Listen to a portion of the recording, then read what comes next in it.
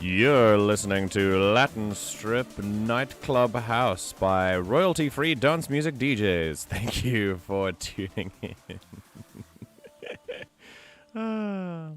It's a nice start, I think. Hello! I'm once again in a lounge, and the green screen will just forever annoy me. I thought it would... I'm gonna, like, if I pull it here, does it work? Does it work better? Can you work better, please? Can you work how I want you to? That'd be great. That'd be real swell. I wish I knew why it was happening, because every other lighting change I've tried has not worked. Anyway, good morning, good afternoon, good evening, and now it's taking color out of my glasses again. And/or good night, depending on where you are in the world, and welcome. Thank you for tuning into the Everything GM broadcast. And happy weekend! If you are on my side of the world, or adjacent, you'll know that it's already the start of the weekend. And if you are not, it is pretty much the start of the weekend, so it's Friday evening. Saturday morning for me at about 10:10. And, man, before we begin anything, even the meditation, I know, it's weird. We're mixing it up, you know? After one day, I'm mixing it up. Because Wizards of the Coast made a statement. And I would like to know exactly what that statement is and how it reads. And we're going to... Hello. And we're going to find out together what it says and what we're doing. What they think they're doing. Let's find out together.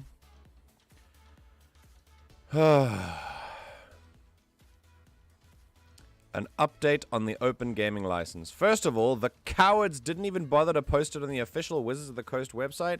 It's all on D&D Beyond. Yay! Which, I mean, to be fair, is probably one of the easiest ways to reach D&D players, but, like, to keep it, like, out of your website so that you can, you know, save it for just publishing the OGL like you were going to do anyway, I mean, a little bit weird. There's a stain on my shirt. If you didn't notice it, you notice it now. Before we read the, this horrific, probably, oh my god, can you, like, look at it, it's pulling out so, stop, do I have to get close, do I have to fill up more of the screen? Like, what's happening? I'm gonna twist this to that way, see if it works at all. It's about the same. If I twist a little bit this way. What about that? Does that work? Still takes out my eye, but... Oh, God. What about if I'd, like, turn my camera down, maybe? Ooh. Ooh, okay. Alright, I'm happy with that. I mean, there's a little bit at the top, but oh, of course it's still gonna do it. Okay, that's fine. Well, you know what? Some things you just can't help. Well, yeah, I'm in the Discord right now. If you feel like checking me out and follow the Discord, if you want to know what I do and everything about me, you can check links down below for my main page. You can go to my social media, or you can go to my Discord and have fun there. It's a bit quiet right now, but it'll populate itself soon. Why? Oh my god, it's been populated. Excellent. I have been abandoned, so I've come here. Amazing. Who abandoned you? Everyone. I will never abandon you, Ash.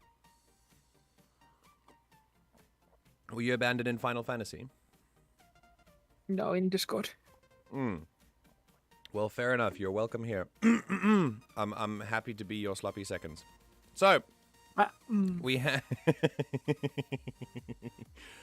Right, we are... Oh, God, I hate it. I hate it. I have to. It's gonna hurt me. It's gonna hurt me too much. It's gonna irritate me. Oh, no. Wrong thing to edit out here. It's the camera filter. There we go.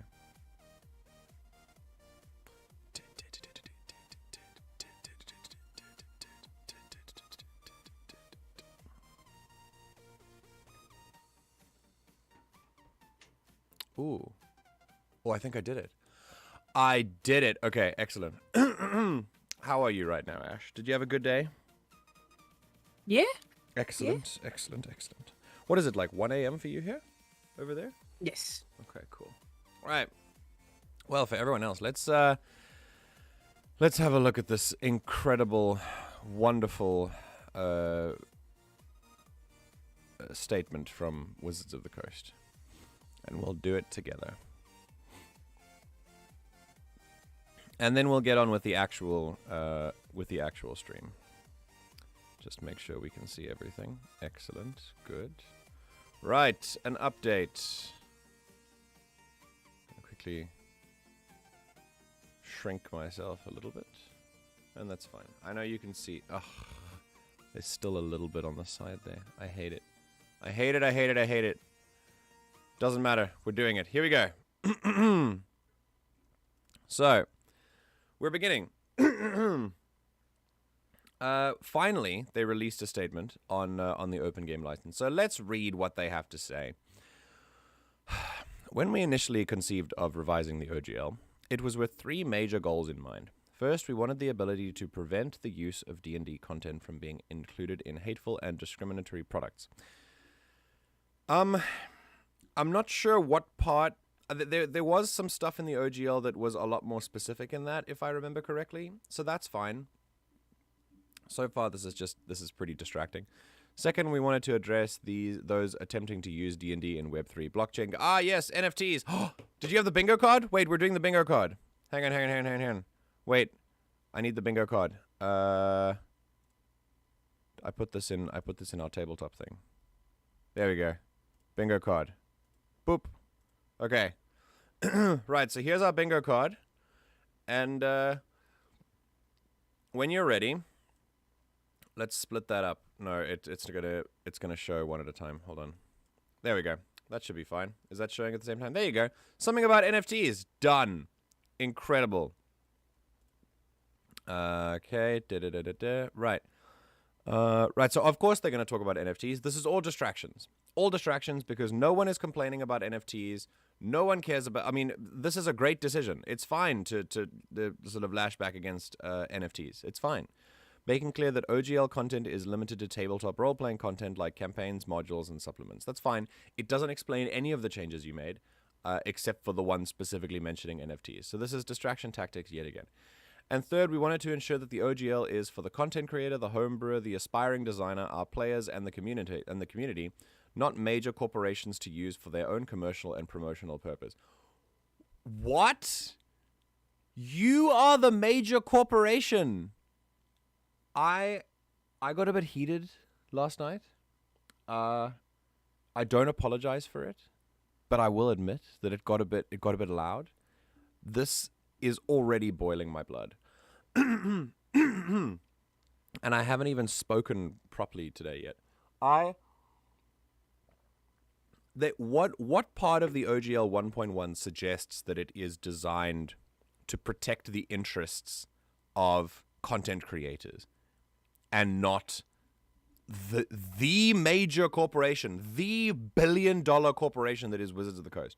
What you So instead, what we should say is instead of not major corporations to use for their own commercial and promotional purpose, you should say not any other slightly smaller corporations to use to subsume our own major corporation and prevent us from making even slightly under $1 billion in a year. Incredible. Incredible. Driving these goals were 2 simple principles. Number 1, our job is to be good stewards of the game. Done a bang-up job at that one. And number 2, the OGL exists for the benefit of the fans. So that sounds... I mean, the one I read sounds exactly like it was protecting the fans, he said sarcastically. Nothing about those principles has wavered for a second. Oh, okay. All right. So this is great. This kind of strong language, you'll probably see that a lot more. Nothing about those principles has wavered for a second.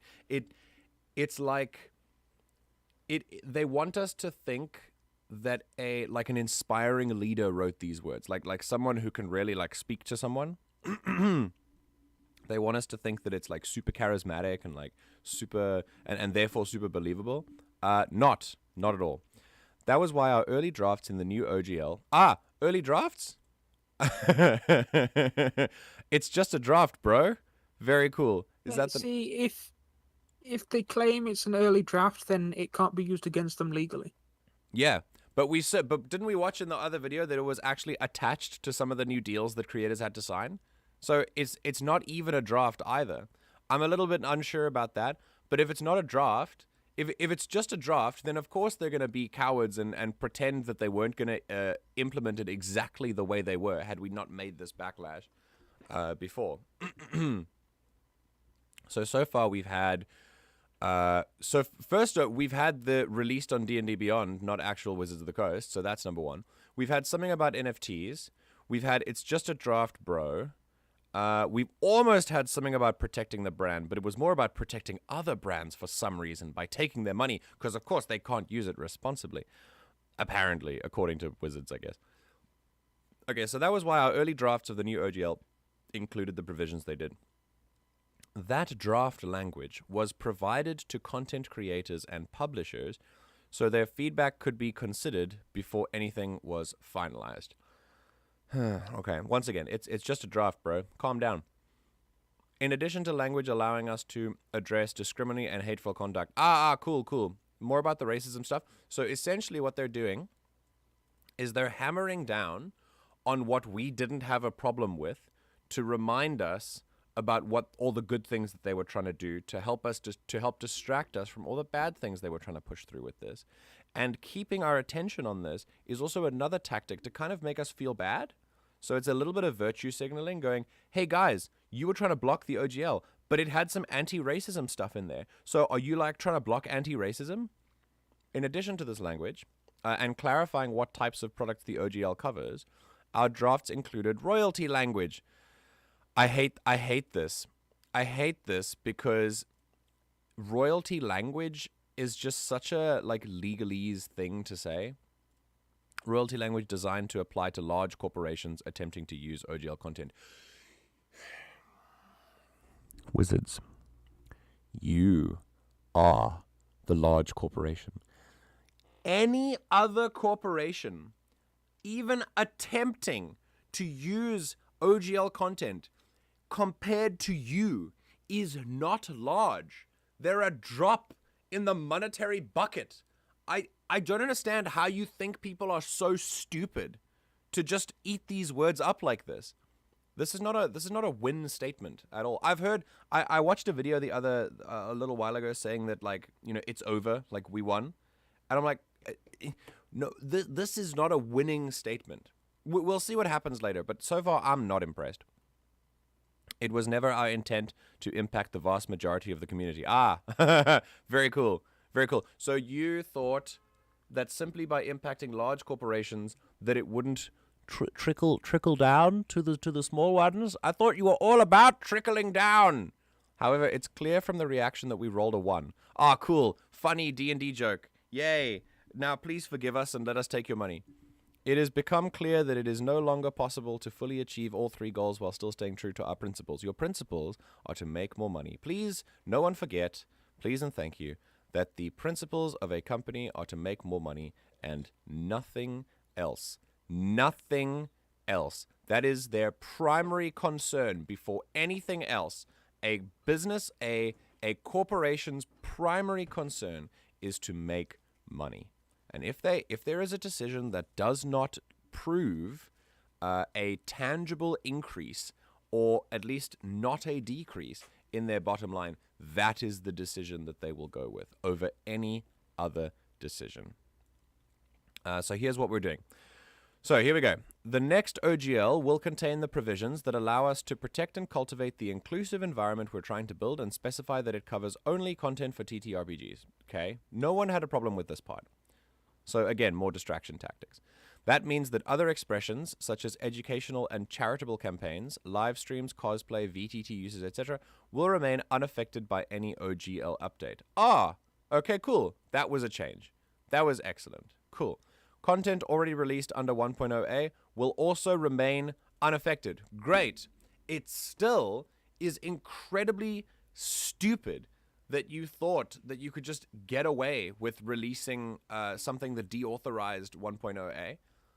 But the fact that you've now said this in an official statement means that we can pull on it. And once again, make that argument for equity that was mentioned yesterday. What it will not contain is any royalty structure. Ah, they're taking away royalties. Okay, that's a big win. So win number 1, 1.0A is also fine. Win number 2, royalties. I'm looking for win number 3, which is going to be that Wizards doesn't have that stupid license over your work anymore. We'll say. We'll see. What it will not contain is any royalty structure. Right. It will also not include the license back provision that some people were afraid was a means for us to steal work. Incredible. And that's 3 wins. So, yes. So far, it's turning into a win. It's a scummy, arrogant, corporate statement of a win, but it is something. And I'm actually really proud of the community for coming through like that. I think we did pretty good. That thought never crossed our minds. I'm sure it didn't. Under any new OGL, you will own the content you create. We won't. Great. Any language we put down will be crystal clear and unequivocal on that point. Only after we fought back against you. I don't believe for a second that the team of people who came together to draft the original OGL 1.1 looked at that kind of language and said, and didn't think, could someone perhaps interpret this as a way for us to, steal their work? I don't believe that anyone, I don't believe that no one in that room thought that. You can't, you can't change my mind. I just, the license back language was intended to protect us. Protect the brand. Something about protecting the brand. Yes. Incredible. So 1, 2, 3, 4. Ooh. Okay. Cool. Meant to protect us and our partners from creators who incorrectly allege that we steal their work simply because of coincidental similarities. So, are you telling us that you, as a billion-dollar company, can't handle the claim of someone who's like, oh, well, you stole my idea? You can just be like, no, it's coincidental, and then that's it. You've just... And so in order to combat that, because, of course, you're such a big company with so many fail-safes, you released OGL 1.1 with the most restrictive possible content that you could possibly include. It's so wild. Sorry, Ash. Feel free to chime in when you feel like it. Oh, it's just wild. As we continue to invest in the game that we love and move forward with partnerships in film, television, and digital games, that risk is simply too great to ignore. Okay, so when it comes to bigger creators, yeah, sure. Okay, it's cool to do that, but if you can, I thought that's already included. I didn't think that you would have to include that in an OGL. If it wasn't included in the OGL 1.0A, have there been, huge lawsuits sent your way that you stole content? And if you did, I'm sorry. I'm gonna believe the smaller business over the big-time billion-dollar corporation. And even if that does happen, don't pretend like you can't tie it down in litigation until the other person just gives up because they don't have enough money. You have all the power here, whether or not you put in this content. Oh, yeah. Oh, the game that we love. We love this game. Oh, cool. Bingo. Yes. Bingo across the top. Amazing. Surprising no one. The new OGL will contain provisions to address that risk, but we'll do it without a license back and without suggesting we have rights to the content you create. It's almost as if you should have done that from the beginning. Your ideas and imagination are what makes this game special, and that belongs to you. Ugh, whatever. A couple of last thoughts. First, we won't be able to release the new OGL today because we need to make sure we get it right, but it is coming. Ah, excellent. Someone else said something funny about this, but I can't remember what it is. I'm just going to move on. Second, you're going to hear people say that they won and we lost because making your voices heard forced us to change our plans. Oh my God, here we go. Those people will only be half right. They won, and so did we. Oh my God. Okay.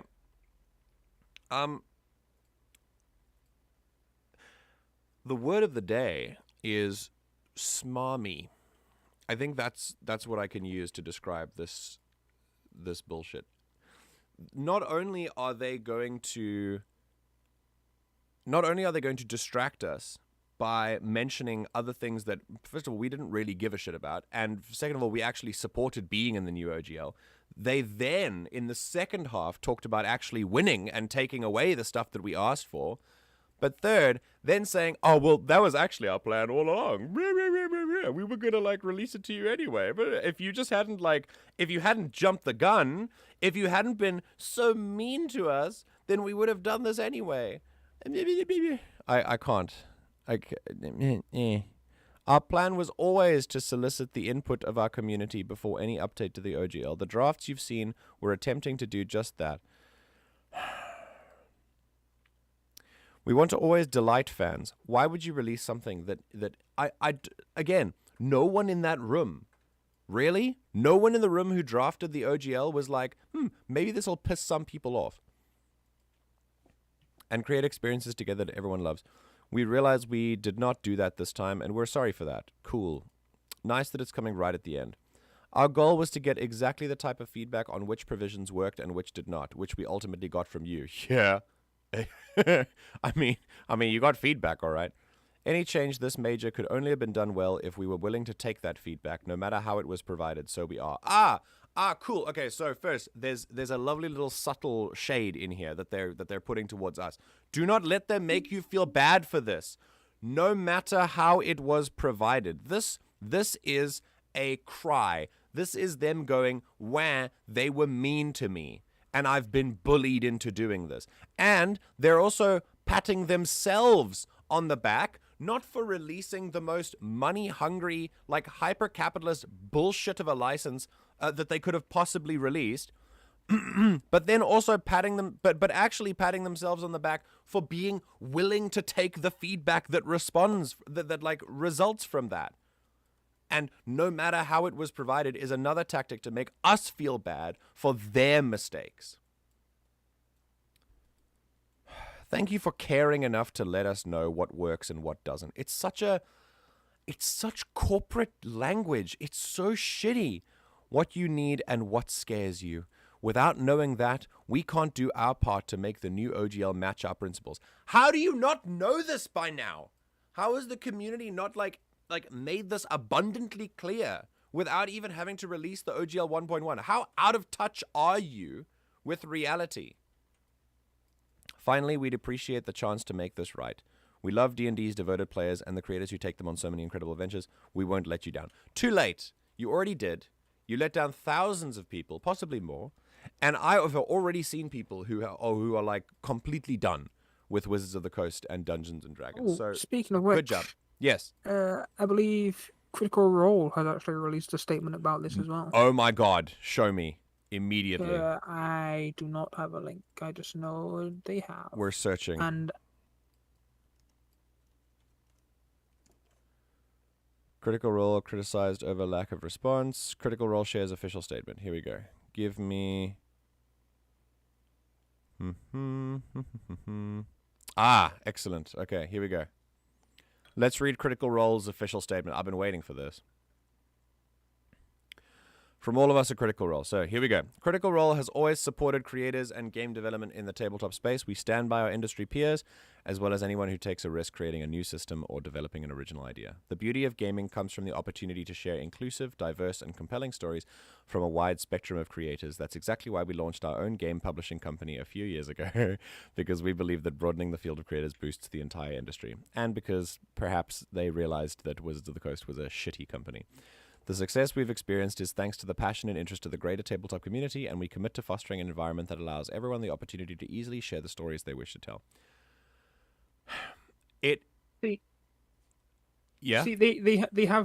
have contracts with Wizards of the Coast, so they don't openly outright say, no, this is bullshit, fuck them. Yeah, it's not. But it's obvious they're like, yeah, no, we're on, the normal people side. Yeah, it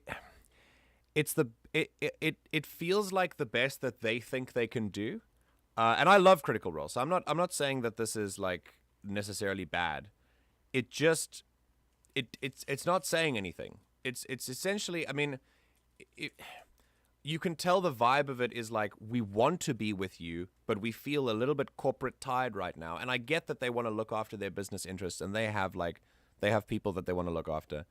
But yeah, it's not a damning statement, you know. It's just something that says we support the idea. Basically, what they're saying is we support the idea that the OGL 1.1 tries to silence and suppress, and that's it. So the statement is cool. It's got a nice vibe to it, but you can, yeah, it was most certainly sanitized a few times before it went out, and I still love Critical Role. So this doesn't come from any this doesn't come from a place of hate towards them. In fact, oh, is this tea? Thank you. I've been made tea. But I was already here. Oh, but what kind of tea is this? Oh, the tea that I made. I made this tea.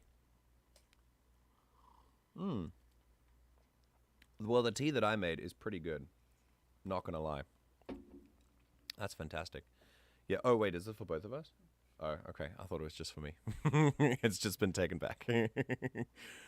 Yeah. I hate this freaking thing so much. Just stay. Oh.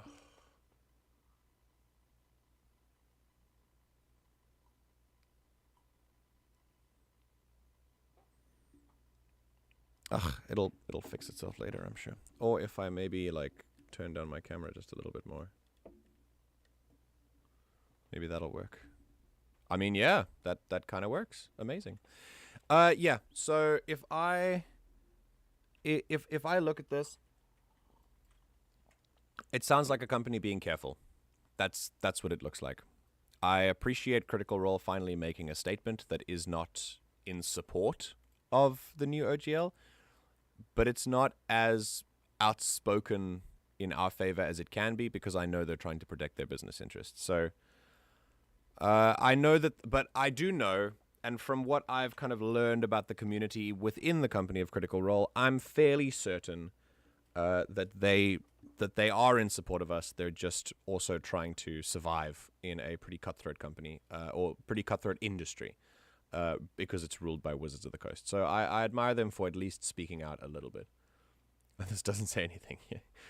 I'm glad you guys said something, and I understand you probably had to navigate a legal minefield to even say that. It's not what a lot of us wanted, but I would remind my fellow critters of the aforementioned minefield. Yeah, exactly. We have some choice words, but are legally obligated not to say them. Yeah, exactly. I feel like you want to say something more, but legally can't, and I respect it. Thank you. Yeah.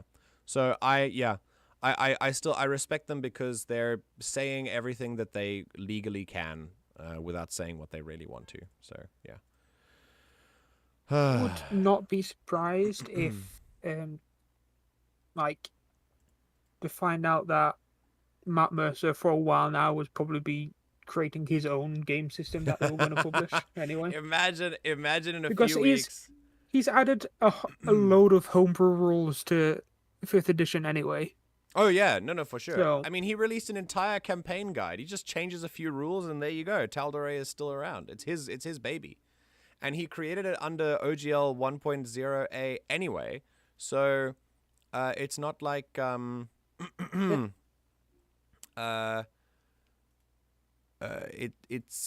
his 1.0. 1.0 did not it didn't depict it didn't contain the restrictive license. Wizards of the Coast doesn't own it at all. It's his, so he can just put it in a new system, and it's perfect. I mean, hell, I could run Tal'Dorei in a Star Wars style system, like a D6 system. It doesn't belong to Wizards of the Coast at all. So yeah, so that's basically where we are with this right now. I'm gonna leave it alone, and when we come back, we'll see about it later. For now, Ash, are you ready to take it down? And just calm for a second. Hold on. We need to find the right playlist. There we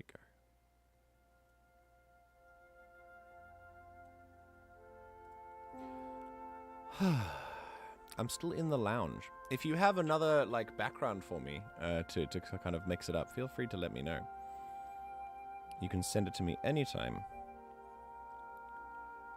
Right now, I'd like to go back to the stars just for a second.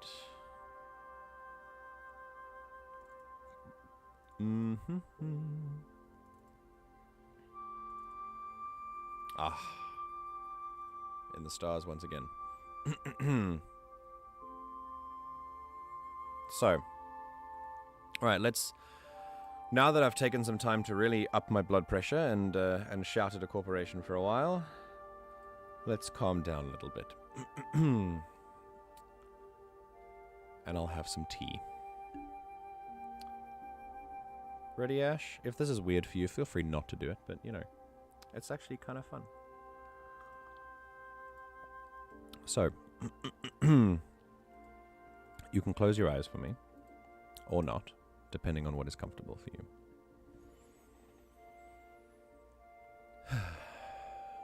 Take a nice deep breath.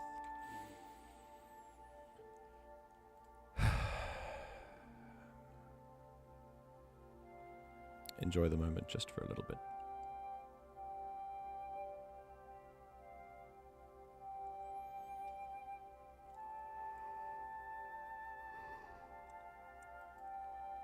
If you yawn, like I just did, that's fine. This means you're getting more air circulated around your body. Take some time to get into a more comfortable position. One in which you could possibly fall asleep.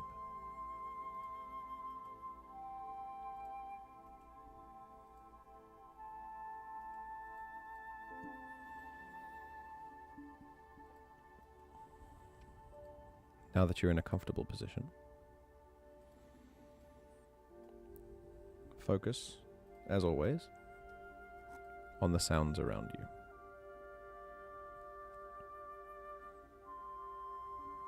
Just extend your senses out a little bit and try to notice.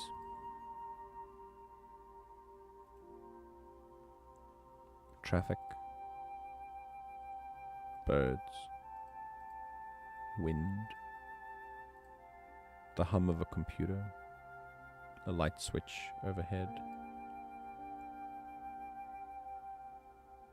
Just notice.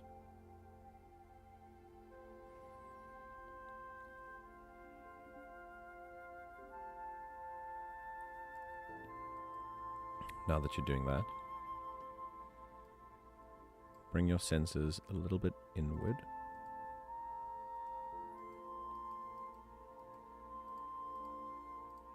And feel that every breath is expanding your entire body, with every out-breath deflating it again, but putting it into a state of deeper relaxation.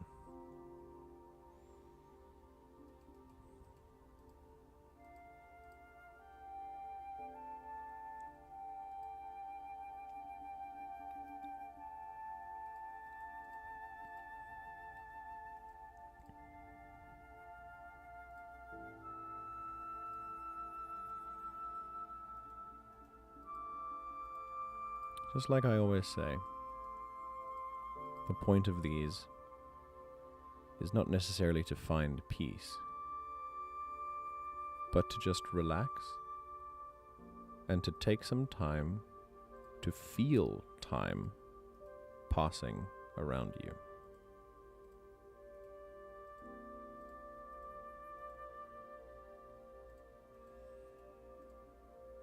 So much of our lives is spent feeling like time is moving too fast, and sometimes too slow. But right here, time is moving at the pace that it always has, constantly. You just need to take a moment to notice it.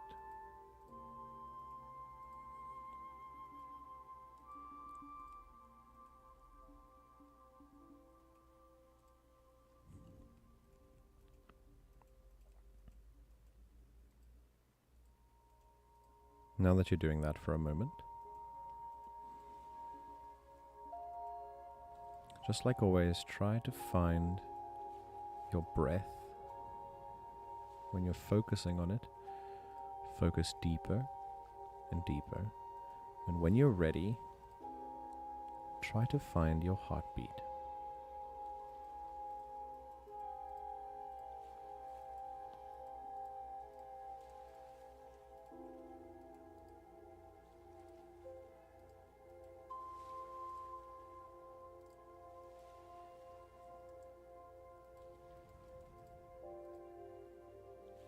Just search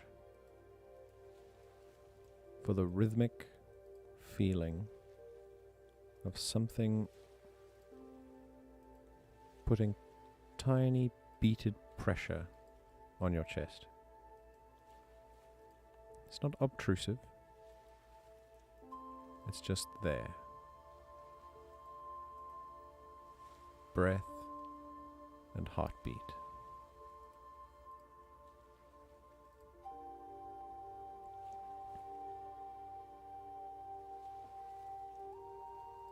If you can't find your heartbeat, that's fine. So long as you are at least feeling a tiny bit more relaxed.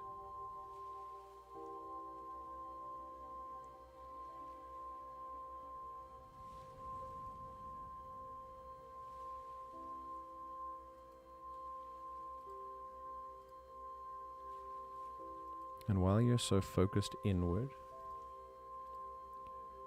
let your mind drift to thoughts of whatever you'd like, really, so long as it remains calm. And if a thought wishes to enter your space, let it do so according to your rules.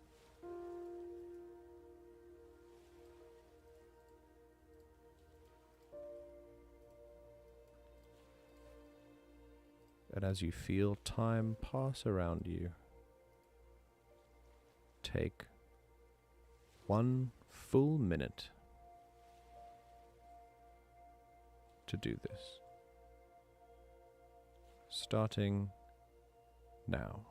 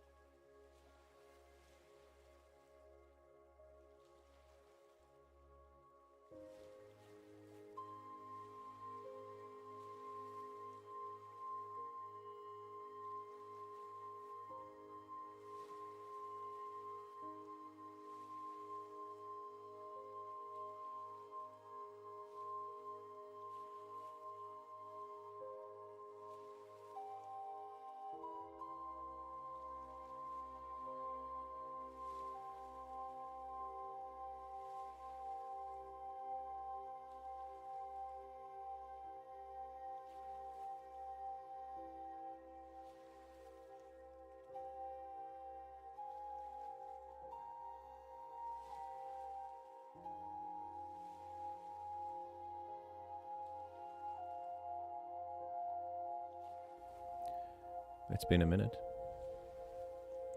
Were you too fast? Too slow? Just on time? Anyone is fine.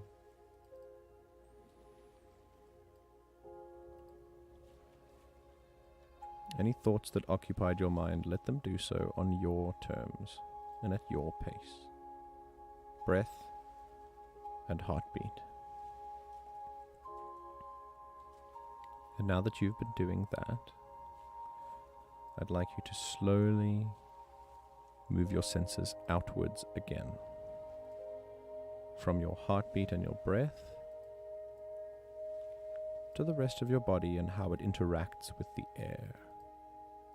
How it expands against it and retracts for the air to make way for the space remaining.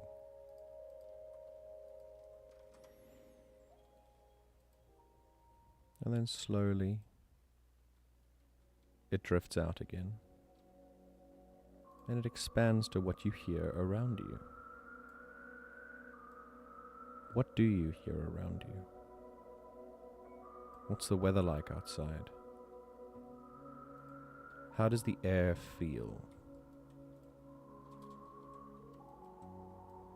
Traffic, birds, computer, light fixture, hot, cold.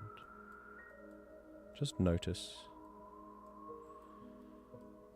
Just notice.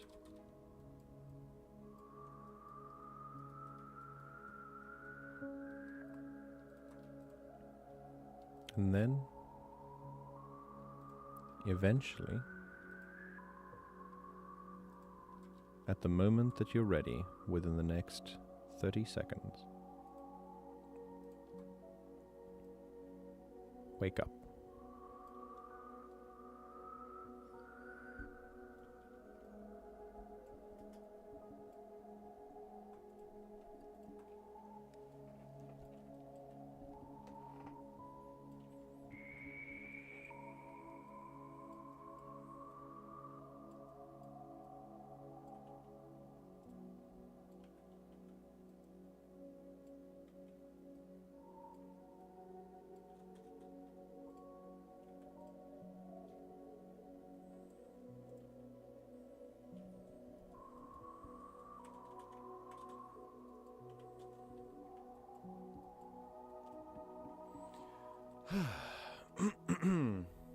How you doing, Ash? Do you feel calmer? Doing good.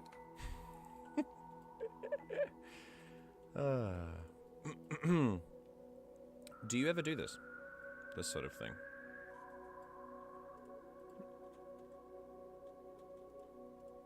Not really. Okay, that's fine. Oh, hello. Well, you missed the D&D, the Wizards of the Coast statement, and our meditation. But that's fine. Hello. It's so nice to see you. Really glad you're here, Tatus. I appreciate you. How are you, how are you doing today? You had a good day?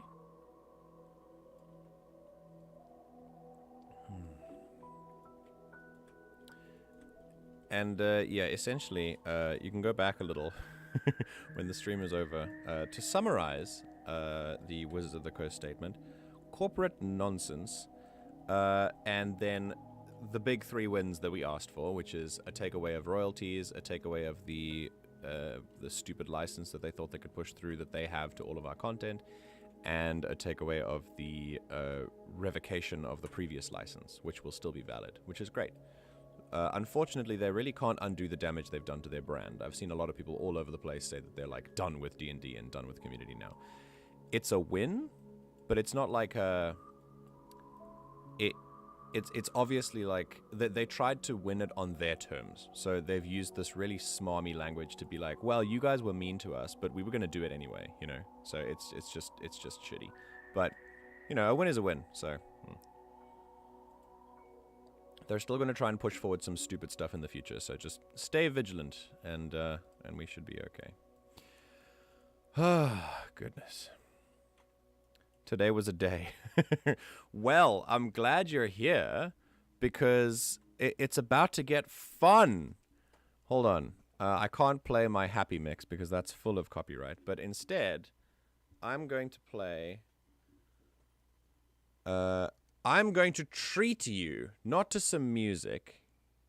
Yay, win, but I expect more BS later. Yeah, so do I. And I don't think it's unreasonable for us to expect that. So, yeah, for sure. I'm going to treat you all to a trailer, which I've been waiting to watch for ages. Oh, wait. Ash sent me a thing. Also, Taters, yeah, you were talking about me playing Outer Worlds. There was a bit of a delay when I started moving around really quickly. I can understand that. I will I think it's just because like there's just a lot of sudden input for the game to handle, for the stream to handle. So I think it should be fine. I'm planning on taking the Skyrim playthrough like a little bit slow, because it's actually I'll explain what it's going to be about later. But I think it should be fine. The actual game runs perfectly fine. So we'll see how it does on stream. It would sort itself out pretty pretty quick, so it was no big deal. Okay, cool. Cool. Right, I'm going to change my background just for a second because this was sent to me. Ash, no. What? It's such a cool background, but you make me so sad. Yeah. Because this is a real place. And my sister currently is at the French version of this place. And she has just sent me a video of herself like watching like the fireworks that they put at the tower. My sister's at Disneyland Paris for everyone else. And she's just watched the fireworks that they put out, and there's like an entire Star Wars section that they put through. And it's like unparalleled. I'm so envious. Disneyland is like my capitalist blind spot. I just want to go. I just want to go so bad. Okay, so we are using this background then. Let's see what it looks like.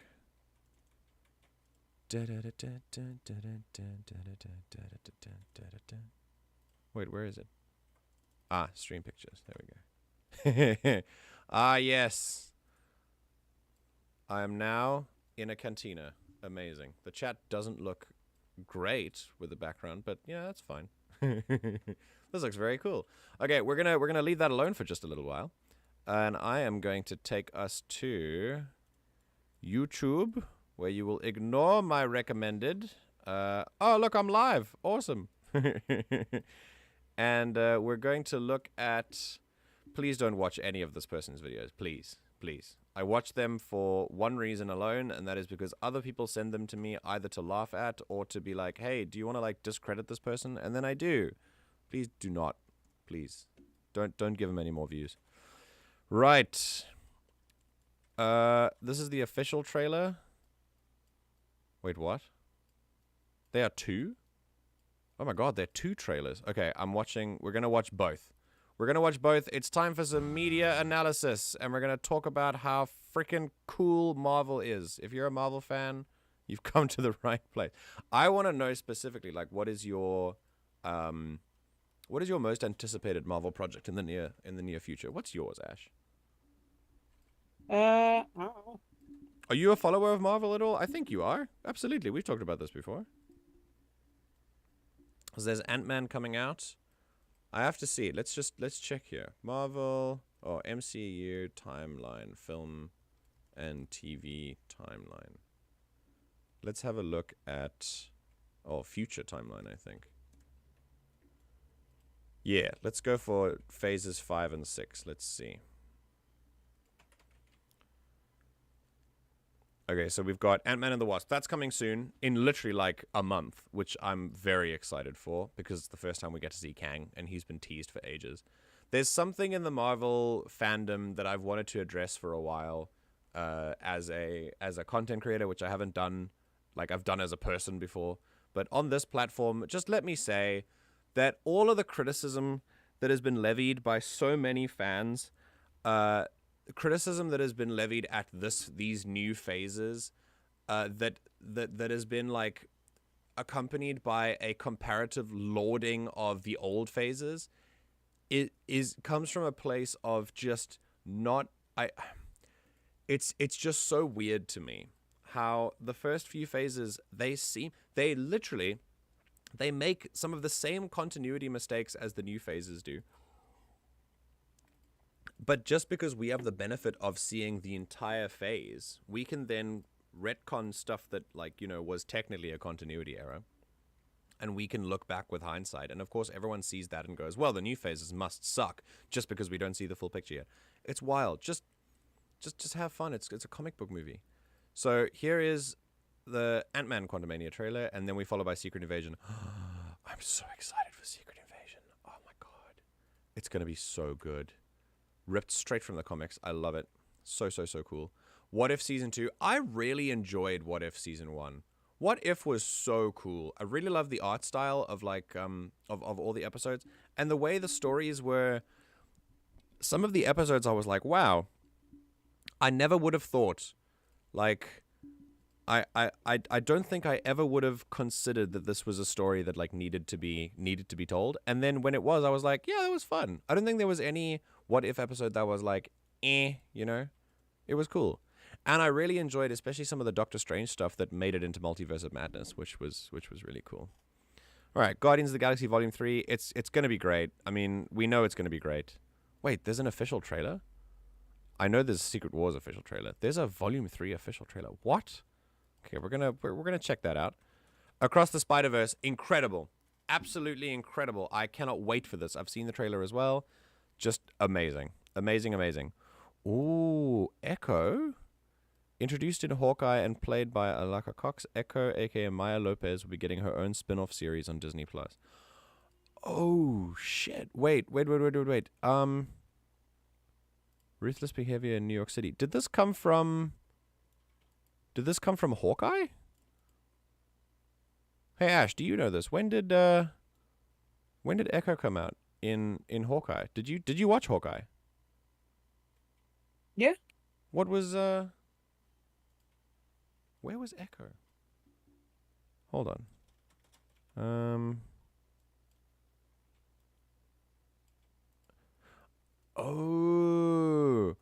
Oh, wait. Extra. There was that. Oh, jeez. Hang on. Hawkeye, Echo. Yeah, in the MCU.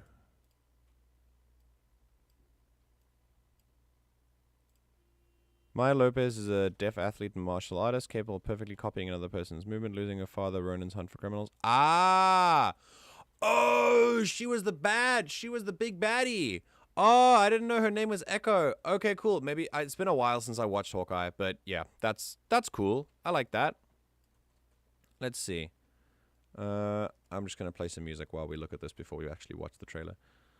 Royalty free, lo-fi, incredible. Love lo-fi. Let's do that. Very nice. We got Echo. We got Loki season 2. Now, when I watched Loki season 1, I was hooked from start to finish. Loki is one of my favorite Marvel projects to date. It's because of the way that they've spent an entire season instead of just maybe one movie. I always thought Endgame did time travel really well in a way that I could. In fact, it was probably one of the ways of time travel explanation that I understood the easiest, because trying to understand time travel is always really weird. But they did it so well they did it so well in Endgame. And then they just expanded upon it in Loki and made it really interesting, but in a way where I was still following. Like they introduced complex concepts of time travel and, like, you know, the multiverse and stuff, and I was still understanding. And then that monologue at the end of well, spoilers for Loki season 1 if anyone's seen it. The monologue at the end of Loki season 1 by Kang, which obviously introduces the multiverse into the MCU, was really cool. I was paying attention to it the entire way through. It was fantastically done. So yeah, very excited for Loki season 2. The Marvels. I'm a bit out of touch with the Marvels, I'm not gonna lie. I want to go back and watch Ms. Marvel because I've been told it's a really good ride. I watched She-Hulk and then kind of dropped off before. I finished She-Hulk. I thought it was great, but I think I kind of dropped off Marvel for a while. I don't know why. Maybe I was playing a game at the time. Either way, Kraven the Hunter, completely new, and really hoping that it's going to be related to Spider-Man at some point. Really hoping for that. All right, what else have we got? X-Men. Oh, we're going to get X-Men in the MCU. Incredible. Ironheart, very cool. Loved her in Wakanda Forever. Lovely, lovely. And then we... I think because of the popularity of Catherine Hahn as Agatha, that's probably the reason for this, because she did a great job in WandaVision. But I don't know if this isn't like really my most anticipated one, but it'll be cool. I'm sure it'll be fun. I mean, She-Hulk wasn't supposed to be wasn't my most anticipated Marvel project when it was coming out, and I still had a great ride with that one. El Muerto. Oh my goodness. Very cool. Madam Web? What? Really? Madame Web, February 16th, 2024. Now, this is super far in the future. It's like a year ahead, so I'm not sure if we're actually ever going to get this. But I really wonder. They're starting to get more obscure. Have you noticed this? Like I know a lot of the stuff in Marvel Comics. I've never heard of El Muerto before. I mean, it says obscure Spider-Man character El Muerto. He's only appeared in 2 comics. Yeah, to date, El Muerto has only appeared in 2 comics, so we're not sure where they're going with this, but sure, why not? All right, Madam Web. Dakota Johnson. I love Dakota Johnson. Okay. Absolutely no idea what Sony's doing with these movies on a good day. Oh, it's a Sony. Okay, it's a Sony one. All right. Spider-Man Beyond the Spider-Verse. Sick. Ooh, Daredevil. Oh, incredible. An 18-episode season on Disney+. So cool. So cool. Love Daredevil. Still haven't finished the show. I know, I'm sorry. But I got busy. Okay? And what else? Captain America New World Order. What's gonna happen there? It'll probably okay. Then we have Thunderbolts. Blade. So incredibly excited for Blade. Oh, vampires in the MCU, please give me vampires in the MCU. Deadpool 3, cool. I need Moon Knight asking Dracula where his money is. It's a possibility. What is the meme? Like Dracula, what is it like? Where's my money, you fucking nerd? Or something like that. Is that a real thing? I thought it was just a parody. Either way, if they can like recreate the like 3 Spider-Mans pointing at each other meme in No Way Home, I think they can do that one. I'd be down for that. It was so great that they actually fucking did that. It was just like, it was like a brief moment, but incredible. It was like, oh. just for a second. I'm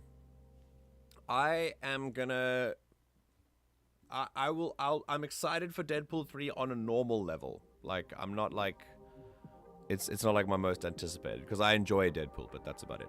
Armor Wars. Ooh, we've got Rhodey. The theory for Deadpool 3 is it's going to be a version of Deadpool Kills the Marvel Universe. Oh shit, really? Like, yeah, because it's going to involve the TVA, I believe. Oh, that's fantastic. And it's going to be like Deadpool killing off the Sony Marvel Universe. Oh my god. Oh man, and Hugh Jackman's going to be in it as Wolverine. Yeah. So, that's always fun. All right.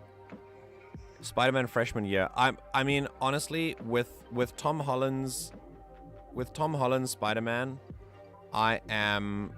Oh, this is animated. Ooh. Okay, with any other Tom Holland stuff, I'm down.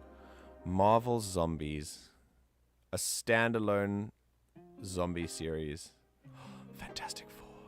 Yet another reboot of the Fantastic Four. When are they going to get it right? And then finally, we'll end with the Kang Dynasty. So yeah, Secret Wars is going to be the beginning of like the main thing of like Phase 5. And then I believe that this will be the conclusion of Phase 6. They say, yeah, 2 Avengers movies to conclude Phase 6. The Kang Dynasty and then Secret Wars. So yeah, it's going to be both Kang and the Skrull. And they will both kind of, they'll both happen together, which I think is actually really interesting. And they're just something called Wakanda, okay? Wonder Man, and that's about it. Okay, there are so many things happening. Let's take it down just a little bit, because obviously, with Marvel being such a huge, the huge beast that it is, we're gonna like, we're probably, they probably have to release, like 2 or 3 years in advance worth of movies, and things will probably change as we go. But yeah, let's have a look. let's have a look at this trailer. All right. This will be Guardians of the Galaxy Volume 3, which I actually haven't seen yet. It should be fun. We were gone for quite a while. Ooh, No matter Earth. What happens next? The galaxy still needs its guardians.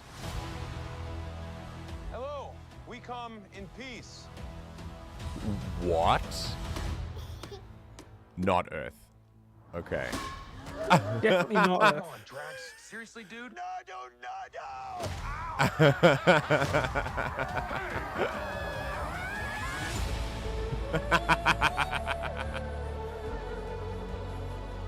Don't forget. Where we came from. Rocket origin story? We have been running. Oh, new Gamora. Among Us. Pete, I'm done running. Did you just say Among Us? Yeah, didn't you see the different coloured spacesuits? Oh, it's Jimon Honsu.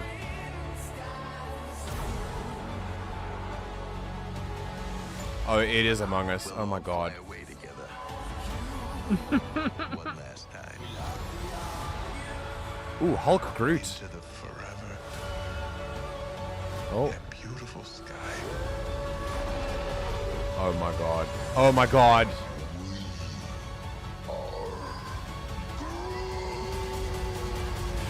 Yes!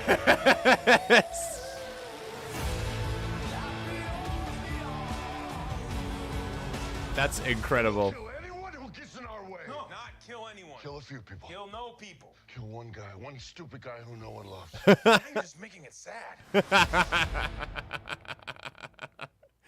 Oh, that's great. I love that.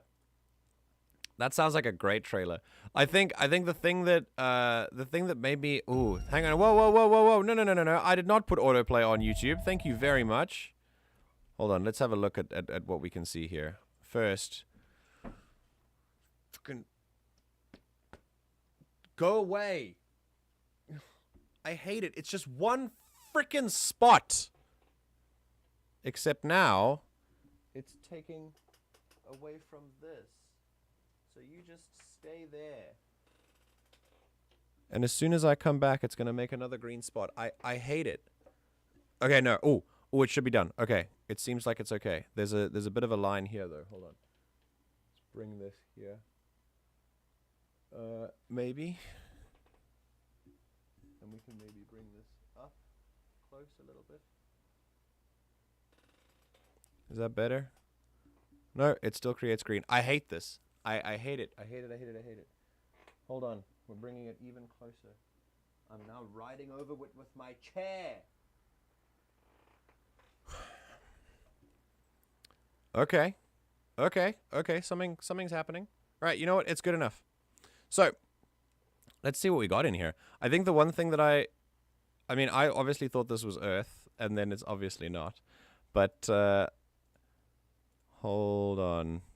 Drax looks a little bit different. Why? Is it because he's wearing a shirt? Is it because he's wearing clothes? No, his face looks different. Look, his facial structure. Look. Ow. His face looks a little bit different. I don't know why.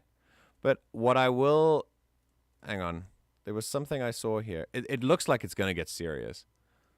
I mean, Peter did not look like he was having a good time at one of the points. Thank you, Ash. Now I can no longer stop seeing Among Us.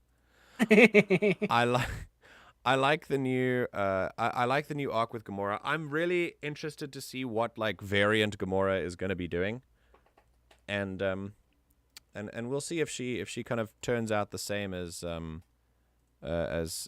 goes along a similar path as original Gamora. But that's Peter, and he's not doing so well. Hold on. There was a walk there that we saw Groot. Yeah, Groot is swole now. So that's pretty cool. That's like young adult Groot. Pretty sick. I'm so glad we're getting him back. I can't remember his name.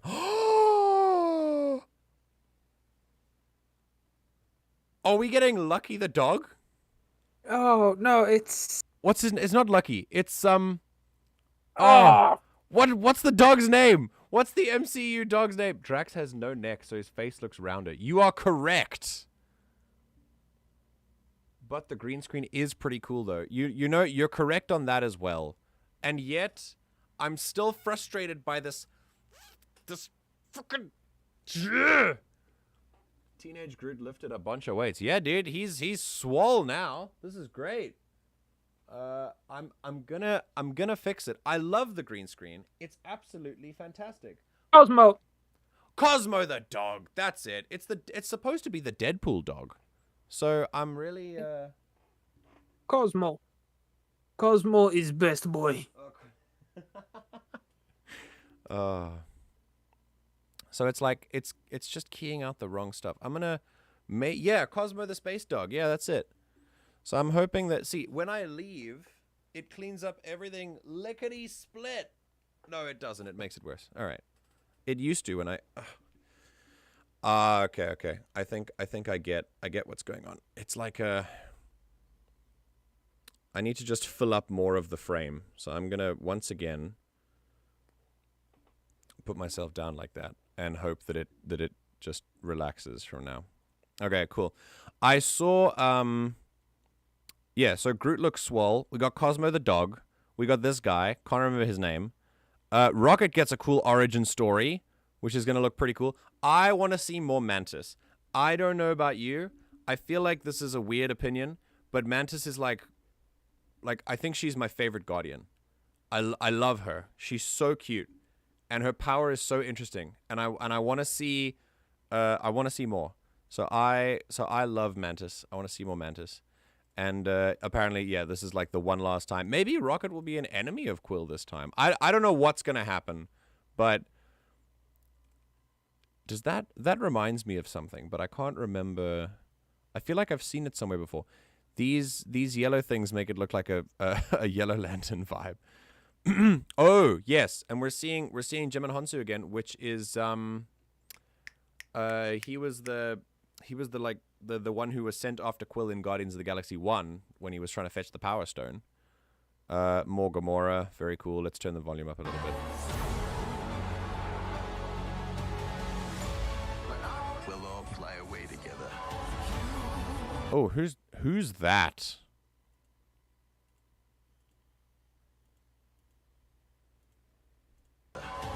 Oh, is that Drax? I don't know. One last time. Into the... Yeah, I don't know who that is. Is that someone new? I feel like, should we recognize the outfit? Have we seen this person before? It doesn't look like they've got any hair because of that. The forever. Yeah, Peter's not having a good time. Oh no. Beautiful sky.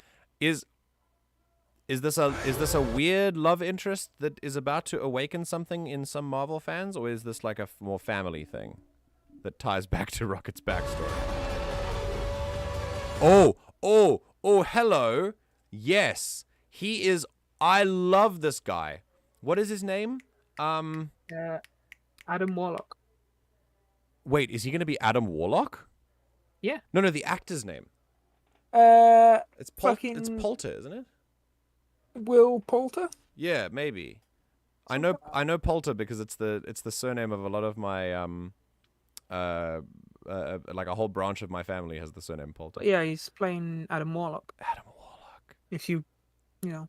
Bro, Adam Warlock's like one of the most powerful people in Marvel Comics. Like, what do you mean?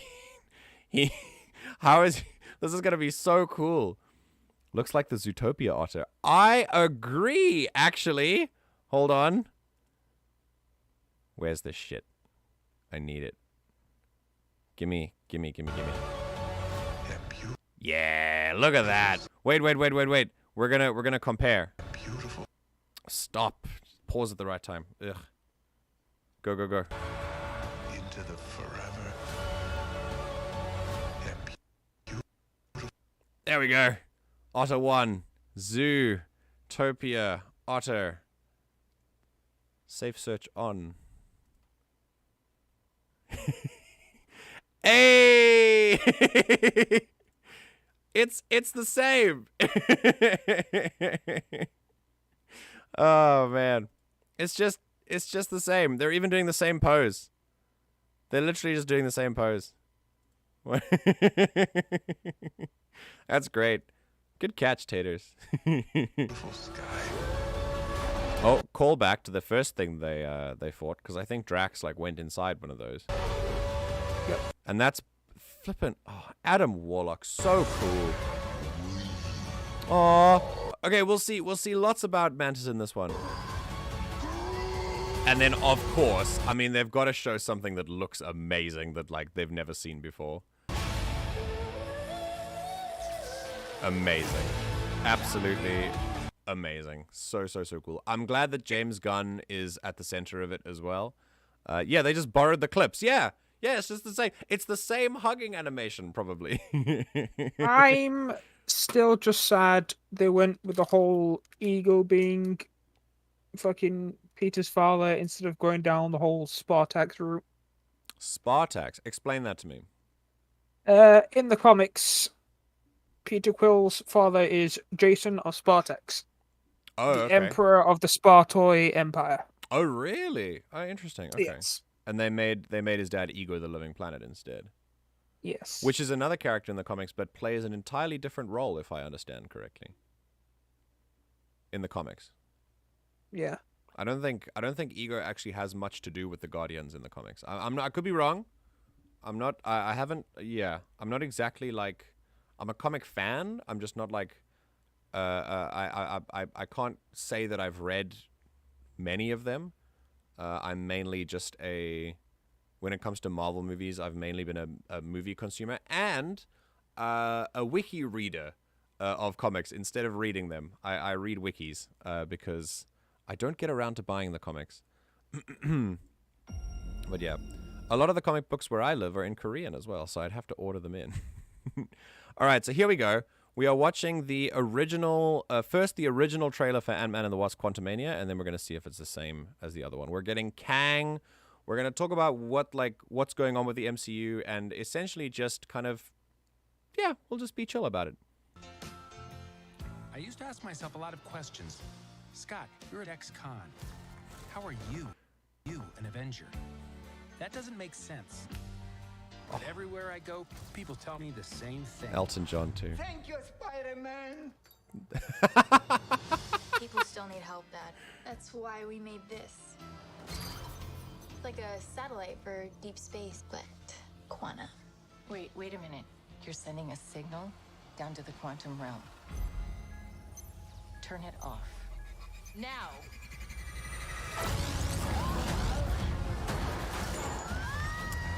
I think she knows that there's perhaps something in there that shouldn't really be there. She looked quite scared about that. Where are we? I love that it's an Elton John song.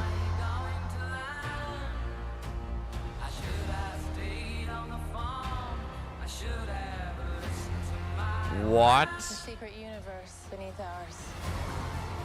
Yes. I'm a What are you fan. so afraid of? I think she's afraid of Kang. There's something I never told you. Yeah, she's 100% afraid of Kang. That's Kang. 100% afraid of Kang. This place. It isn't what you think.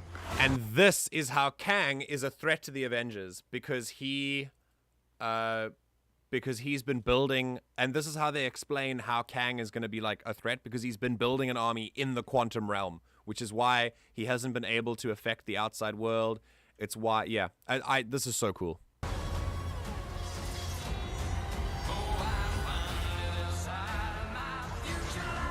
Kang! Bill Murray? And give you more time. If you help me.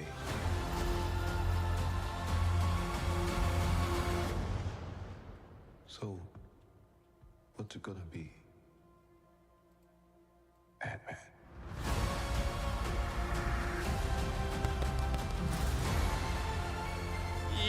Yes! I love the theme. That theme goes hard as well. So cool. Ah, yes. Incredible. Bro, the costumes are so good. I know, right? It looks incredible. Oh, that's awesome. That's just fantastic. Hold on, I just want to sign into chat quickly. There we go. Yeah, that's great. So there's one thing I'm going to talk about at the end. I'm going to talk about at the end of the new trailer as well, as to what's going to go on with Ant-Man. But there's just, it's just so, I'm so excited. The costumes look great. The visual effects look stunning. I am not a naysayer for Multiverse of Madness. I thought the Multiverse of Madness special effects were, like, great. I particularly loved the one thing that many people seem to not like, which is, like, the music battle. I freaking loved it. In concept, it was, like, amazing. And I just, yeah, the Doctor Strange universe has always been filled with, like, the wackiest stuff. So I really like that they've, like, stayed true to that, to the vibe of Doctor Strange. Because, you know, the whole point of his name is that it's strange. Like, it's really, really weird what goes on. So I really like that. This trailer is amazing. I'll talk about something that I think is like a thing for Scott Lang as Ant-Man. It's like a theme for his character that we have kind of missed because he's not been one of like the main... He's always been a side character in the MCU, and I'm really glad that this is like a headline movie to introduce villain Kang. Because... original Kang, like Timekeeper Kang, was introduced in the Loki season, in season 1. And, right. yes. Stream unavailable. What? Stream suspended for policy violations. Oh shit, I can't watch things on stream? Hold on a sec. I can't watch trailers on stream? Apparently not. Oh. That sucks.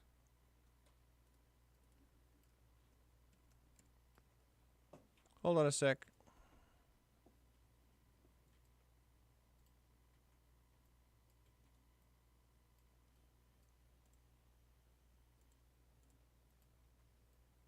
Oh, no, it looks like it's back. Right now I'm able to still watch it. Looks like it's back. Yeah, it's back now. Okay, cool. Whew. All right. I think it might be okay if you have the volume muted. Ah, okay, yeah. I think I should mute the volume. We live and learn. Thanks, YouTube. Sorry. Thanks for not, like, you know, taking me down immediately. I appreciate that. I've learned my mistakes. We'll handle it in subtitles. That's fine. We'll mute it. It's okay. I think visually it'll be okay. I definitely think it's the music that should be fine. And if it mutes me again, we'll live and learn. But if there's one thing, like I said, Scott as Ant-Man, Kang. We first saw Kang, like Timekeeper Kang, at the end of Loki, season 1. But that's not villain Kang. That's Kang. I mean, it is kind of villain Kang, but it's Kang that's been keeping all the timelines together.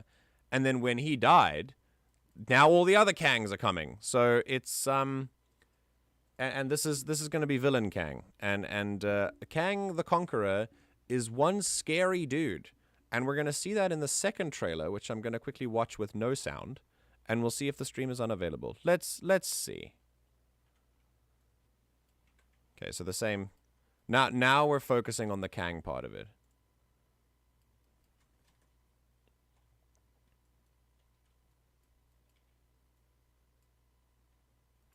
Oh, I can't wait to see more of him and her. You've lost a lot of time like me. That is exactly something that I want to talk about. And that's the theme of Scott. That is Scott's entire purpose as a character. And this is why I think Ant-Man makes such good sense to be the introduction for Kang as a villain who is all about time. Scott Lang is the one who head up the time travel idea in Avengers Endgame. So yeah. Scott Lang has always been about the time stuff. There's frickin' MODOK in the back there, and MODOK becomes like an actual villain over there in the there's another shot with like full on MODOK just for a second. Which, I mean, honestly, MODOK is probably going to be a one-hit villain in this, like a one-movie villain in the MCU, which, I mean, I don't really mind. Like, if you don't like it... Sub-villain. Yeah, the sub-villain of Kang. Like, if you don't like it, just read the comics with MODOK. MODOK's got tons of comics. Oh, no, stream suspended again. Oh, okay, so it is the visual. Okay, cool. Sorry, YouTube, we're good. I thought it was the music, but it's actually the visuals again. No... Sorry. We're good. Let's see if we can watch it again. Am I here? Oh, nope, stream suspended. Let's keep reloading, see if it's back. I'm sorry. I'm still technically live. Maybe there's like a 3-strike system. It'll be here in a bit. We'll be okay. Let's see. Oh! And we're back. No, it's still suspended. Damn it. How is this going to affect the VOD upload, I wonder?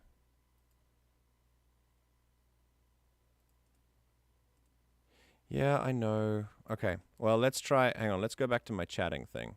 I'm in a cantina now. It's okay, YouTube. I'm in the cantina, it's all good. Please don't hurt me. We're not watching copyrighted stuff. I didn't know. I mean, I knew, but I thought it was fine for streaming. I'm new at this. Don't hurt me. Please.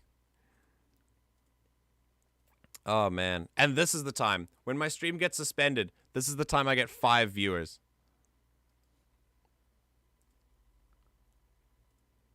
Am I still live? Here you go. Am I back? Yeah. Oh, I'm back. Okay. We're back. Yes. Nadia has a message for you. God, that's scary. What's the message for me? It's in your DMs.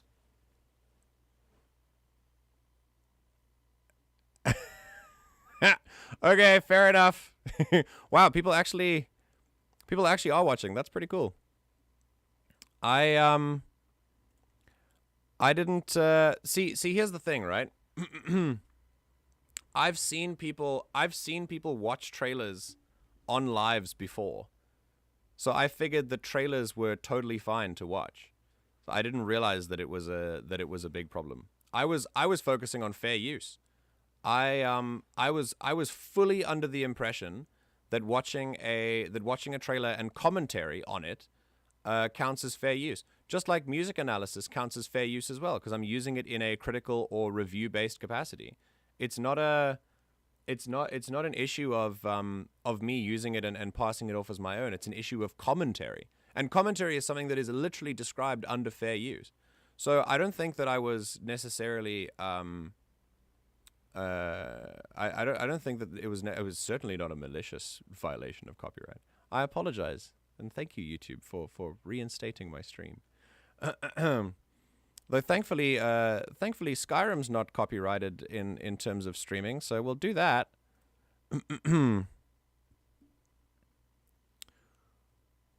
Hey, is this from Nadia?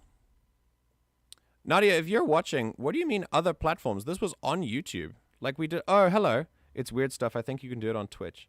When I was on Twitch, maybe it was on Twitch.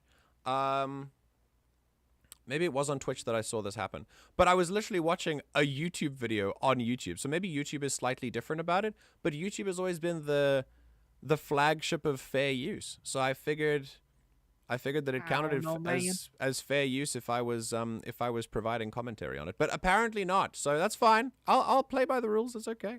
I don't want to get taken down. And if there's a 3-strike rule, then I'm on 2 strikes already. So yay. Oh.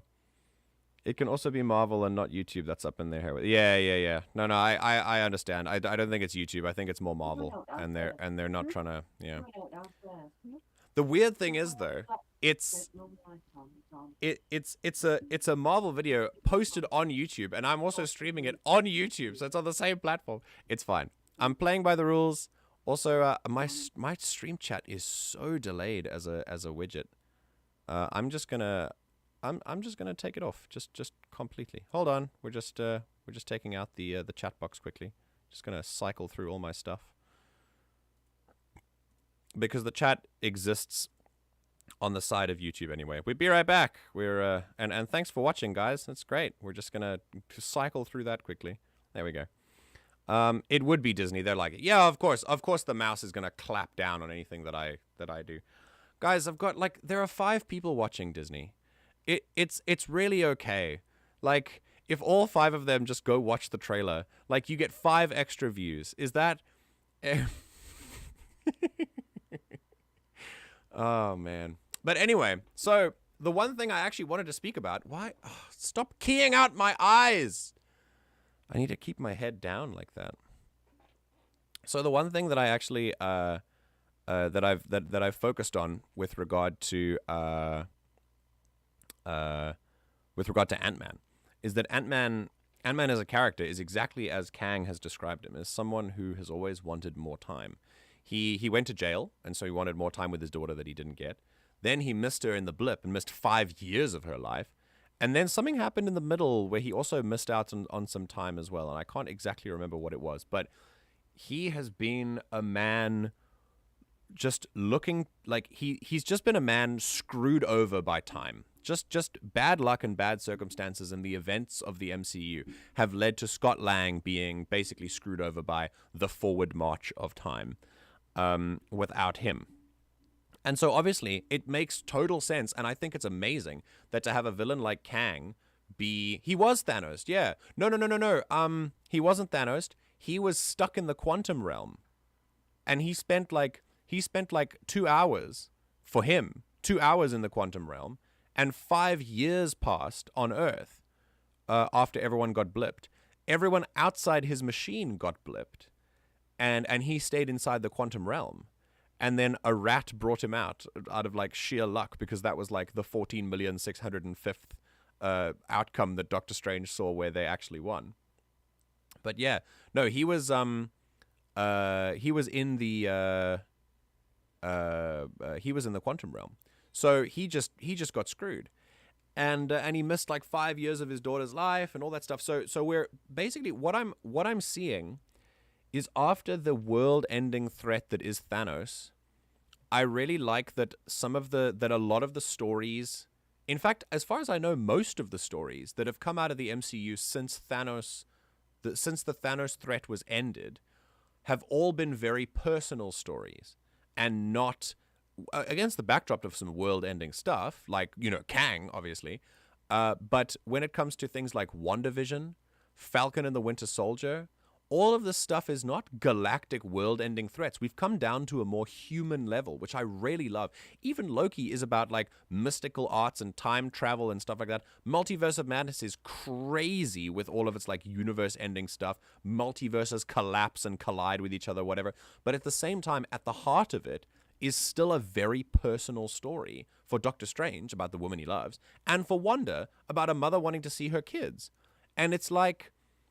I really like that that's the direction that the MCU took in the later phases after Thanos. It really brought superheroes down to like a much more easily relatable level. And so we continue with that trend with Scott Lang, aka Ant-Man, someone who has felt like I certainly feel like he's been screwed by time, and I don't think, maybe he never thought about it until Kang brought it up as a possibility.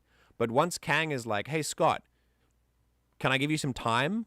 Can I interest you in some time in these trying times?" And Scott is like, "You know what? You're right. I guess I have been screwed over by time. And if you can give me some more, great." And I think that's what's going to happen. I'm very excited. Like I said, my favorite part of the MCU so far in these phases is how the stories have been brought down to a much more human level after the a personal level and more intimate. They feel a bit more intimate after the exploration of the huge themes of Endgame and Infinity War. With the exception of movies like Thor, Love and Thunder, which is obviously a lot more world-ending and stuff, but there are still personal stories at the heart of every MCU project, which is something that I really love. So yeah. Okay, your turn. Ash. What? In your... And for the chat as well, obviously, because there's 6 people in here right now.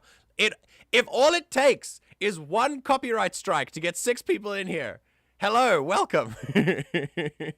2, technically. Yeah, what is your... I want to know everyone's favorite Marvel projects in sort of recent memory, come out of the new phases. What did you like? Not necessarily your favorite, but something that you really enjoy. What have you really enjoyed from Marvel recently? Yeah, I think the thing I've enjoyed most recently is the Loki series. Oh, yeah. Same. Why? What's your I'm just a fan of the character. Oh yeah, what I really enjoyed about like I said earlier about Loki, the way that they explored. Taters, I would also pick Loki. Okay, great, yeah. The one thing that I really enjoyed about Loki was like I said before, the way that they explored time travel in a way that I was still able to keep up with without feeling like a moron, which was great. And yeah, I really loved Sylvie. So cool. Such a great character. And yeah. The thing I've loved the most from Marvel recently, defo Thor's naked butt in Love and Thunder. Listen, I don't want to get copyright striked again, but I would, just to see that scene again. So, just speaking of Loki, it's far too appropriate that, of course, it's technically himself that he'd fall in love with. Oh yeah, absolutely. It's of course it would be a version of himself. Yeah, the character of Loki is someone who has always been. Loki is a tragedy. He's a lesson in. He's always been such a self-centered individual, and so it makes so much sense that he himself would be, shall we say, not redeemed, but like his eyes would be opened, and only really opened by another version of himself. Or at least he would connect more easily with another version of himself. And yet, I still think that, first of all, it was a real tragedy to see the first bit of Loki. I still have to get over the fact that the Loki that we know is gone. He was killed in Infinity War. No. He was killed in the Loki series. Wait, what? He was the old man Loki. Lies. No, because he, I think it was explained that he, tricked Thanos into thinking he actually killed him, but then he just went to hide on a fucking planet somewhere. Oh, well, maybe. I thought that came from another universes of Loki. Okay. I'm sure that's what happened. Fair enough. Well, unless I'm remembering wrong. Either way, I mean, he's gone then anyway because Old Man Loki was killed in the Loki series anyway. So either way, it was a little bit. It was always a little bit sad for me the first episode or two to realize that the Loki that we knew was gone essentially, and the Loki of this series is the one who has to do all of that character development again. Yeah, because the Loki from the series literally is Loki from first Avengers Loki. Yeah. Yeah, exactly. Like first Avengers Loki hasn't done any of the character development. He's just a villain. So first of all, it was an interesting like reset for the character to see what kind of different development he could do. And I honestly think the multiverse puts so much more possibility on things like that. You can as a writer go to a character like Loki and say, what if he did this? And because it's a realm of multiversal possibilities, he can just do that, which I think is really interesting. So what they did with Loki is take him back to Avengers first movie villain status, and then just, you know, develop him from there in a completely different manner. And yet the best thing, I think that was such a good choice for the series, to be honest. Yes, I think so too, because I think one of the best things to come out of that series in terms of a character story was that Loki came out a better person. He came out a good guy that we want to root for. I mean, not necessarily a good guy, but you know what I mean? Like, he came out a better person and someone that we want to root for more. And I think that the reason why I think that's such a good decision is to show that even multiversal variants of Loki can be good people and are not inherently bad people. We took original Avengers villain Loki and turned him through bonding with his brother and through time on Sakaar, and then all the way up until the end of Ragnarok, and then right up until Infinity War when he died. He died a hero. He died trying to kill Thanos.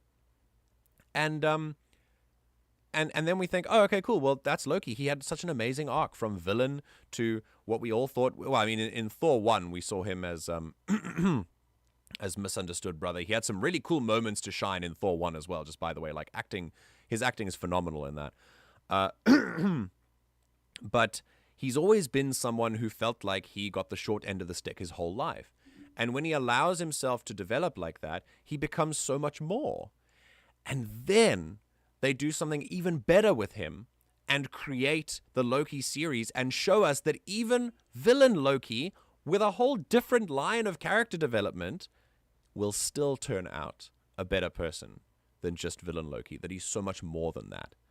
And yeah, I think that's great. The one thing that stands out to me about the Loki series is in terms of moments, is the moment that he has with the TVA when he watches his life and he catches up on who he became, or who he was supposed to be according to the main timeline. And I think, that was very touching for me. And the way that he portrayed that, and again, Tom Hiddleston, perfect Loki. The way that he portrayed that was pretty amazing. Yeah. Tom Hiddleston is a phenomenal actor, in my honest opinion, playing such a massive range. Absolutely. He's great. Oh, I love him. I love him so much. Especially as Loki, though. As a Marvel fan, I think I've seen him in a few other stuff, but as a Marvel fan, he just embodies the character and the spirit of Loki just 100%. And I always find it very funny that there's a story that he originally auditioned for the part of Thor and was then given Loki, because I do think that Tom Hiddleston is a perfect Loki and Chris Hemsworth is a perfect Thor. So, you know. Oh, man. Loki was great. How long have we been going? Oh, it's been almost 2 hours. I think, jeez, it's been a while with no music. Interesting. Let's keep that lo-fi beat going. What's everyone else doing? Now that there are a few more people in chat, how you doing? Having a good day? Is it weekend time for you? What's the time over there? It must be quite late for Nadia, etc. And also, wanted to be Thor but was rejected is so perfect. Literally, I can't believe I didn't mention that. Yes, it makes complete sense from an in-character perspective as well. Yeah. That's awesome. Ooh, this one seems like it's going to have a really cool lo-fi beat drop. Wait for it. Don't strike me, YouTube. This says royalty-free. Just leave me alone. Okay, yeah, I was satisfied. That was good. It's nearly 8 p.m. Friday where I am. Oh, sick. I actually start streaming at 10 a.m. like quite early for people on the west side, because it's supposed to be 8 p.m. Eastern Standard, which means if you're basing it off mountain time, if you're in Canada, well, on the western side of Canada at least, or if you're on the California side of the US, then it's obviously going to be like what, 6 p.m., 5 p.m. when I start. I question my own life choices to be awake at 4 a.m., but RP happens. I do not question your life choices, Nadia, because you are here. So I thank you for being here. Is the roleplay fun, at least? As someone part of that roleplay, I'm not sorry. Oh. Oh yeah, Taters, you're on MST. Okay. I find it interesting. I thought Mountain Time was like a joke. It was like a meme. Like when I watched Akil say it on TikTok one time, I was like, wait, is that just a like an inside joke that people in that time zone have? They just call it Mountain Time. But it is actually called Mountain Time. But is it because it's near a big mountain? Is it because like Canada is one big mountain? Like what is the reason for calling it Mountain Time? Because I've literally said like, what time is it Mountain Time on Google? And it tells me it is 6 p.m. Mountain Time. And it literally uses the name. Simply because it involves the Rocky Mountains. Ah, it's the Rockies. Okay. Canada. It contains most of the Rocky Mountains. Ah, interesting. Okay. Canada's just one big inside joke. Oh, man. All right. Well, we've talked about some Marvel. Actually, yes. Thinking about that, the last thing I'll ask, what has been not your worst, but like your least best Marvel project that's come out in recent memory? I like usually talking about the good stuff, but I want to know like what didn't stick with you so well. Think about it for a sec. For me, if I think of all of the stuff, let's have a look and kind of jog our memories with this. Let me just kill all YouTube before I switch over to my tab. MCU complete timeline. And we'll update this and then switch over. In the newest phases, let's see, what's been your like either least anticipated or just least wow moment, or the one that kind of impacted you the least? We'll see if we're kind of similar on that. Oh, great poster, that. So cool. A lot of people are coming around to movies like Endgame and No Way Home and calling them bad movies all of a sudden, which I think is really interesting. I disagree completely. But you know what? You're entitled to your opinion. People have come around and been like, okay, so are we all ready to admit that like No Way Home and Endgame are terrible movies? I'm like, I still love them. It still gives me chills every time I see the portal scene. And yes, I know it's just a moment in cinema rather than like a series, but it is also the culmination of just a freaking ton. It's like 10 years of character growth all built up into one. And if you add that character context into the moment, that's what gets me emotional every time I see it. To me, Endgame is still an incredible film.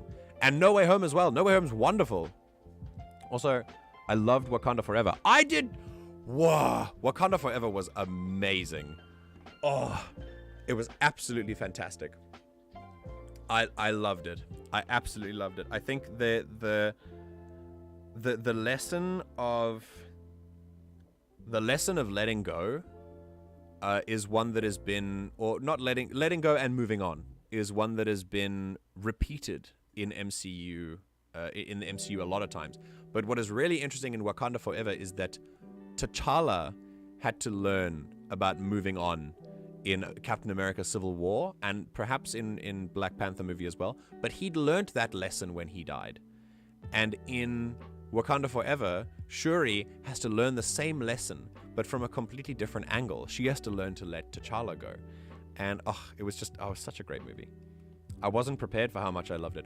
I'm gonna be honest, I was like, with the kind of amount of hype around Wakanda Forever, especially with the tribute to Chadwick Boseman, and how much hype there was in the POC community as well. I was kind of, not that I was overhyped, but I knew that there would be a certain kind of quality to the film. Like I went in going, I kind of know what's like the spirit of the film, like what it's going to be, not necessarily the character themes or the plot, but I know the kind of vibe that I'm going to go in with. If so many people of the community like reacted like that and stuff like that. So I kind of knew that was the vibe I would go in with. And yet I still came out of that with all of it, like plot and character development and all that stuff going, wow, so cool. So cool. And it was long. It was a 3-hour movie. It was great. Okay, so here we have a look. This is all the old stuff. That's fine. Oh, wait, is this chronological order? No, I don't want chronological order. I want... well, I mean, I guess it works the same, to be quite honest, because there isn't really a...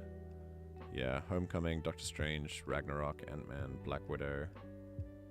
Oh, Black Widow came out there. Alright, so we had Black Widow. It was long, but there wasn't any parts that I felt were dragging on or anything. I agree. I thought the pacing was actually really nice. The way they kind of... The way they put a whole... the way they put like an entire sort of war, essentially, into one movie is pretty awesome. Alright, Black Widow. I actually enjoyed it more than I thought I would. I know that a lot of people put it like quite near the bottom of their list. And if I'm honest, it would probably be near the bottom of my list. So I guess if I were to say, like, I still loved it, though. So that's what I mean, like, not your worst project, but, like, your least best. Because I like to do things from a positive angle. Yeah, what do you think? I completely forgot the Black Widow movie existed, so, yeah. All right, I guess we have our answer for you then. It's got a really cool, like, concept, but then it gets stopped and ended right there. Except... for the end credit scene where we see the Valentina lady who then appears in Falcon and the Winter Soldier as well. I think we're going to see lots of her as well. So on like the human level, and I think in Secret Wars, in Secret Invasion, I think we'll see a lot more Valentina as well. I do like the chemistry between the two as well. What, Valentina and who? Natasha. Natasha? Yeah. Wait, no, no, Valentina is the weird lawyer. Oh yeah, Natasha's Yeah. Oh, why do we forget? Yeah. Yelena. That's yeah. Natasha and Yelena's chemistry was very cool. Yeah, I like it. And of course, I do like Valentina as well. Yeah. I mean, she's a complete enigma to me. I know nothing about her. Yeah, okay. Loki was like right up there. Amazing. What If was really cool. I would say What If in my version of like best projects is would be kind of in the middle. Like I love it. And WandaVision was like right up there. So cool. I watched WandaVision twice. It was amazing. Yeah. Far From Home. Far From Home was pretty cool. I liked the kind of switcheroo with Mysterio, and a kind of hint at the multiverse to then go psych, the multiverse is not real, to go then go psych a few movies later to go, yeah, actually the multiverse is real.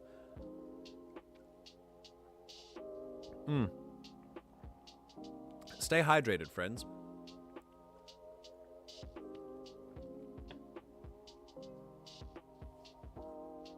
Falcon and the Winter Soldier I thought was really cool. I thought there were points where it got a little bit liberal. And when I say liberal, yeah, I'm a leftist, not a liberal. You know what I mean? Like someone who's... it felt a little bit... there were some points in Falcon and the Winter Soldier where it felt a bit like... MCU has a thing about their villains. I'll explain this later, but I'll finish my first thought. There's always going to be a problem trying to be revolutionary when you are a superhero called Captain America. And you represent, you know, the country that is like, you know, the bad guys of history, you know? I mean, there have been other bad guys, but, you know, America's a pretty big one. And if you have a superhero called Captain America, and then he's also going to be a revolutionary, it's going to be quite hard to sell that without sounding like a massive, like a moderate liberal. So I did feel like it did have that at points. But it was still a very impactful show for me, and I still enjoyed it. I did love Baron Zemo as well. Yes, I thought a revisit for Zemo and like a slightly more light-hearted version of him was really cool as well. And Daniel Bruhl is it how you pronounce? What, the actor for Zemo? Yeah. Let's see. He's just a great actor. Yeah, no, he is. I like him. He was Frederick Zola in Inglourious Bastards. Do you know that I haven't seen Inglourious Bastards? Ah, you should. Yes, I know. I have a big watch list, all right? I'm too busy streaming. So, here's the thing. I have a thing with villains in the Marvel Cinematic Universe, and not villains like Thanos, because those are obviously bad and shouldn't be listened to in any capacity. But there we have villains like the Flag Smashers, and every single time Marvel tries to create, or actually this might just be a problem in media altogether.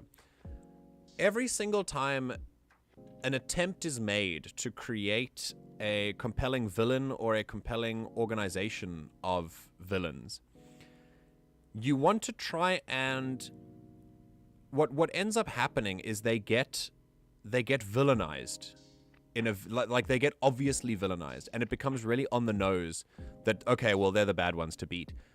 But up until that point, they're actually right. Like, so for example, the Flag Smashers, they want to do away with like country borders and kind of have one world order with one world government, and that's it.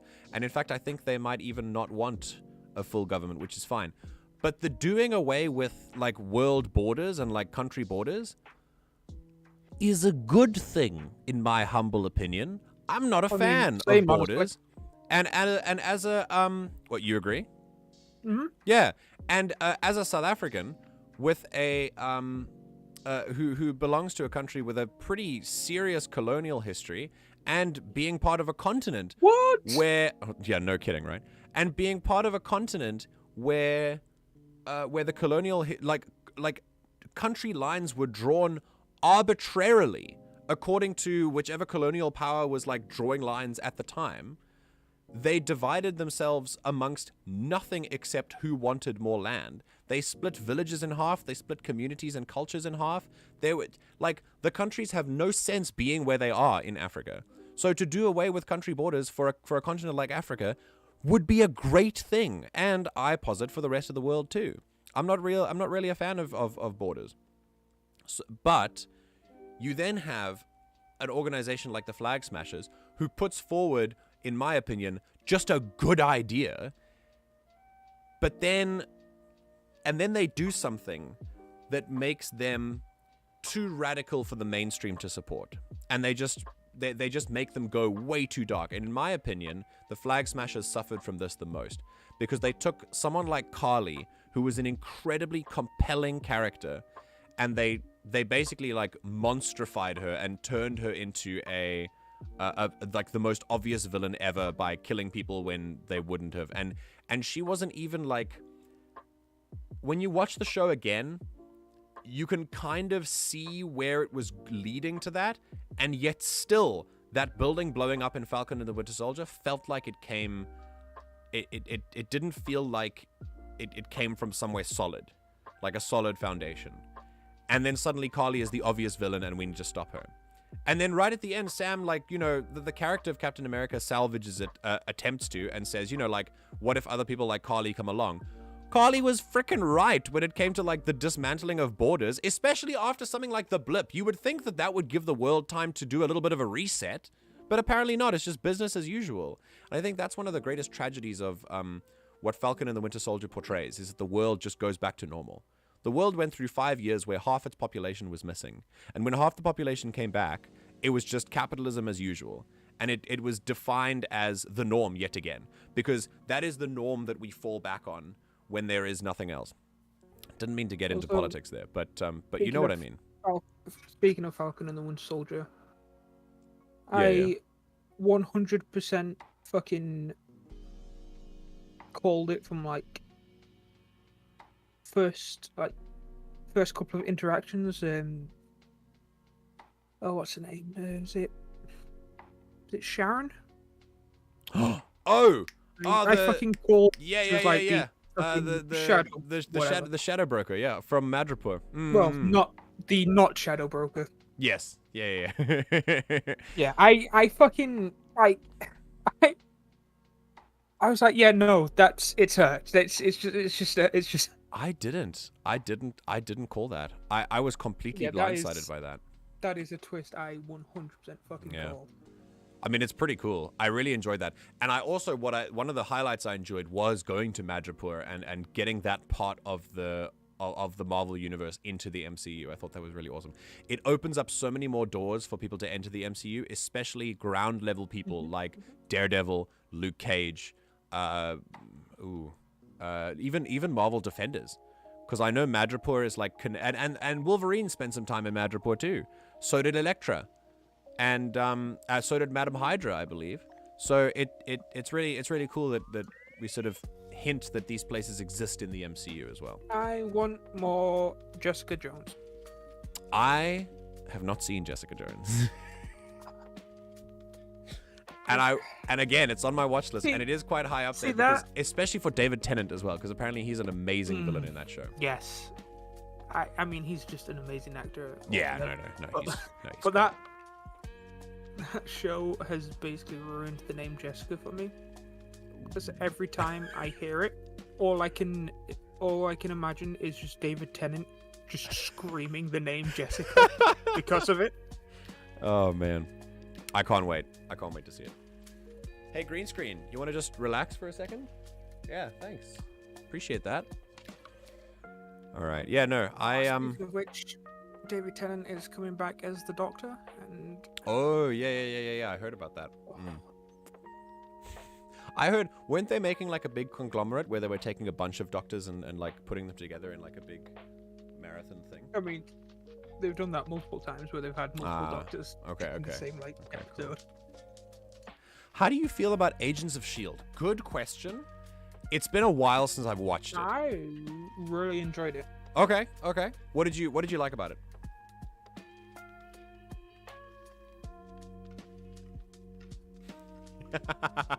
Sorry. I mean, yeah, go ahead. It showed. Well, first of all, it expanded on what S.H.I.E.L.D. actually is and shit. Yeah. But it did go into a lot of like background stuff and extra detail of stuff from the movies. Like early on, there was a lot of focus around Extremis, which was in Iron Man 3. Yes. Yeah. There's a lot of that shit. Okay. Taters, how do you feel about it? And while you're typing, yeah, like I said, it's been a while. I don't know if I haven't watched it in a while, and I also didn't finish it. So I'll be honest. I think I maybe watched most of it and then stopped because a new project came out. But from what I saw, it was, how shall I put this? Like The Flash and Green Arrow, like the DC TV verse, like the DC TV series universe. To me, it felt a lot like that, but like first seasons. Because Flash kind of went off the rails when it got to like season 6 and 7 and whatever. But Agents of S.H.I.E.L.D. goes a bit off the rails. What's that? Agents of S.H.I.E.L.D. goes a bit off the rails. I think the last thing, the most recent thing I remembered from Agents of S.H.I.E.L.D. was introducing the Inhumans. And I think that was like as out there as they got from my memory of watching the show. But it felt the show does also explain why Hydra's emblem is a skull with tentacles. So instead of a Hydra. Yeah. Oh yeah.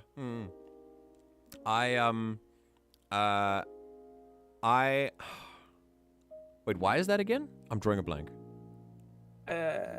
Because of a creature known as Hive. Ah, okay. I absolutely loved Agents of S.H.I.E.L.D. Loved it. Ah, very cool. Glad you liked it. When I think, and by the way, it's a compliment to say that it gave me the same vibe as first few seasons Arrow, first few seasons Flash, because I love those series as well. It feels like a human level, like when it goes off the rails in like just the right amount of comic book. It just feels like a comic book show, and I think. Oh yeah. Yeah. I was just agreeing. You were just agreeing. Oh, okay, cool. Yeah. What I think the best the thing that I took away from Agents of S.H.I.E.L.D. was the vibe they gave was something that I could very easily just sit down and watch. It's just a really fun thing that you can sit down and watch. And I also really enjoyed the characters that they brought. And Agent Coulson, at the time that Agents of S.H.I.E.L.D. came out, Agent Coulson was awesome. I loved him in the movies. Every time he came on screen, I was like, damn, I love him so much. And then he was around in Agents of S.H.I.E.L.D. and I was like, yes, I'm here for it. And that kind of got me into the show and the rest of the characters too. And I really, really, I enjoy the rest of the characters. I find them very compelling. So yeah, in short, Brett Dalton is great in it as well. Who plays Ward. Is that Ward? Yeah. I'm the type of person that normally sees the plot twists coming. S.H.I.E.L.D. repeatedly caught me off guard. Oh, really? Very cool. Okay. Yeah, they had a version of Madam Hydra as well. Ah, yes, I remember something about that. I think I might have seen that.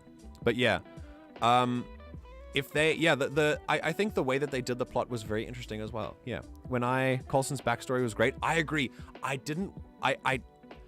Was it like Project Tahiti or like Project Tijuana? It was Tahiti, right? Tijuana. So, Agents of S.H.I.E.L.D. is where the GIF I just put in the general chat is from, and I'm all for the Shotgun X.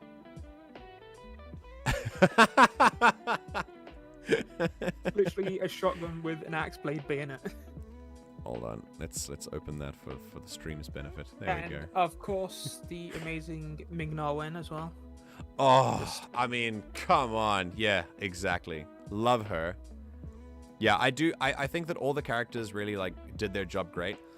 The one thing that I really kind of I didn't like, and that wasn't about the show, but was this constant fight, this constant is it canon or isn't it canon fight that happened online, because the studio refused to come out and as far as I know, the studio just refused to come out and say it was a part of the canon MCU. But someone like me, I just kind of assumed that it was. And even if it wasn't, I don't really care. And with the multiverse out, I don't care even less. But at the time, yeah, exactly. But at the time, I thought, I wish, it's okay. It can be canon if you want it to be canon, I mean, with the multiverse thing, it's yes, it is canon. Well, yeah, like I said, now with the multiverse out, everything is canon, so don't worry about it. But you know what this means. What does this mean, Ash?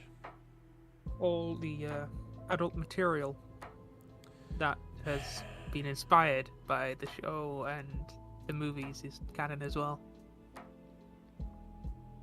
Just anyone want to play some Skyrim? I'm down for Skyrim if you are. I also like to remind people about that fact concerning BioShock as well. Oh no! Stop!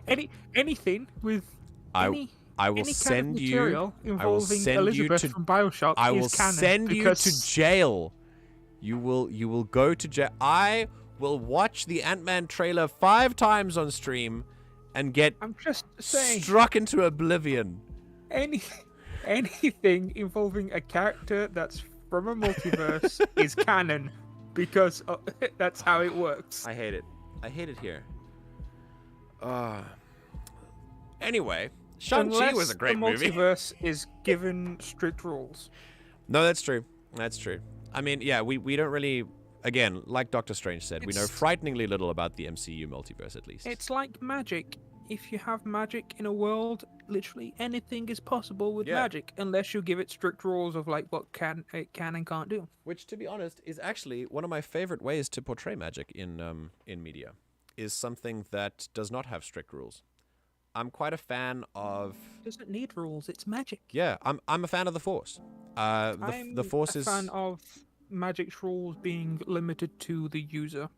Like their imagination or their will? Their imagination and their will. The Force is my favorite magic system of all time, ever. Because it is a Deus Ex Machina, but it is this mystical, spiritual force, and they focus on the spirituality more than anything else. Anyway, to Marvel, Shang-Chi was pretty amazing when it came out. I really enjoyed it. That was a very enjoyable movie. Eternals was great. I don't know why people don't didn't enjoy it as much, but I really enjoyed it. What did you think, Ash? I enjoyed it. I did. But I won't say it was like amazing. yeah, not your favorite. Yeah. Also, one, it's a little on the nose having the character called Icarus fly into the sun. Two, wouldn't that be the second time he did it? Because the legend of Icarus flying too close to the sun already exists. Yeah, that's true. Maybe he Well, just he flew too close to the sun. This time he flew into the sun. yeah. So, Maybe he was just like, you know what? I'ma remake the myth. Why not? I'm gonna do one better. I'm gonna go straight into it this time. So Tater says, I want to play a Force-based RPG so bad. Do you mean a game RPG or like a tabletop RPG? Because if there's a tabletop RPG based on the Force that you want to play, boy, do I have a system for you. That's not run by Wizards of the Coast either. That is actually open content, and that an active community has been running to support for the past 20 years. But if it's a game you want, there isn't an... might I recommend... Well, when you say Force-based, might I recommend... TTRPG? Welcome to Star Wars D6! So, West End Games was a company that was around in the sort of 80s, 90s, 70s, 80s, 90s, and then they died. The company died. They were bought over by another company, and they took all the stuff that West End Games did and made it open source. They made their own open gaming license, just like Wizards of the Coast, and they said all their content is just open source now, and you can just use it. As far as I know, there was like a clause somewhere, but no big businesses have made money off of the system anyway. So it's not like it's a big copyright problem. Instead, what has happened is the entire community is community run, self-sustained and self-run. And you're not derailing my stream at all. This is what my stream is for. It is for community and for conversation. And we'll play Skyrim after this conversation. So yeah, the Star Wars, one of the things that West End Games did was create a system called OpenD6, which is a six-sided die-based tabletop system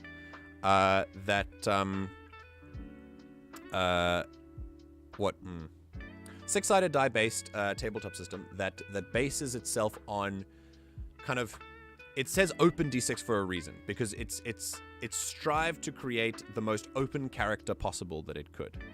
So it's a character limited by... There are no classes, and there are no there are no levels either. It's based off a XP point system, and you use points to give yourself more skills. And essentially, it's you pick skills, and you can create a character based on what skills they have, rather than like what class they are. And so it creates a more open, a system where there is a rule for everything. Well, not everything, but most things. If you can think of something, there's probably a rule for it somewhere. And rules can be quite extensive, but you don't have to listen to any of them. You can just go with the base and just make things up as you go along. It's a system designed for flexibility and adaptability, but also designed to very easily accept new rules, if that's a thing. It's incredible. And I play it myself. I prefer it to D&D. Even before the OGL bullshit came out, I prefer it to D&D.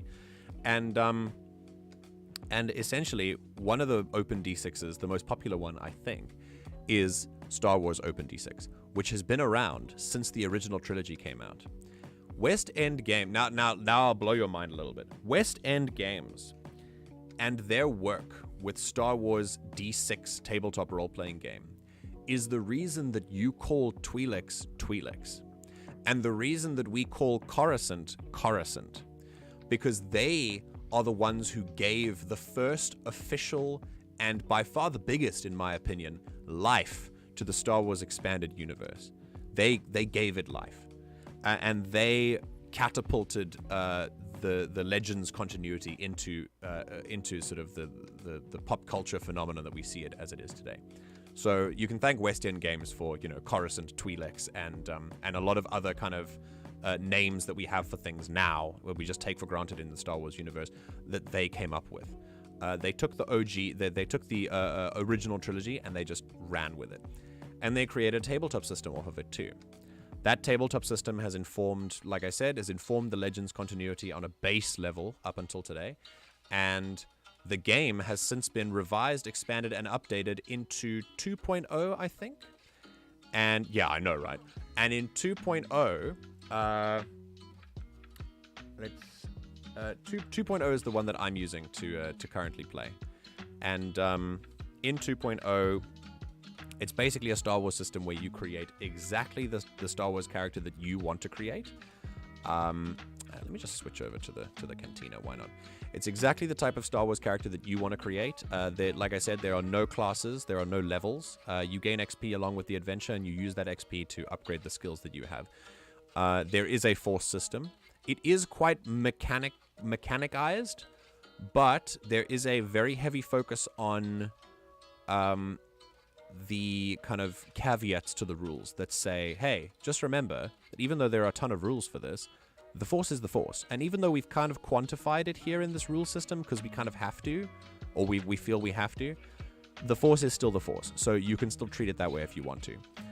So really, it is just, to me, it's one of the most flexible game systems out there still today. And it's lasted like 50 years. And yeah, if you want another one, if you want another Star Wars system, may I suggest Fantasy Flight Games, FFG's Star Wars system. You may know a Star Wars system called Edge of the Empire, which is an FFG Star Wars game. They are slightly different when it comes to rolling dice. They're not a D20 system. I don't think they're a D6 system either. They're kind of a combination. No, they've got their own like. Yeah, they've got their own special dice. Yeah, but that's also a really cool system. I played it a few times. I'm just not very familiar with it. But that's also a really cool system as well. So like the critical successes and that are like extra fun because what's your like critical plot moment? How does this critical success like work? Yeah. And you can literally have the player affect like anything in the game for their plan to work. Yeah, that's really true. You can get like you basically count, like when you roll dice for a skill in the FFG version of the game, you count the number of successes, and if you get a certain number of like triumph dice, you get like a super big critical success that can alter the plot of the whole galaxy or whatever, just to get what you want done in that moment, which is really cool. And I mean, if you want something that's akin to the Force, I mean that's as close as you're gonna get in a tabletop system. Yeah, I watched one that Jesse Cox was GMing. Oh yeah. And one of his players playing a clone trooper. Mm. In the Imperial era. Yeah. I can't remember what the exact. Oh yeah, they had a droid with a fucking like beradium core that they were threatening to detonate and take out half the planet with. And then like the clone trooper player got like the triumphant success thing and basically just said, yeah, the person in charge actually calls us up to talk. Oh god. Yeah, because you got a critical success. Yeah. Yeah, and Jesse Cox was like, okay, what happens then? So it was like, yeah, so I can't remember if it was like the governor or something or whoever, but the person they wanted to talk to, like, yeah, they call us. And oh man, imagine you're just like, imagine you're doing your best to try and sort of get get through your plot line, and just sort of get this episode going, and then the big guy phones you himself, like he has you on speed dial all of a sudden, and he goes, yeah. Hey, let's have a chat, shall we? He called one of like the like soldiers that was at the scene and like asked to be like handed over, kind of thing. Yeah. Oh god, that's amazing. So yeah, you got two big options for me. There is a Star Wars D&D, like a Star Wars 5e system that is based on the D&D OpenGL. But if you really would rather not support Wizards of the Coast right now, then then play West End Games D6 or Final. Why do I always say Final Fantasy? Because of you. It's because of you.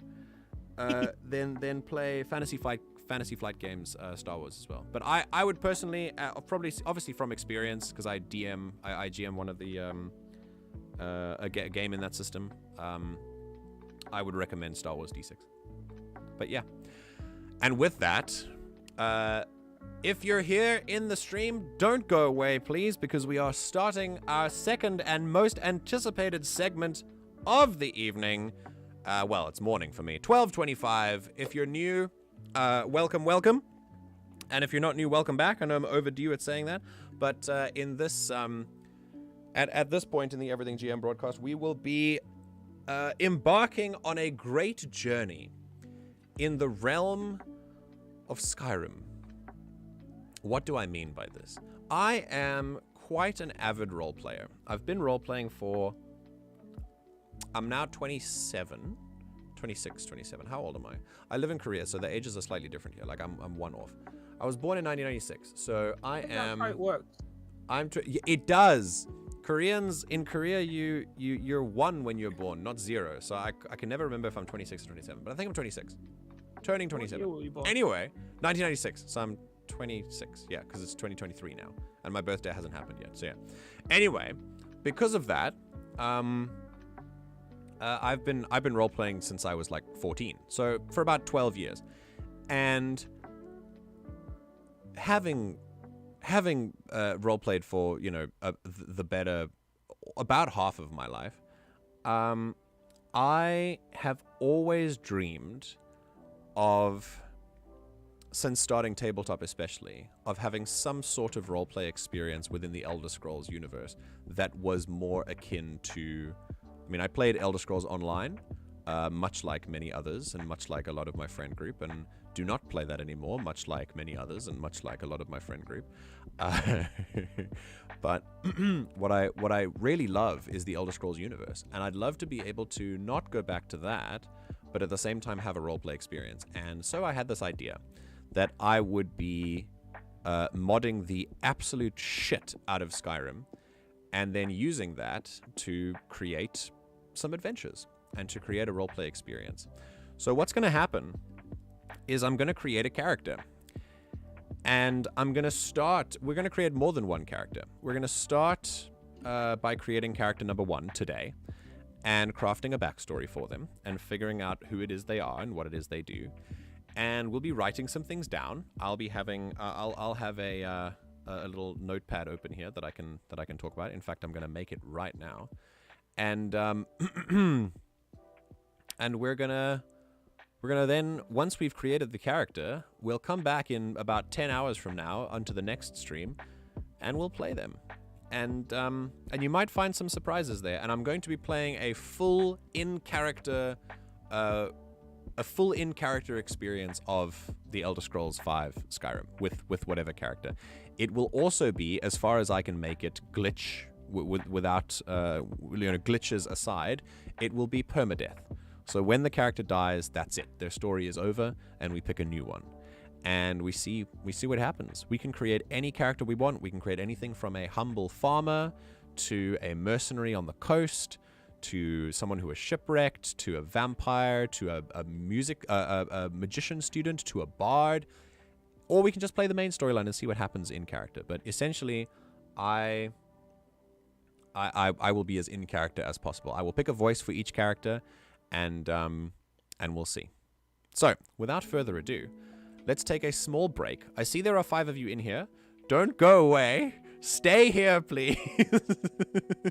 Because it's really nice to have you here. And thanks, Ash, for being here so long in voice as well. I super appreciate it. If anyone feels brave and they want to come and hang out in general chat in Discord, in the live on stream chat, you are more than welcome to come say hello. Not you. You're already here. And I'm going to take a 2-minute break while I refill my water and try and fix this thing where it tries to key out my freaking eyes.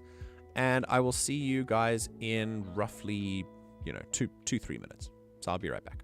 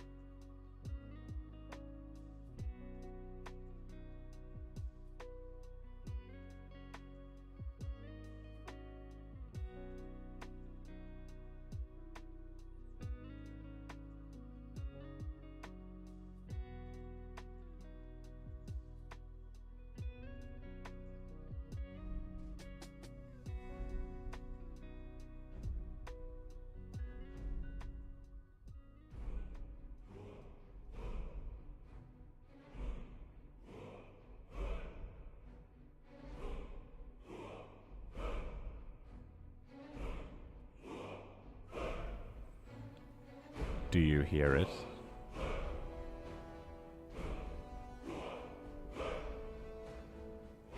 It is here for the first time in many years. Looking for a game. See if you can grab this one. Grab it, Skyrim. Grab the game. Game capture. Where are you? You can't. Wait, what? No ways. No ways you can't capture this game. I know it can. I know it can. Hold on. I mean, we're hearing the sound anyway, so how about I just capture my whole screen? Maybe that'll be better. Oh god. How's that? Better? Yeah. There we go. Welcome, everybody. Welcome back. Did you get yourself a drink? I certainly did. And I am quite,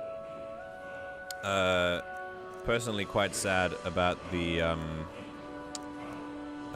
fact that I can't stream this as an app, which is really weird.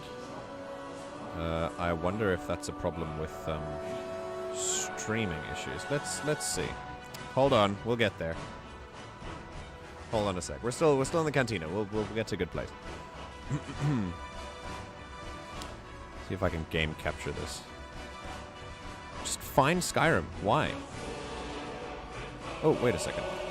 Ah, yeah, it thinks it's this. It's capturing my mod manager and not. I was listening to a lo-fi Skyrim mix earlier. This is great. Yeah. It's a bit loud right now. I apologize. I'll just turn that. Oh, that's down for the stream. Hold on. Okay. It's not down for me. Let me, let's just wait for the main theme to just die down a little. I can't change this in the main menu. For some reason, there's no options in the main menu. But we'll see. It says...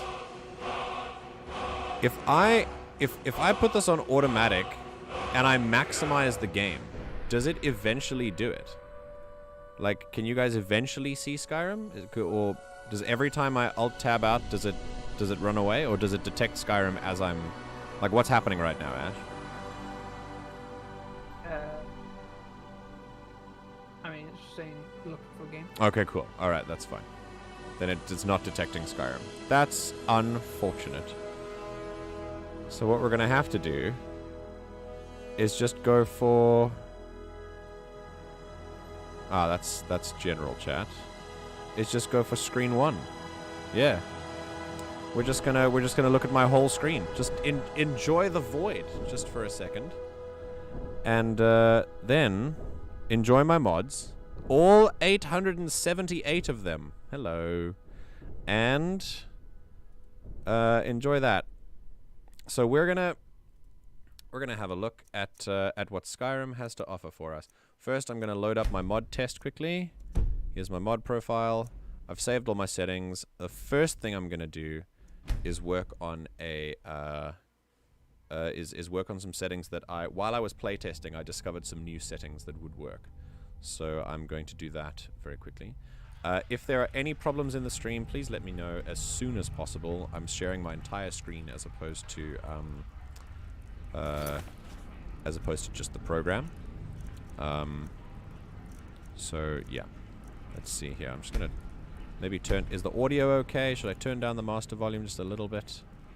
Maybe just a little bit would be better. And yeah, there were some things I wanted to actually make sure of here. Don't... If you're confused by everything that's going on... I'm not able to look at chat. Hold on. Need to fix this. I would like to look at chat, please.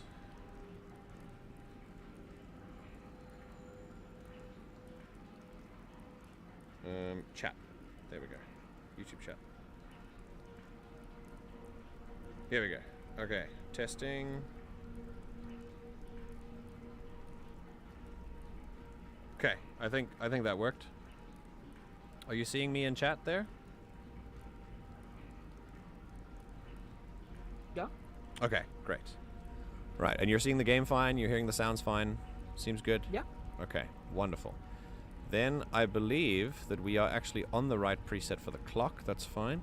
We did change... we changed Frostfall, but that'll change later. We changed Dirt and Blood. These are... Okay, so if you're wondering what's going on, chat is looking at you, lol. Yeah, so if you're wondering what I'm doing right now, if you don't know, like, how well do you know Skyrim, taters? Have you played Skyrim before? And what about everyone else in chat that isn't talking? Have you played Skyrim before? I presume you have. But if you're not sure what I'm doing right now, I'm looking at my mod settings. What Skyrim does is when you mod things, it opens up something called a mod configuration menu, where you can configure all your mods that have menus available to configure in the MCM. So we're going to quickly look at this and say soap is not required for baths, so that I can just bathe. And I believe it was for... Yeah, no, that's fine. Dynamic things. I didn't take anything away from anything like this, except for the follower framework. I put my... See, I don't know what the... What is riding... Okay. Riding packages and no mounts from NFF. If it says riding support only, I don't know what riding support only means, but apparently I have two mods that work together. I have this follower framework that works on followers, and I have a horse mod that works on horses. And the follower framework does some things for horses, and I'm trying to kind of... Essentially, I essentially wanted no support for my previous playthrough, and that kind of worked. But I'm going to test out riding support only and see if that works. Right, what else have we got? I've played it quite a bit. Okay, great. Very cool. Then you know exactly what kind of characters did you enjoy playing on Skyrim? Did you do like a bunch? Did you resort to the stealth archer like all of us? What else happened? Quickly gonna finish these settings and then we'll get to the game. The last thing I believe I did was literally just the inventory limits. Yeah, that's what I did. So this is a mod that lets me it redoes the inventory thing, and it gives me a certain amount of slots for different types of gear, which I really, really like. But what I'm doing now is creating custom slot 1 as something that can handle the gear that I'm wearing, because there's no slot for that. So I'm going to turn down everything here and just going to give myself the... Come on. Yeah. Oh, love it when it does that. And yeah, so for equipped wearables, you'll see that it's putting all of the equipped wearables, except for jewelry, right in my miscellaneous items, which it shouldn't be because I'm wearing it. So it shouldn't be in my inventory if I'm wearing it. So I'll put everything here at 6, and that should be a great. That should be perfect. And I think that's it for everything. I'm just gonna check, just go down the list and see if something like jumps out at me. And if something goes wrong, we will just quickly take a break and let's put that in 6 as well. We'll just quickly take a break and work on the mod that's broken as well. But yeah, let's have a look. All of this is fine. It was the TK dodge mod as well. Yeah, step dodge and double tap input. No. Right, true hard. Did violins have a... Yes, that's a problem. We did change that key quickly. And... save. Thank you. Okay. And that's it. We'll change this in a second when we change like the styles of holding things, depending on what character we make. Based on that, we'll just let it load for a second. And then look at save, and we'll save across there. Right, that's our mod test profile. Now comes... now comes the moment. Now we need to create a character. So, if you have any suggestions for character number 1 for this Skyrim playthrough, please speak now, or forever hold your peace, at least until the time that character 2 comes along. Also, if this is too dark, please let me know. What does the stream look like, Ash? Is it too dark or is it okay? I mean, seems fine to me. Okay, cool. As long as you can see things, that's perfect. Also, we might just, so that I can see more clearly, I might turn off the ring light. I don't know what that would do to my green screen, but I might turn it down just so that I can see a little bit more clearly. Does that mess up the green screen?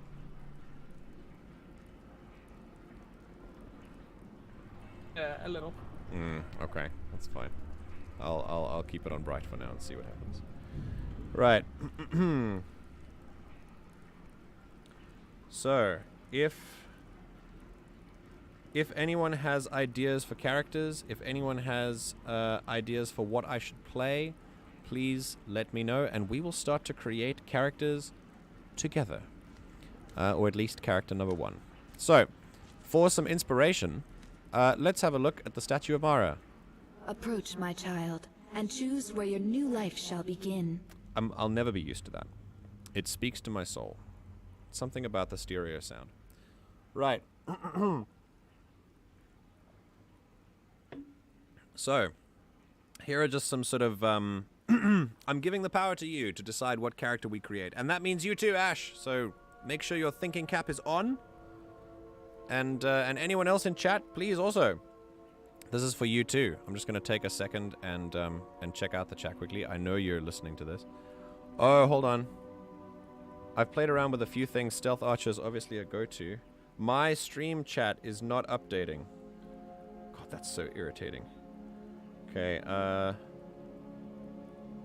let's see if there's a way to do that. Sorry, you're just in my whole screen now. Just give me a second. Ship sounds fun. But then we think, what kind of ship character?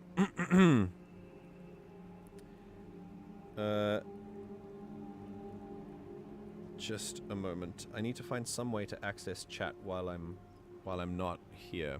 I don't have 2 screens, unfortunately. And this chat is not updating, so I'm gonna go to YouTube because I've got lots of phone battery, and we're just gonna go to my stream. For the rest of you,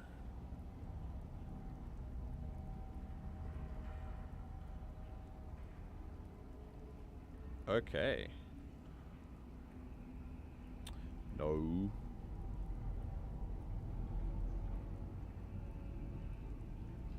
Yeah, that's good. Right. Okay. Taters, send something as soon as you hear this message. Let's see if we can if it works when we test things like that.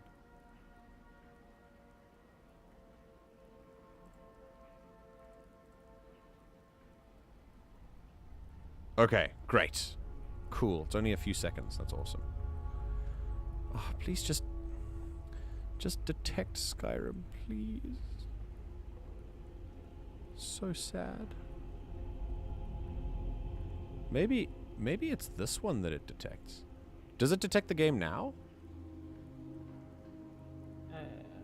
Or is it just is it just my I'm just seeing your face.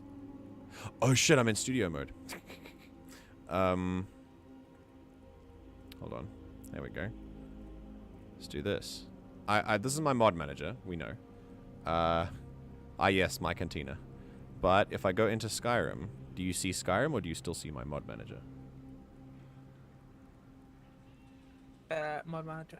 Okay, still the mod manager. Damn it. Okay, that's fine. I'm gonna have to I'm gonna have to capture my entire screen. Oh well. Right. Well, for everyone else. Right. It is now the time to prop up my phone on something. I'll use a speaker so I can see chat. There we go.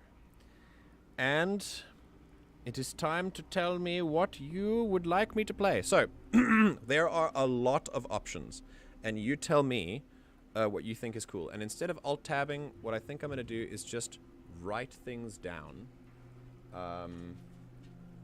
Or rather, I'm going to go to here. Nope, that's chat. I'm going to go to here, and then go straight back to Skyrim. So we can just alt-tab and just write things down and go back to Skyrim. Right. So, a ship sounds cool. Great. I arrived on board a ship. These are the options. We have personality and backstory that I have written down here. But what we're first going to do is nail down all the options that we like on a short list. So I like the ship one. It has a lot of there's a lot of flexibility to that one. But remember, we're creating an entire character here, just like a tabletop. So we've got to think more than ship once we've done that. When you alt-tab, it's super bright. Ugh. Damn it. Okay. I'm going to write things down physically then. We're going pen and paper. Give me a pen. Give me a notebook. Where's my notebook? Oh! This is where I get to use my baby.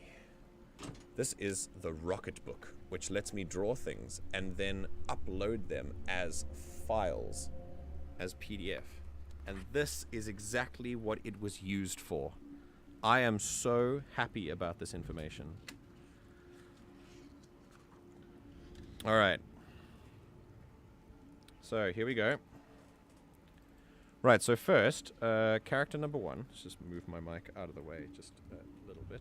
But still put you here so we can kind of still chat when we feel like it. You can still hear me fine, right? Even when I talk like this? Yeah. Great. So, for Skyrim character 1. And these are options. So, a ship. A ship arrival. I arrived on board a ship. Excellent. We're gonna have to think like, why? Where did your ship come from? Although maybe that's an option there. The sea. Okay, well, there's I arrived on board a ship. Which city did you sail to? Ah, and we can choose which city I got to. Okay. Oh, I can only choose 4. Oh, well, they're four port cities. Okay, great. So we can think about that for a second. All right. So be it. Wherever you may sail to, a life filled with Oh, opportunity that was a surprise awaits me. you, traveler. Okay, great.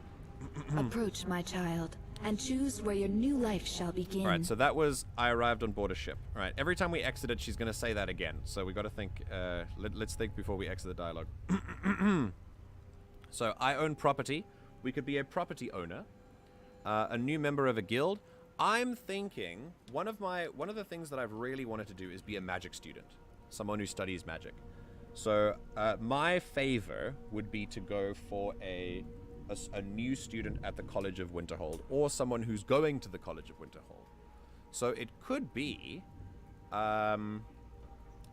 someone who arrived on board a ship and is then making a trip to the College of Winterhold. Could do that. I would say then you'd probably arrive in Solitude, since that is the current capital. That is the capital, yeah. So I've arrived in Skyrim, and I'm waiting to know. I heard there was a college here, but I'm waiting to know like where it is and what we can do. We can arrive on board a ship, yeah. Alternatively, so I want to know if there's anything else like that you are sort of desperate to see as character number 1, because for me, character number 1 would absolutely be a magic student. But that's just my favorite idea for now. For anyone else, I would like to give it over to viewers or people who are watching, or people who watch the VOD later. Maybe they could give other ideas for later characters. But right now, you have the privilege of being here now, so you can help me choose. Right now, I'm thinking of a magic student. So a ship arrival, a magic student. And we could say Solitude could be the place that I arrived. Magic Student. Oh, I'm left-handed, so I smudge all the ink. I hate it. I love the vanilla start. Yeah, I got caught crossing the border illegally. Hey, you. You're finally awake. And we could also be a patron at a local inn, just looking around. I've one of my tests was I'm a soldier in the army, which is pretty cool. We could just literally just want to get out of the cell, which is pretty cool too. We could vanilla start. An outlaw, a vigilant of Stendar. Ooh, someone suggested that one of the characters be a vigilant of Stendar. Someone who's like been hunting vampires all their life, and then they learn about the Dawn Guard, and they're like, yes, and then they join up with the Dawn Guard. I'm camping in the woods. I was shipwrecked off the coast. Maybe instead of arriving, could it have been a shipwreck? Instead of arriving in a city? Could it have been a shipwreck? Vampire. Are we a necromancer? I feel like if I'm a magic student, I'm going to start from the beginning and see what happens. Well, I will say, with Frostfall, arriving via shipwreck can fuck you up. Yes. We have a mod called Frostfall, which is like about cold survival and stuff. So it can kind of mess with us if we don't have exactly what we need. So we'll see. We'll see.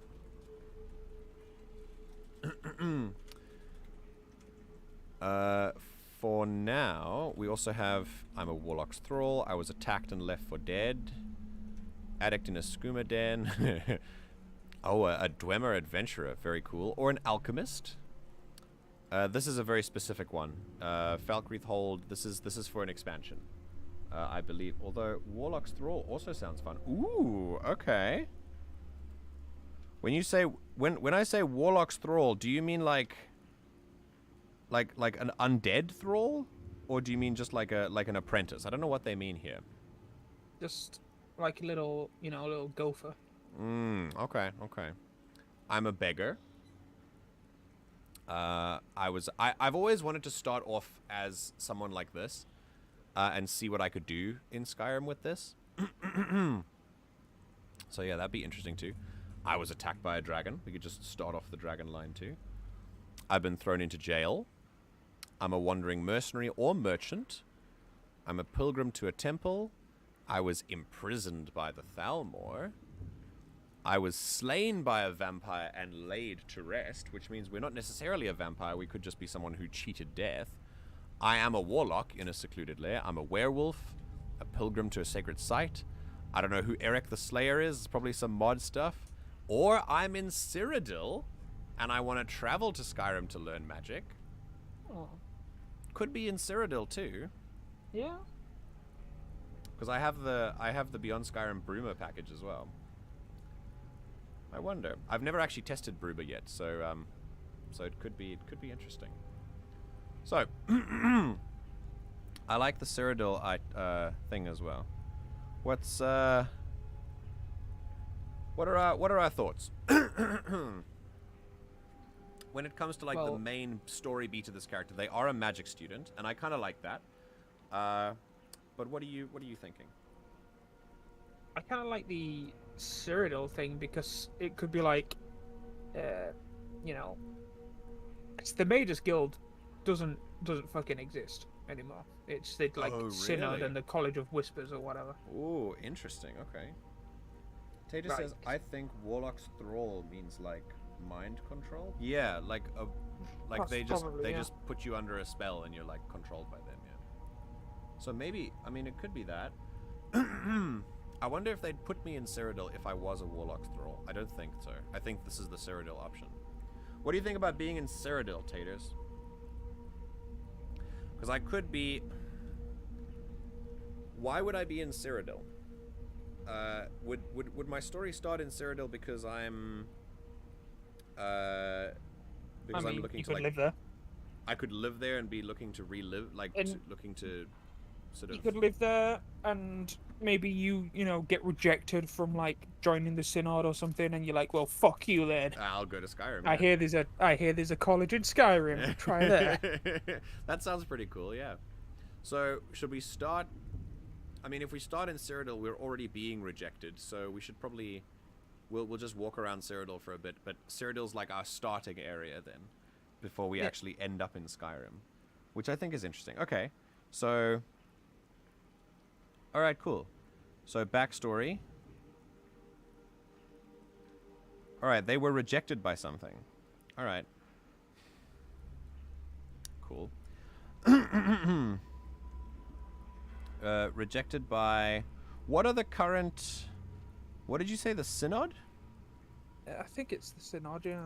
Something like that. What kind of magic school are they? I'm not sure about the current Cyrodiil thing in the Skyrim era timeline. I'm not sure about what's going on with Cyrodiil.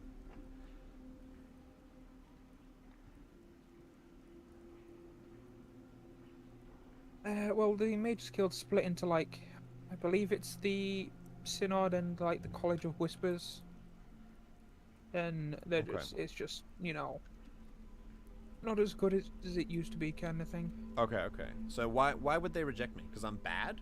Or did something Maybe. happen? Let's think.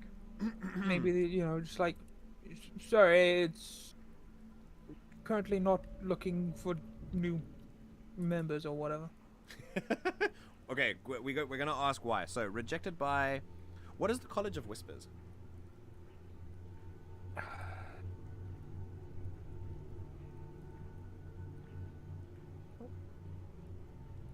Maybe you were blamed for something you didn't do.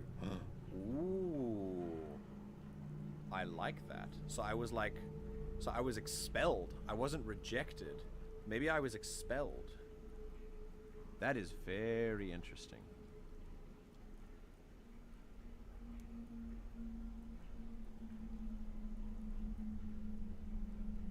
Okay. Okay, I was expelled from... Is it... Shall we be the Synod or the College of Whispers? And either way, is that actually included in Skyrim? The Synod is. Really? Because they're involved in the College of Winterhold story.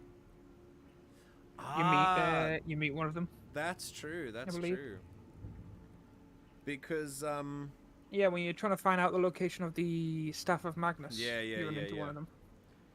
Okay, I like that.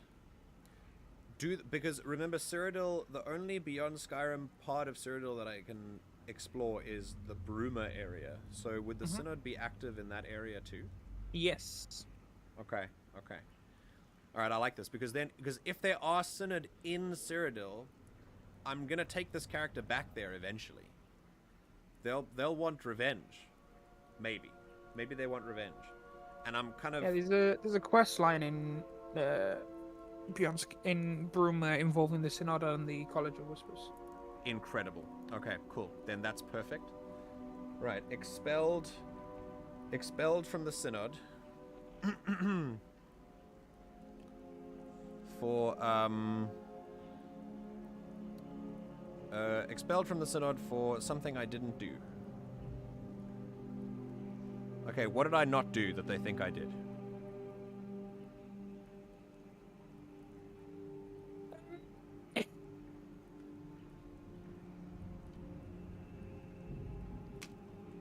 Why was I expelled? And why was I framed? Who framed me? So... Was it stealing something? What? Let's look at the Synod quickly. I wish I had... Okay, so now that we've done this, the screen is going to get a little bit brighter for just a moment. We're going to get a little bit brighter. Sorry for your eyes. And then we're going to go into screen sharing. And I'm then going to stream this, but I'm going to turn the theme a little bit darker. I know you can't see anything right now. I wonder if I can make the theme darker here. No, I can't. It's Google Drive. Can't do that. Okay, that's fine. We're going to screen capture this, and we're going to do some Googling. So, we're creating our character. Now that we can do this for real, let's do so. Hold on a second. Fun fact, Yes. The College of Whispers, the faction that determined that dragons do not breed. Oh, really? Uh-huh. Interesting. They just are. Oh god, wait, so how are there more? Are they all eternal? Do they just come into Yeah, like, they're all eternal. However many dragons were made originally is how many they will always be. Oh shit. Unless Unless you're the eaten by Dragonborn, and then you eat them, yeah. Okay.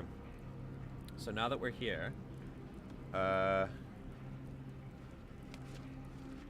gonna put this book away. Now that we know we're going to Cyrodiil, we've kind of nailed that down. I'm going to put you back. If you're like someone who likes to write things down, you should definitely buy one of these, though. They're really good. Okay. Yeah. At the end of the Oblivion Crisis, the Mages Guild was disbanded, and the College of Whispers and the Synod basically rose out of that, and they became more politically inclined and more about guarding secrets than actually sharing knowledge. Oh, really? Okay, interesting. Yeah. Interesting. Okay, right, microphone, come here. So maybe your character is framed for, selling some kind of fucking coveted tome to someone. Maybe there's someone. Secrets. Maybe there's someone who sold. Maybe I don't know who it was. And I want to find out who it was. I want to clear my name. Maybe that. And the Synod also aren't huge fans, so maybe, The what? Who's not huge fans? The College of Whispers and the Synod? Yeah. Not huge fans of each other. Yeah. Okay, I have a good idea too. So, first of all, lived in Cyrodiil. Right. Magic student with either the Synod or the College of Whispers. I don't know how to spell Synod, so I'm just going to spell it like that. Or College. S-Y-N-O-D. S-Y-N-O-D. Or College of Whispers. Cool. And hang on, if I put my, there we go. That's nice. Right, or with either the Synod or the College of Whispers, then I was a student there. I showed a lot of promise. But I also kind of like a Doctor Strange type. Like I studied hard. Studied really hard. But probably made a name for myself as too eager. So I think that's. I think the difference between the Synod and the College of Whispers is in the Synod, both necromancy and conjuration are banned, but the College of Whispers don't ban them. Ah, wait. So it's usually ban people who want ban what? Conjuration and necromancy. Even conjuration?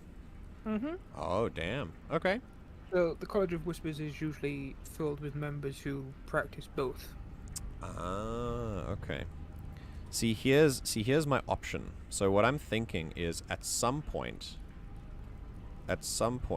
the I was framed for we're gonna say stealing something?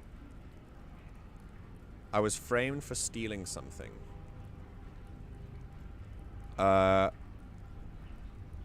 What did you suggest, Ash? Did you also suggest something along the lines of stealing something?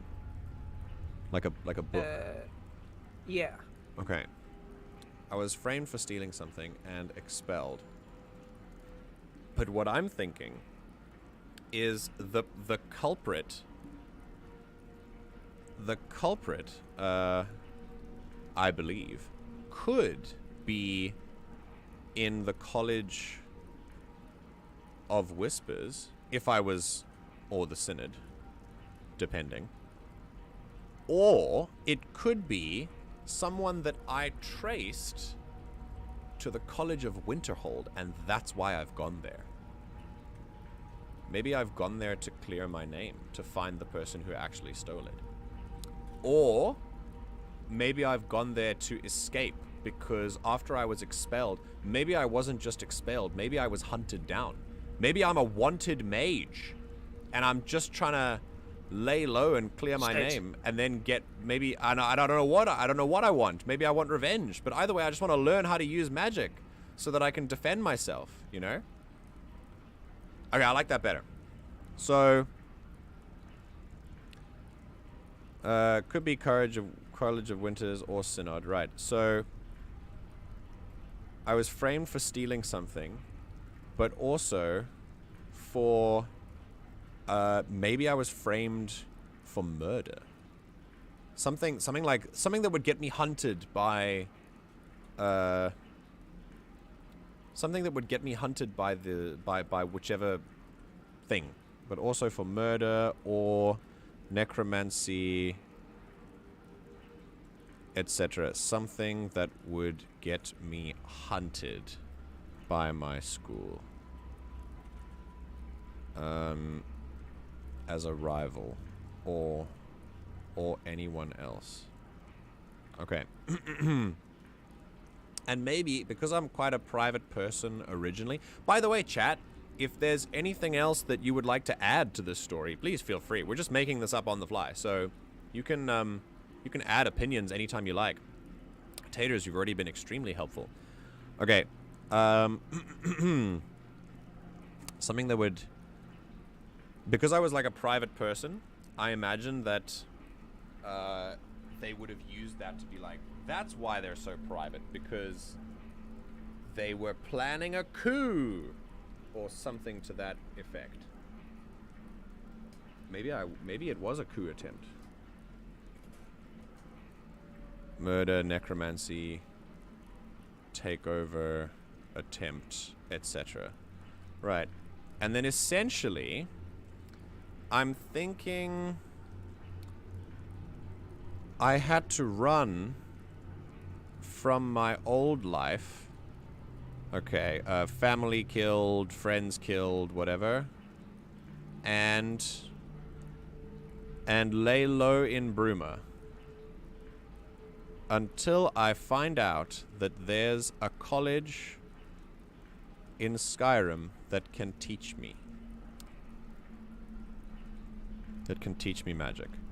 I want to go to the Skyrim college, learn magic safely, then come back and hopefully clear my name or get revenge. Right, so that's the background. So I've lived in Cyrodiil for my whole life, and then I became a magic student with either the Synod or the College of Whispers. We'll decide that later. I showed lots of promise, and I studied really hard, but probably made a name for myself as being too eager, which made me pretty clear to sort of take over things. Maybe some of the higher-ups didn't really like me. Maybe I also was kind of a private person because of something that happened in my past, and I never told anyone that. They used that to frame, and they used that to like make the framing set. At some point, I was then framed for stealing something, but also for something else that was like that could have got me expelled. And not just expelled, but hunted. Like, they want me dead. And, or at least arrested and thrown in jail. The culprit could be in the College of Whispers or the Synod as a rival or anyone else.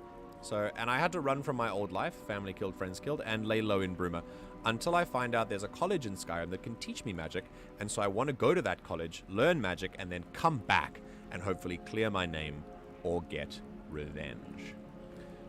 Tater says, maybe you were going to rat them out for the takeover and they framed me.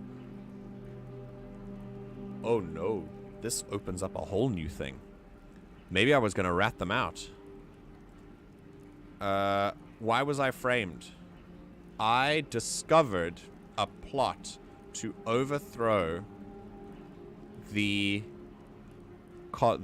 magic school. And when when I like wanted to, rat them out, they did it, and I was framed. Or maybe I was like... It's magic, right? It's magic. So, maybe I was...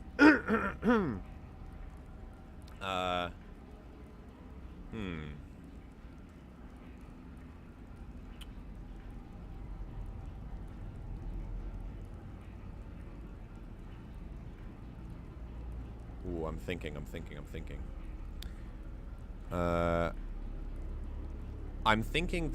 thinking they captured me, like when I was going to rat them out. They knocked me out and then used my spells, like my style of magic to frame me. And then mixed that in with necromancy. And really sold it that I was responsible for this, like I was the mastermind. And like they planted all their notes in my room and all that stuff, and not only did they expel me, but I ran. They're now hunting me. I like this. I discovered a plot to overthrow the magic school, and when I wanted to report it, I was knocked out. Also, I have no idea who did it, really. I was knocked out, and my style of magic and spells was used in the attempt to overthrow the college.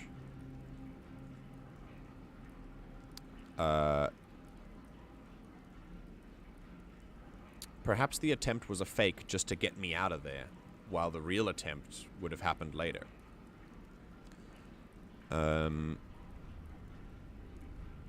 Okay. I also like how like the Skyrim dungeon stuff is still going on in the background. Alright, so I was knocked out. My style of magic and spells used in the attempt to overthrow the college. My books were tampered with, and notes were planted in my room. When I awoke, the college branch was in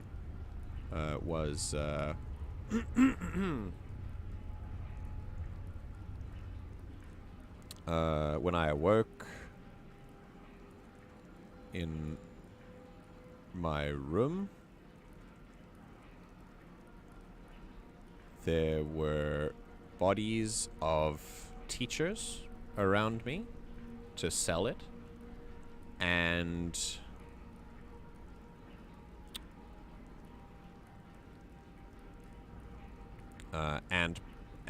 my notes partially burned, all to sell the ruse.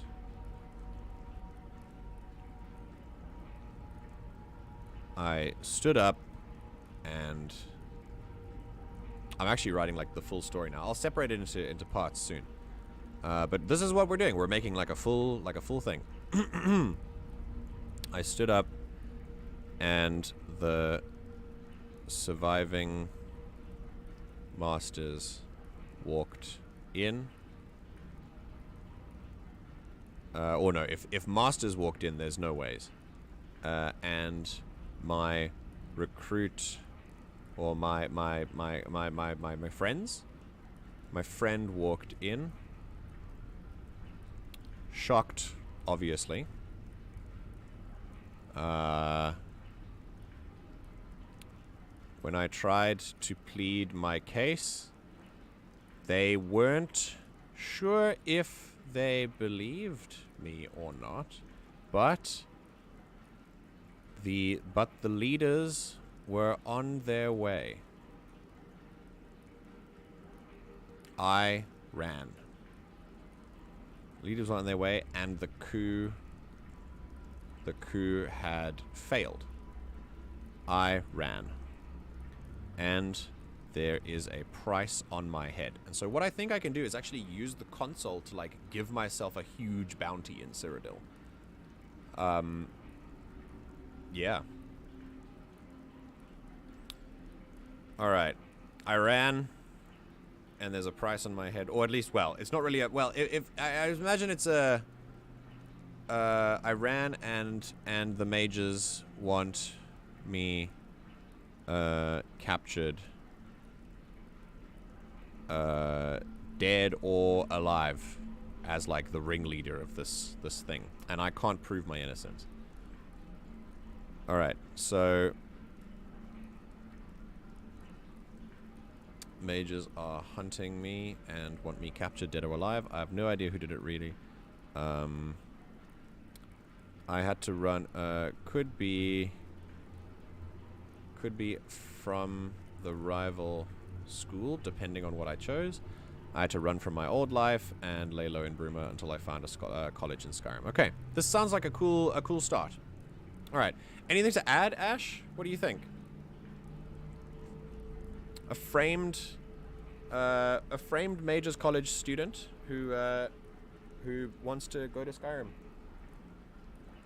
to lay low a little bit and then come back and clear their name.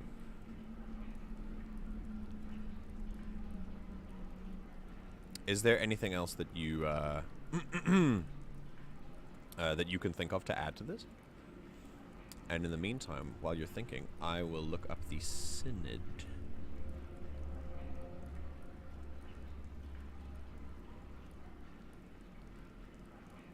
And also the College of Whispers.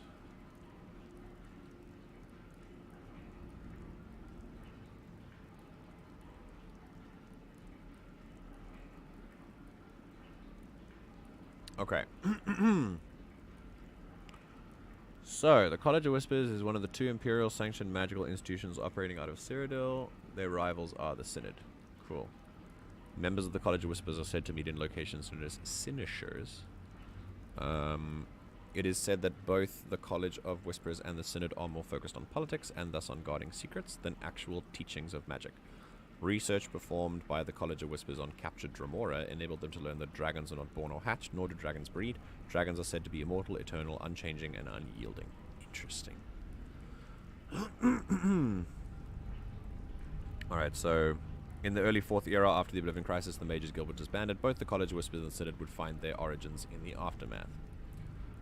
What is the Umbriel Crisis?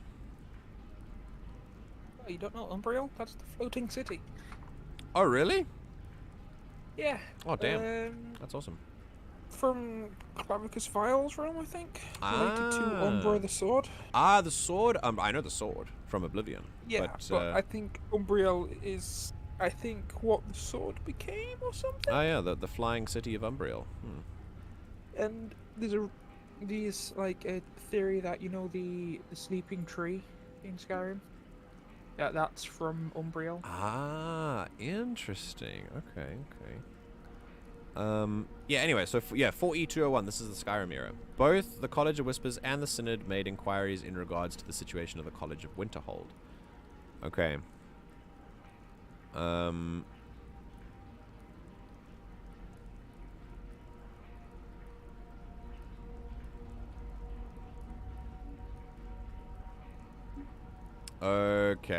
Okay. So, the College of Winterhold are the College of Whispers are basically the ones, like you said, the ones that approve necromancy and conjuration, and the Synod do not. Synod is a magical institution, rival the College of Whispers. Members of the Synod meet in Synod conclaves. It is said that both the College of Whispers and the Synod are more focused on politics, and thus guarding secrets than actual teaching them, like everyone said. Maybe the point about laying low specifically in Bruma, get rid of, because there is a conclave in Bruma, so Bruma could just be like a stopping off. Yeah. Then let's just say lay low. Yeah. All right. I'm good to lay low in Bruma, right next to one of the conclaves. Don't know what's up, but the screen is kind of blurry for me on both my devices. Huh. It would be a little blurry. Is that that might be because there's like a lot of stuff going on the screen? What if I zoom in a little bit? Oh my god, the ad, please leave.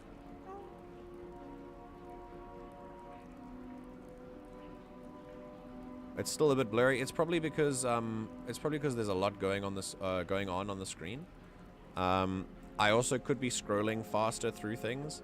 And it's on ultra low latency mode, which requires quite a high bitrate. Sorry about that. I will As I scroll down, it just kind of, it'll probably just blur like crazy. Either way, how's this? Like if I switch over to there, does it get clearer? Real is from the realm of the Hist. The realm of the Hist. Interesting. Yeah. Okay. The fucking pre-supercomputer. Ah, okay. Yeah, no, I know that part. All right, so I want to be part of the Synod then, because magic student with the Synod. The culprit, I believe, could be from the rival school, the College of Whispers.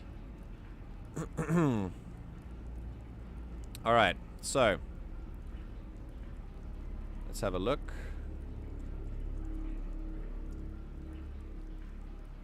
Oh, the document is blurry too. That's very unfortunate. I wonder why. I should be streaming at 1080p. If I like zoom in hardcore, does it stay blurry?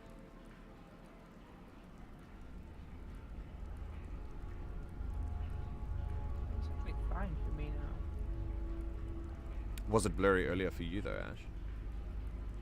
It was briefly, but it's fine now. Okay. It might be because of my ultra low latency. I'll just go in. Oh, even I'm blurry. Oh my god. I can't change ultra low latency in the same stream, unfortunately. But if the I presume you've tried like reloading the page and stuff. But if the game does it, then let me know, and maybe I'll consider restarting. Restarting would be. Restarting the stream would kind of be a headache because it splits up two videos, you know what I mean? So it would be a little bit weird. So it would be hard to deal with the stream after the stream is finished, you know what I mean? Okay, either way, while that's working out, I want to check out the Synod quickly. So it's going to get blurry again in a second. 4E201, okay.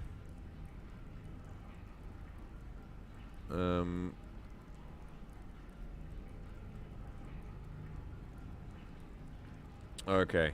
Yeah, that's fine. And then Expedition to Mzulft. That was in Skyrim. Okay, we're gonna leave that alone then. Right, so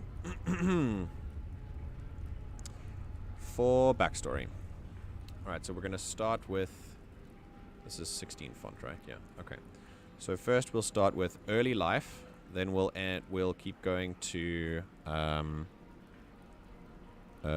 magic student, or chosen for a student, then, or chosen for the Synod, then student life, then discovering a plot, then the takeover attempt, then on the then framed, then on the run, then Bruma, because I'm in Bruma. Actually, let me see if there's a... I'm just going to go into Skyrim quickly. You're going to hear some voices now. Approach, my child, and choose where your new life shall begin. Yeah, I know. You don't see the stream, I know. But I'm in Cyrodiil. What path do you choose to partake? I prefer a path of leisure. I live for the sake of battle. I will survive against all odds. I feel like the last one is pretty good. I'm not leisurely, that's for sure. I will survive against all odds. What is your role? Oh god, we have to like... I'm a courier who's been left for dead. I'm a Talos worshipper hiding at Hjalti's refuge. Okay, hold on. Approach, my child, yeah, let's try it. and choose where your new life you know what? shall begin. There are a lot of options there. I will think about that a little bit later. Survive against all odds does seem to fit, but I'll when I can stream the game again, we'll choose. But essentially, why am I in Bruma? And then discovering Skyrim. Okay, great. So, first, my early life. Did I have a family? Alright, so I was born in... Let's look at a map of Cyrodiil, shall we?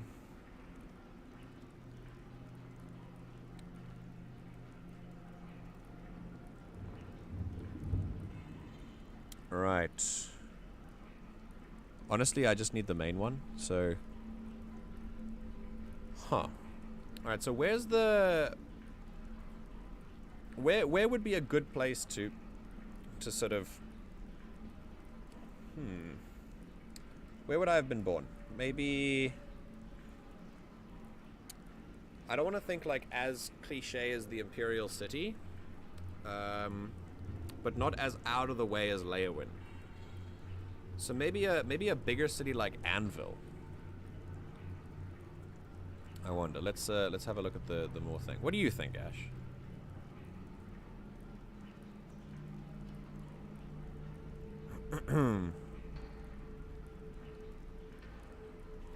What you think? Where was I born?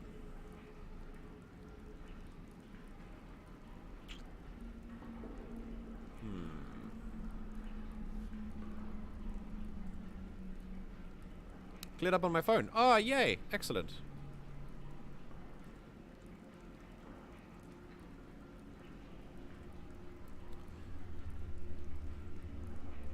Alright, and what do you think, Taters? Do you know Cyrodiil well enough? Do you gonna grab a city? We've got, I'm thinking either something like Skingrad, which is a nice city, or maybe a little bit like of a midway like city town vibe like Shadenhall, or Anvil, like a port city. Dang, you say I will never say yay again. It will be a sad stream from now on, just so that you can get less blurry. Town vibes are cool. Maybe like small town. Yeah, okay. So I was born in, let's say, Shadenhall. Let's read about Shadenhall.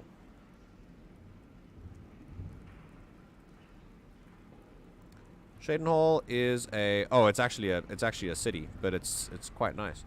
One of the 9 major counties in the province of Cyrodiil, being the capital of both the Nibene Basin and the county Shadenhall. Shadenhall is the cultural center of the Dark Elves in the Imperial Province, with architecture influenced by Morrowind.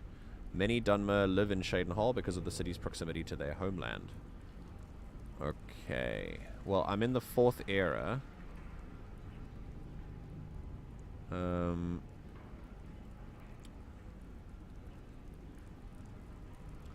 And it's around 4th era, like 210. So this would be here, General Jonna's movement. Oh, wait, the fall of the Dark Brotherhood in Shadenhall. The sanctuary within Shadenhall remained.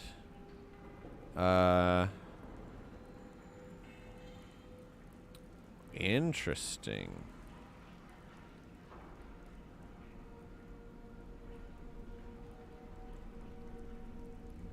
Nobody was dubbed the listener, and Rush's grip on the Shadenhall Sanctuary slipped. By the 1st of Hearthfire 4E 189, which is when I would have been... Ooh, what's my age? Let's look at stats quickly. And also, yeah, stats. Like, how old am I?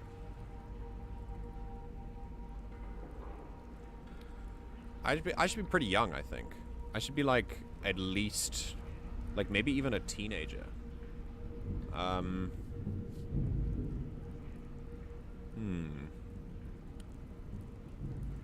Let's have a look at the Elder Scrolls calendar. This is what we do. Elder Scrolls in-game calendar. And in the meantime, we can actually like we can mute this and put on some other ones. Let's go with audio, turn that down, and let's play some royalty freeze again. There we go. Okay. So we're here. An Elder Scrolls calendar. Gonna think of my age and my birthday. Right.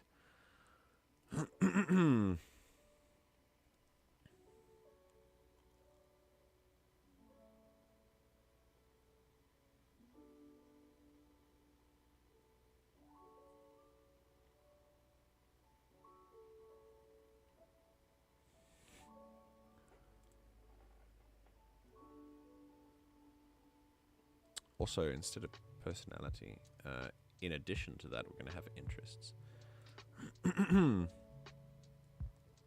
Okay.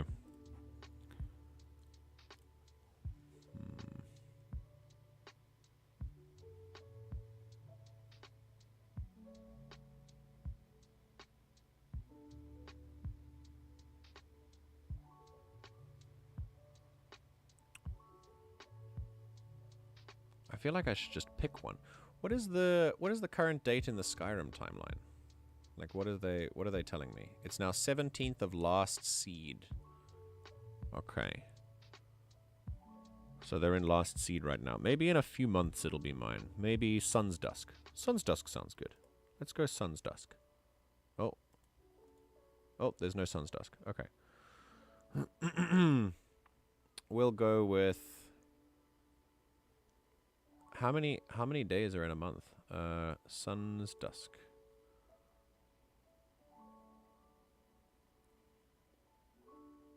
It is Gonna go to bed because it's 22:05 in the morning. Good God. Yes, Ash. Please leave. Thank you. Goodbye.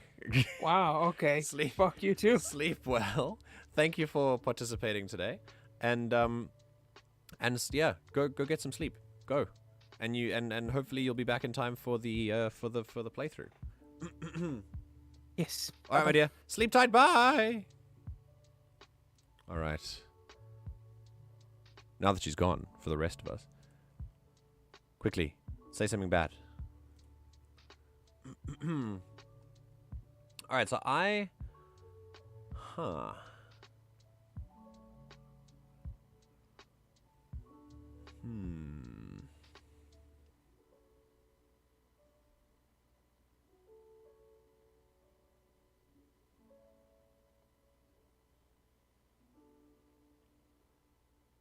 Oh, it's essentially just November. But why are there 31 days in November? It's supposed to be December. Oh, wait, that's Evening Star. I'm a moron. Yes, it's Sun's Dusk. Sun's Dusk. Ooh, okay. And here's the interesting one. So, what if I am a what if I am a Breton and I'm born on the day of the Moon Festival? Huh. It's celebrated in Glenumbria Moors, but maybe if it's a Breton holiday, then maybe Bretons still observe it in throughout Tamriel. Oh, 20th of Sunset Warriors Festival. Throughout Tamriel, armorers and blacksmiths sell their products at half price. That's interesting.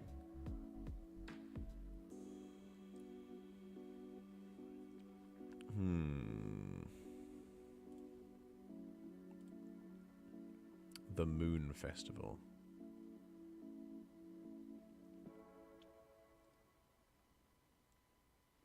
Just as the nights begin to grow longer. Huh.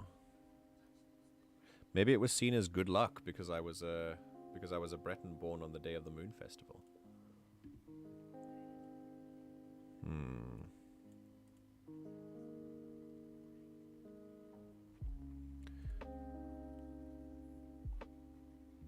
Should I be a Breton though?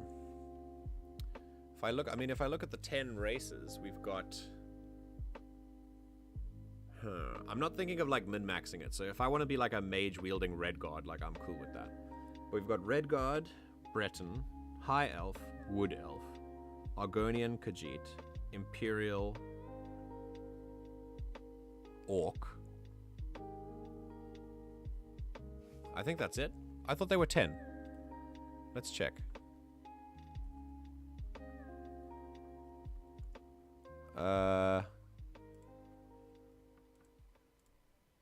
Altmer, Argonian, Bosmer, Breton, Dunmer, Imperial, and Nord. Of course, how can I forget Nord? We're playing Skyrim. Okay, so there are 10. All right, so Yeah, we're good. I have a soft spot for Khajiit. I mean, yeah, it would be cool for. Oh, hi. you are supposed to be in bed and sleeping. Yeah, I actually like Khajiit too. If I am gonna play a Khajiit, I need to switch up my style of I need to find an accent for it as well. Didn't it say lots of Dunmer were from your hometown? There are a lot of Dunmer in Shaden Hall. So maybe I could have been a Dunmer. I have a soft spot for dark elves, for sure. So maybe, and it would be really cool to come to Skyrim as a dark elf. Because they really don't like them there. Orc mage, not enough of them. I mean, that's also true. That's also true. I'm leaning towards a Dunmer. But Orc is pretty tempting too.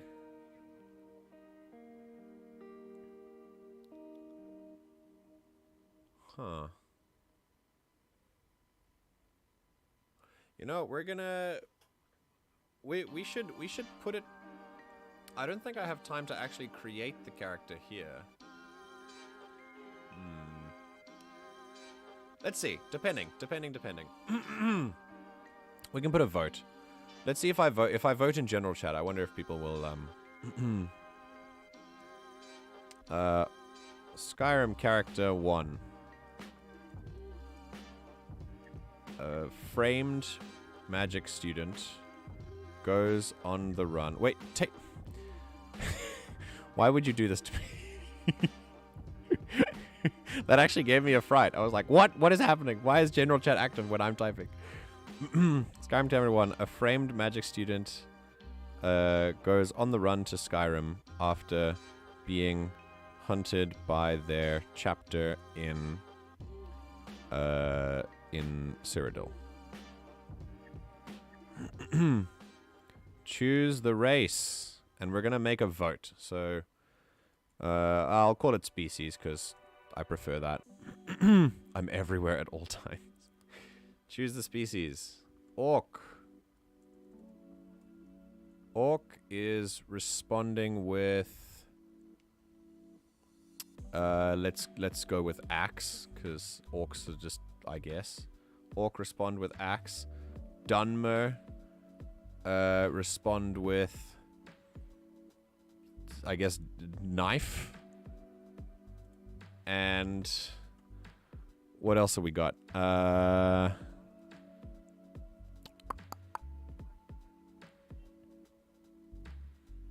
We got an orc and a Dunmer, and what were the other ones that I enjoyed? Like a Breton or a Khajiit? Yeah, let's go with Khajiit.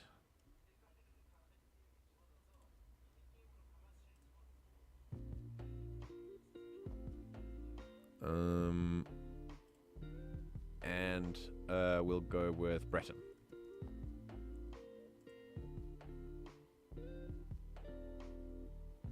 And I don't know what a Breton is going to be. Bretons are like mountain people, so let's just fine. All right, and all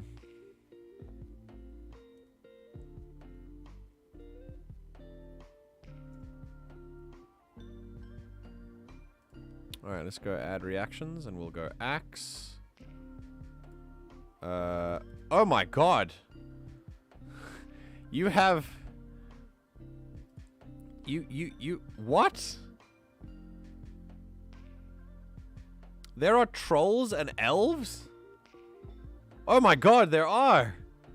That's incredible. Knife and mountain. I didn't realize there were elves. That's incredible.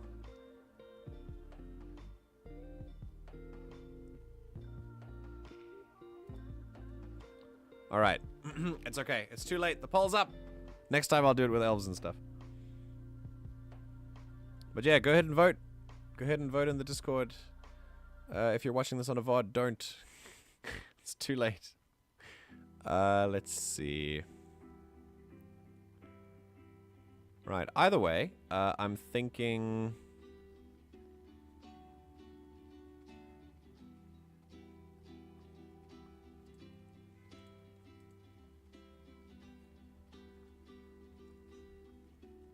Sun's Dusk, the Atronak.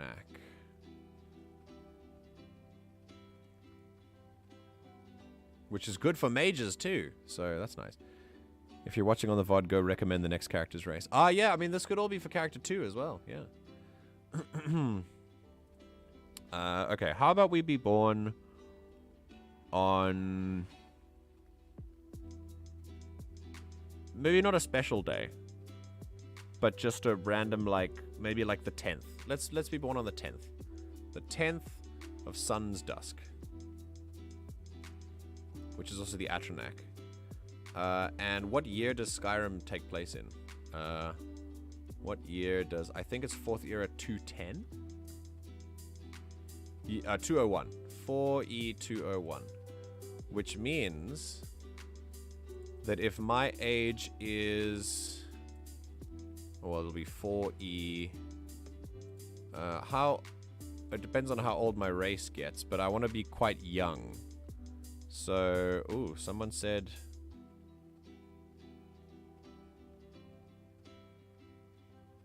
ah, okay, okay. So we got an orc and we got a Dunmer. Okay, okay.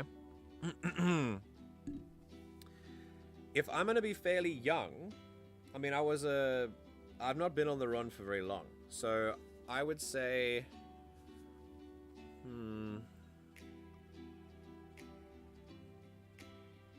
maybe I'm like 19 or like 20.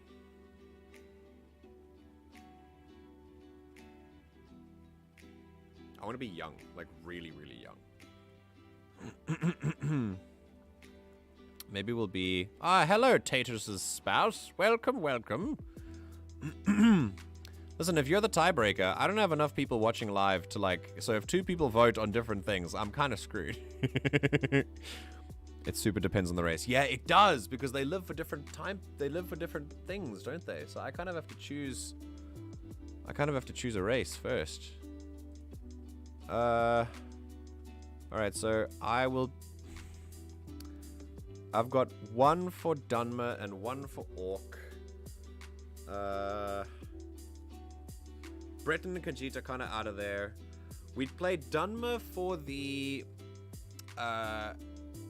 We'd play Dunmer for the kind of... for the fact that I'm in Cheydinhal.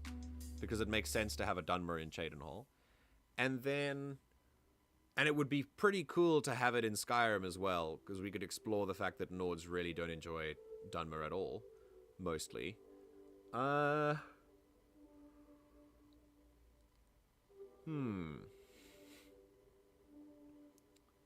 You could type in 19 years or race equivalent until you... oh, yeah, no, for sure. So we could go... I'm going to go species is either Orc or Dunmer. And I really... and I really want to be quite young, so I'll be 19. Alright. Right, so I was born in Cheydinhal. Oh, I need a year. If it's 4E201 is the year of Skyrim, then I need to be 4E182? Question mark? 182. Plus 19 is 201. Yes. Okay. So I need to be 4E102. Right, 182. Right, and then early life. I was born in Cheydinhal. We're going to need a name later, but... character 1. Name. I'm not choosing a name until I've chosen a species. Right. Anyone else voting? Nah, it's fine. Let me check my other Discord, see if there's anything going on there.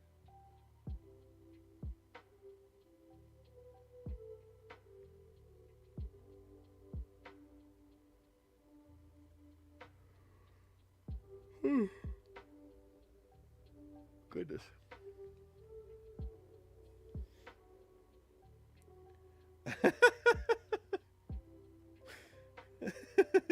I was just in Akil's... I'm in Akil's Discord now. That's incredible.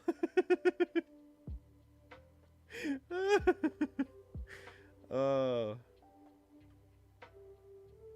Love it. Love it, love it. Alright. Oh, I'm definitely going to Fantasy Name Generator, for sure. Okay. So, I was born in Shadenhall. But, and immediately showed magical ability. Right. No, instead of... I think I kind of want to be a character who has been kind of... Oh, now that we're talking about Loki, I kind of want to be the sidelined one.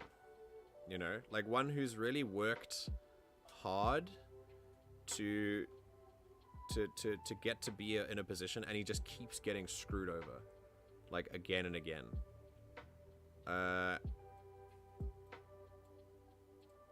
Yeah. Okay. Alright, so I was... And showed, and showed some magical ability. But that was immediately seen... but I was...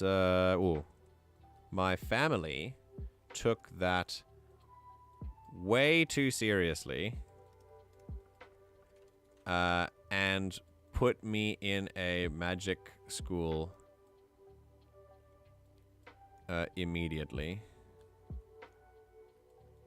Yeah, put me in, like, I don't know, the Young Mages Guild, like the Mages Guild Crash, I guess. No, well, it wasn't the Mages, it would be the Synod. Put me in the Synod, like, Crash immediately when I was, like, a tiny kid. And then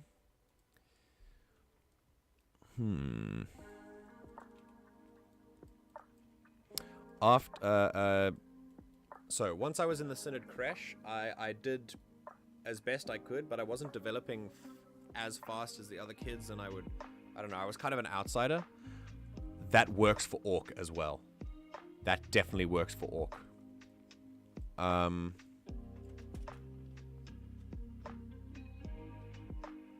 Okay.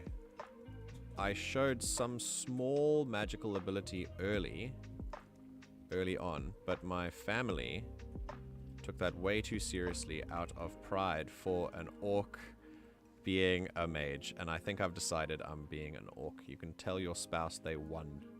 I am an Orc. So how long do Orcs live then? Skyrim Orc lifespan. Life space? Yes. Orcs are the shortest living race?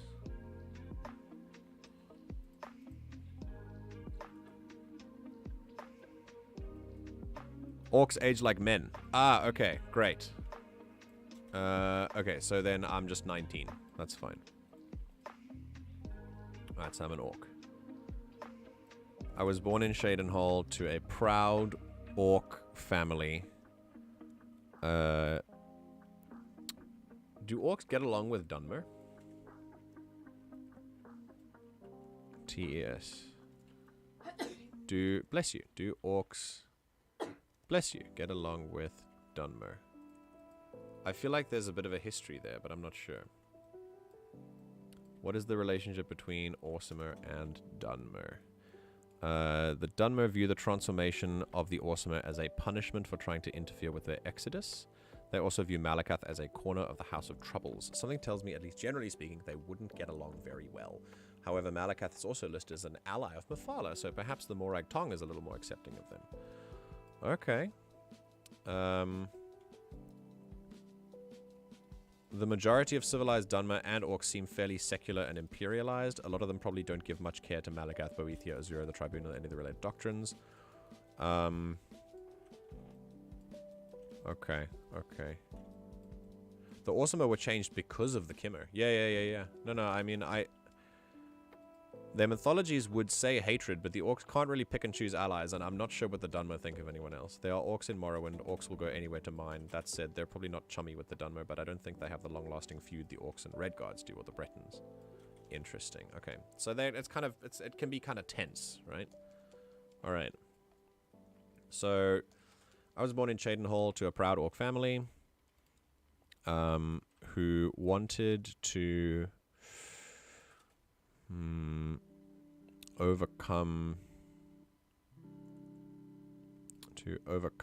some of the species, the interspecies tension between the orcs and Dunmer. Between them and the Dunmer. Why do I keep spelling it like that?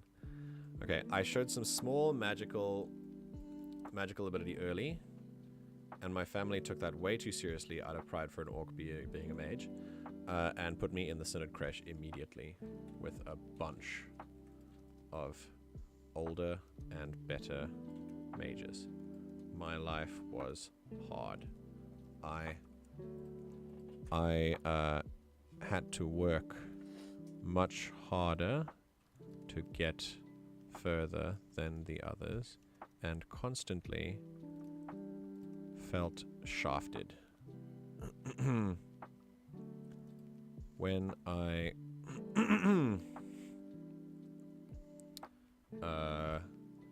when I grew older, I left the creche. I left the creche, and or rather, yeah, I left the younger school and just did a trade instead. I was maybe, what kind of trade did I have? Was I an alchemist or a blacksmith? Blacksmith like a normal orc? Maybe I was a blacksmith because I couldn't escape my species kind of stereotype, you know? Or if I was determined to like break away from stereotypes associated with orcs, I could have been an alchemist or a reader. Maybe I was a librarian. And then going to the Skyrim library is gonna like set me on fire because it's incredible. Maybe. Maybe.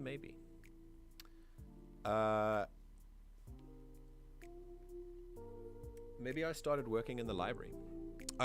Instead of leaving. Okay. When I grew older, my abilities were deemed too basic. I was deemed a failed startup and relegated to Synod library monitor. God, this is the worst. This is the saddest character. I can't help it. I can create sad characters. I was relegated to a Synod library monitor. Okay. So I did that for pretty much my whole schooling, which means this also meant, however, that I got a good school. I got a good education. And I read a lot. So I'm a fan of reading, which means that I'll be spending lots of time in this Skyrim playthrough reading. Alright, so I read a lot.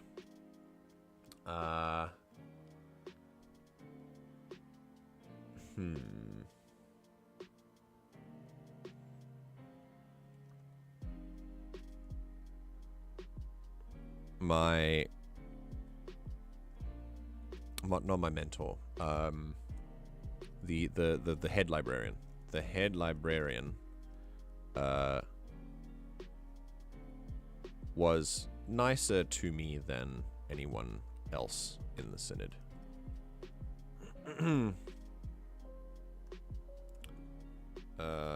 My family forced me to continue since I didn't quite fit in with them either. Sure. This is gonna be terribly sad. Okay. Anyone else in the Synod? They were a. We're gonna think of some names now. Well, I mean later. They were a. Maybe also someone who didn't really fit the mold. Someone who could relate to me in that sense. So another race that isn't really like usually another fish out of water for a magic school. Maybe a Khajiit, since you have a soft spot for Khajiit. I have a few in-depth backstories that were pretty sad. Oh man, for Skyrim specifically, or for like other TTRPGs? Because many TTRPGs characters that I make are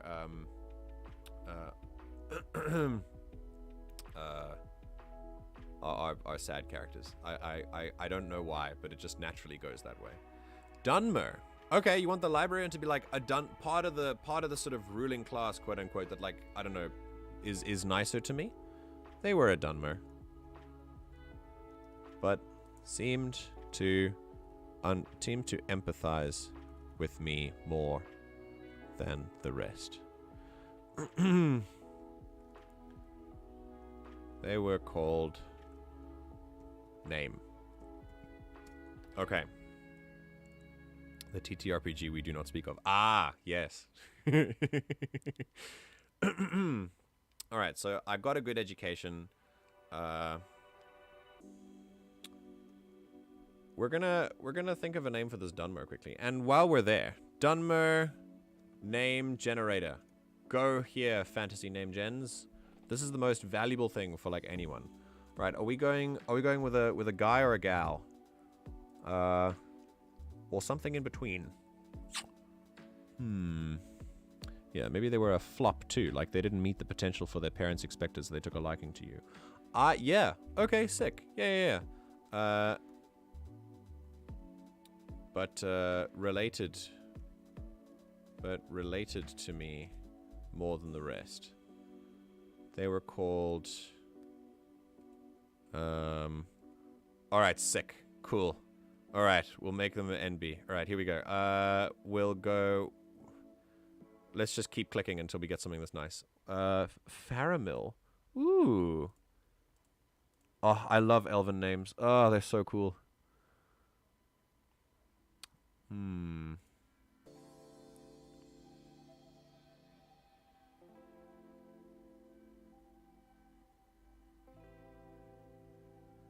Ilarhas. I think Ilarhas is a good Ilarhas is a good family name.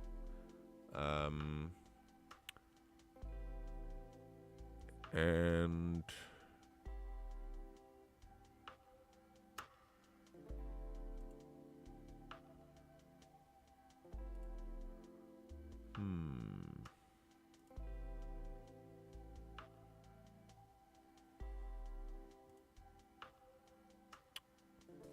none of these are like really Raynor. It seems a bit too, I guess, overused? I don't know why. I've seen the name Raynor a few times.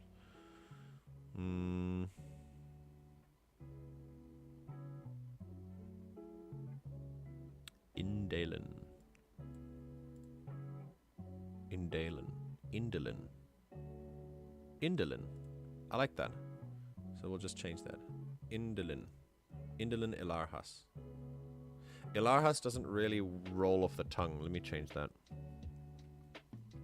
For my PCs, I like to pick a word and then translate it into different languages till I find one I like the sound of. I like that too. I have different methods of creating names.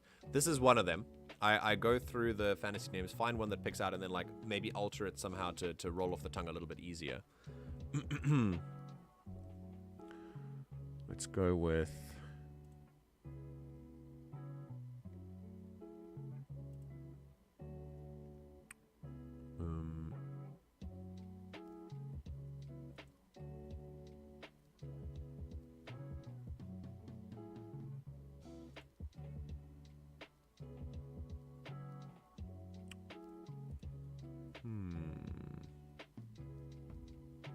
Villan. No, sounds too close to villain. No, not gonna do that. Nithri? Vilndus?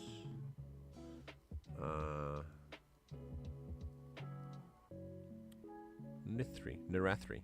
I like this. I like Narathri. I'm gonna go with that one. Indolin Narathri. Yes. And they too knew what it was like to have a family push them into a path they didn't want. Or I suppose, or the path they weren't ready for yet. Okay. Same. I use fantasy name gen too. Sometimes my character has a name, new name they use. I'll use it for their old name. What do you mean? Like if you have a I see. So if you've got like, if you have a new name for them now, fantasy name gen generated like their old name, like their original name, like birth name. Okay. I think that's what you meant. Oh, okay, cool. Indolin around 3, and they too knew it was like a family push them into path they weren't ready for yet. So I got kind of mentored and helped by Indolin, and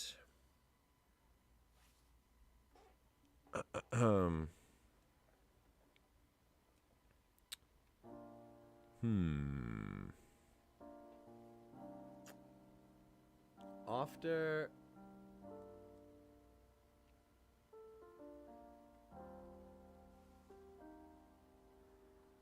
okay, eventually, yeah, chosen for Synod, I think will be after I was a librarian. So at some point, when I was about 16,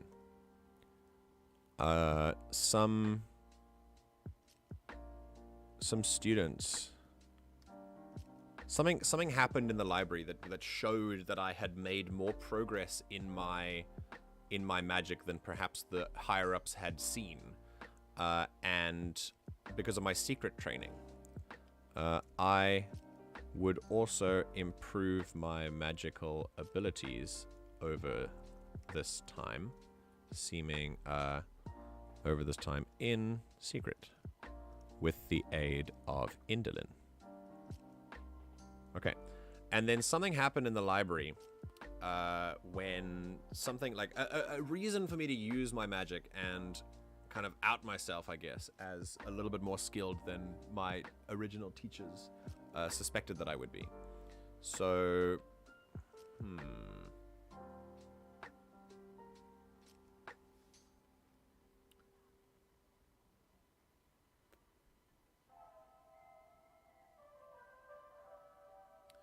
are you going to fridge the mentor? Ooh. No. No. Maybe it's the mentor who finds me, and maybe they themselves are lost and I need to find them. And then I'll just make some NPC my actual mentor or whatever, because you can't create NPCs in Skyrim. Maybe the mentor is like lost, or maybe I saw them, maybe I thought they were in Skyrim. Yeah, I could be. We'll make it up. I don't want to fridge anyone. So I would rather So no, I will not be fridging the mentor. The mentor will be alive. In fact, I think it's more interesting that I might run into the mentor and have this conversation with them later on. They could set me on a path. If I'm walking something a little bit darker, they could maybe help me turn back or something. Okay. This is all going to be obviously very improvised, and I'm also going to be having some help, which will be very interesting as we go on and actually get into the game. So when I was about... Okay, so what happened in the library? I'm thinking either students tried to steal something and I had to stop them, or there was a robbery by the College of Whispers, maybe, that I stopped as well. But then how was I framed?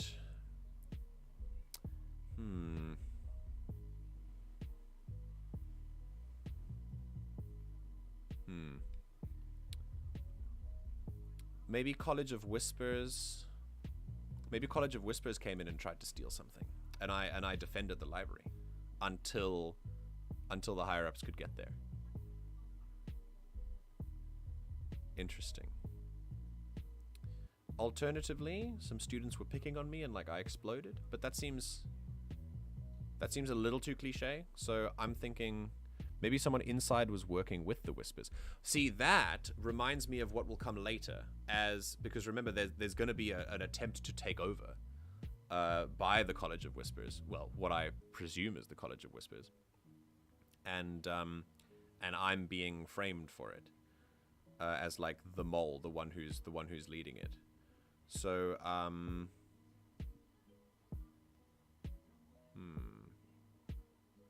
you fought them off, but they got the item anyway, and you were framed by them. Oh, yeah. This is like that comes later. That comes when I was, because this is when the higher ups notice me as a student and actually start giving me real magic lessons. But during that time,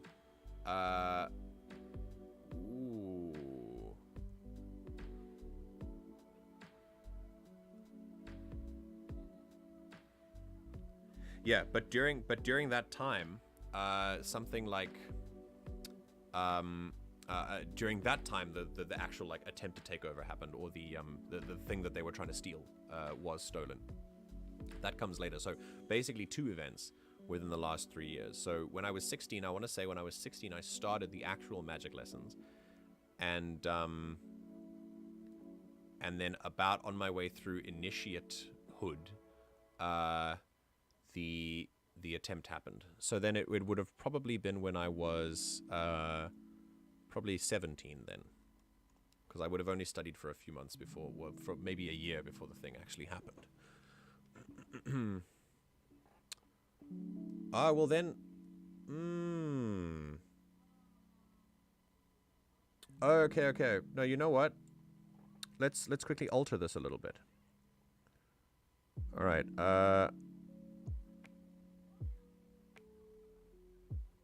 Yeah, so this was chosen for Synod. Student life. Oh. There we go. Student life. Maybe they gave you lessons because they suspected you were being taught by the Whispers and they wanted to like keep you under their control, under supervision. That's actually really good. I like that. I like that because I might have learned later. I'm thinking that maybe my family had something to do with the college. And the higher ups had noticed this, suddenly started to take a notice in me and give me sort of more lessons. But what I didn't know was that my parents were being monitored for being, agents of the College of Whispers, and as I was something that they urgently foisted upon the Synod, they thought that they'd put me there as a plant, and either they were monitoring my parents or they kidnapped them or whatever. But basically, I never should my parents have like died? That would be a fridge though. But I don't want too much tying me to my old life. Maybe my parents like left instead of just died. But then why would they be monitoring them for College of Whispers behavior?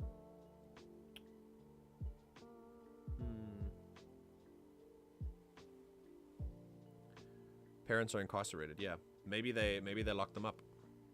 So they were monitoring them all this time, and then when the coup happened, maybe the parents intended for me to be a College of Whispers plant, but because I was perhaps not gifted enough, they thought that I couldn't be trusted? ?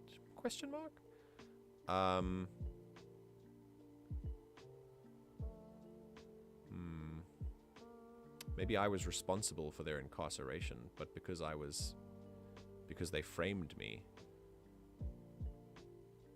Yeah. Maybe they framed their own kid. Oof.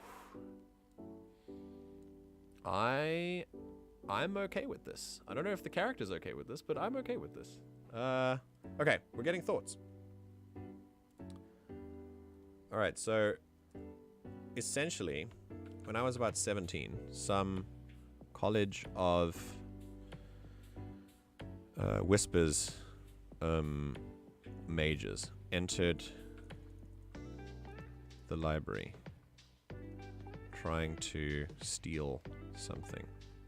I held them off. Maybe because you weren't being taught, they didn't bother with you, but then you started being taught, so they tried to turn you, but your close relationship with the librarian made you remain loyal. The problem, the thing is, yeah, should I know who did it? Should I know? I think at this point, I should know that my family was, like, responsible.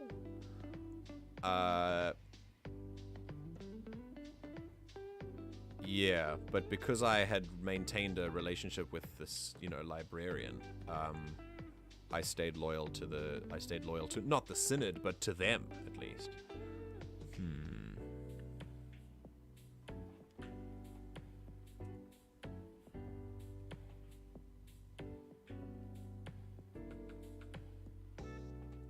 Trying to steal some ancient tomes. I held them off until the leaders, until the masters could arrive.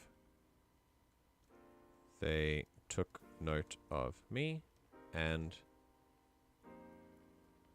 started giving me a few lessons, but right. And then from here, we can begin with the other stuff. Yeah, that's what I mean. And because you refused your parents, they framed you. Ah. Okay. It's starting to come together. I like it. This is such a cool character. I really hope they don't die very quickly. Yeah, more sad. Yep. We're really leaning into it. Alright, so chosen for the Synod. The masters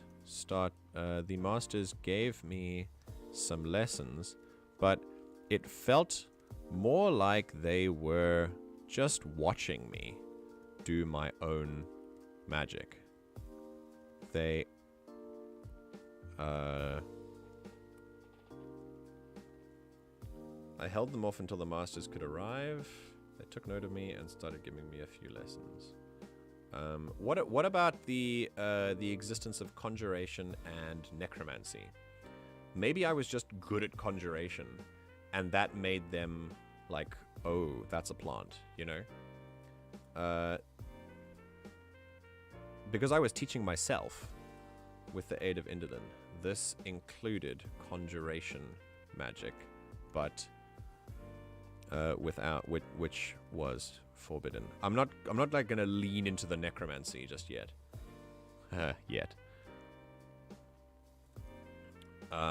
They realized that I had used conjuration magic and tried to stamp it out. Okay, yes, I'm spelling it the non-American way, Google Drive. Alright, I can say they also realized. Okay, so they gave me some lessons. That happened for... Oh yeah, I continued to feel that I was being underdeveloped and still an outcast. Okay.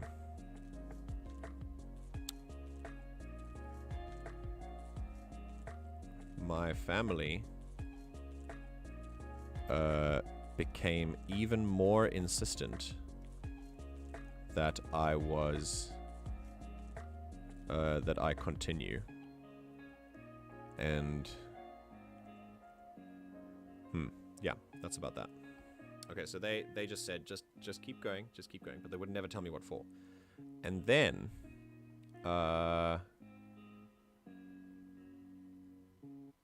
eventually I discovered a plot.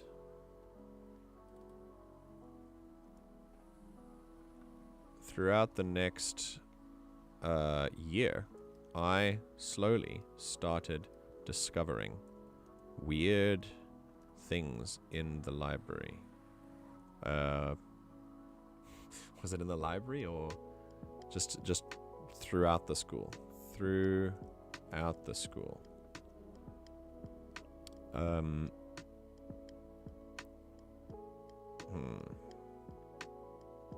Maybe like, how are they going to bring this plot to me and say, hey, by the way, we work for the College of Whispers and this is how you actually fit in, you know? But I had already been taught how to fit in by, at least at the time being, by Ilderin? I forgot my mentor's name. Indolin.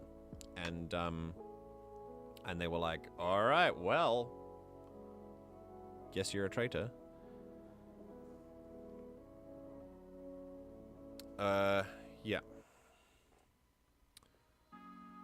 Throughout the next year, instead of discovering weird things, I'm thinking like...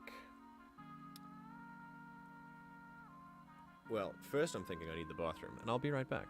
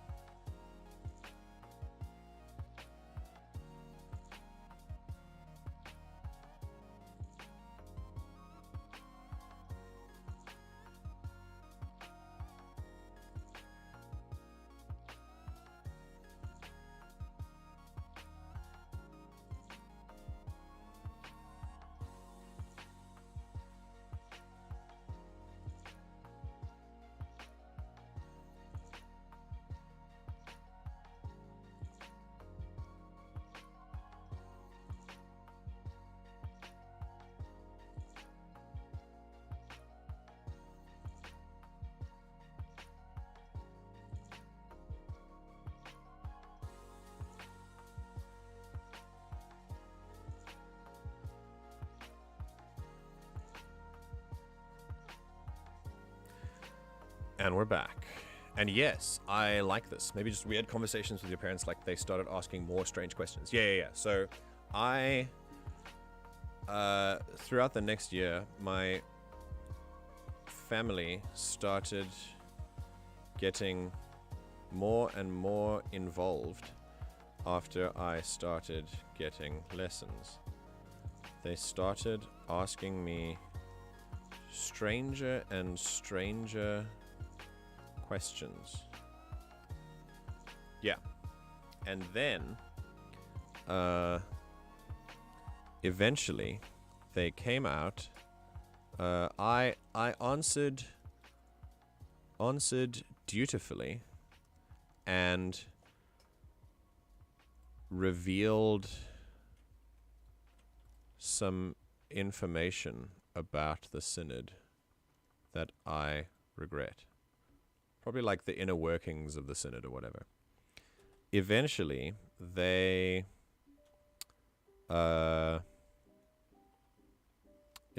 came out and asked me and revealed that they... Hold on a sec. There we go. And revealed that they were secret mages and they belonged to the College of Whispers. This is great. They were planning to maybe not a takeover attempt, but to steal something.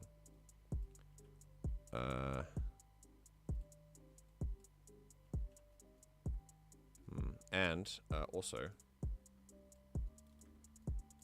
they were planning a a sort of decade-long plot of stealing something from the library. Although when I started getting into the library, that would have tipped them off more than me just getting lessons. Yeah, I see. We've had the same thought. I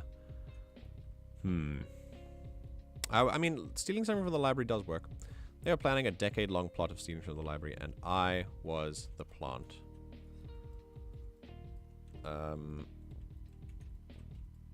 Why was it a decade long as well? Did they just want me as a... See, I'm thinking they want me as a plant for something huge. Like, for someone to open the gate so they can assault the town, you know?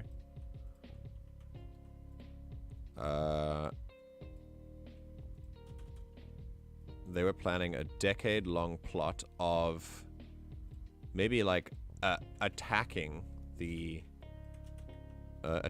synod and stealing something from the library, and I was the plant who would be a constant source of information and thief for them. Thief and door opener, because I could, like, you know, open all the doors for them. But when they ordered me to open up the school for their attack, I refused. I stayed true to my loyalty to Indolin. I think that's how it's spelled. Yeah, we'll swap the I and the Y. Indolin. Sounds a bit like the attack on Hogwarts. I'm Malfoy. I stayed true to my loyalty to Indolin. And I'm just a misunderstood Slytherin. That's all this is.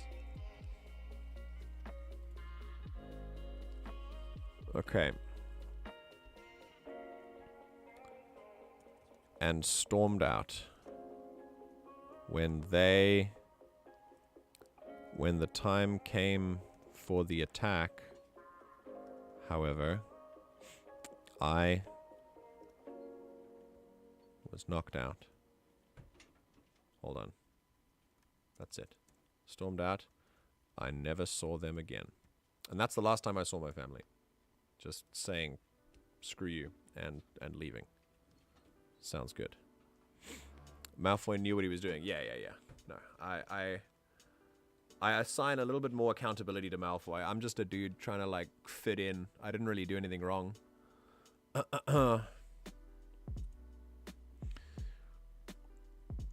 And I only discovered about my family. Yeah, like, that's the thing that makes me different. I only discovered about, like, my family's bullshittery, like, not long. Not long ago. Okay, the takeover attempt. So, on the day of the attack,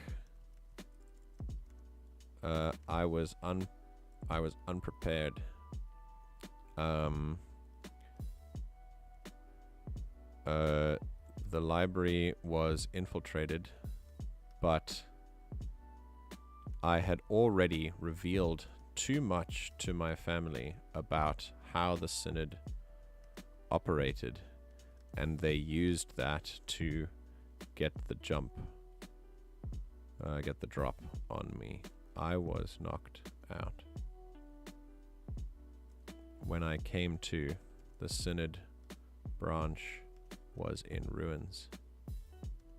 Indolin was gone with a note that said they were... Oh, we'll talk about Indolin later. Synod branch was in ruins. The attack was successful. And the tomes were gone. Okay. I woke up with synod bodies around me, conjured items fading from my hands, and then Indolin would have found me, yeah. Conjured items fading from my hands, and Indolin standing in front of me, catching me. Cool. They said that I obviously protested my innocence, and they believed me. But they knew no one else would. They revealed that the masters only trained me to keep an eye on my family, whom they knew all along were College of Whispers people, or who they suspected were College of Whispers operatives. This is a very interesting story, if I do say so myself. All right.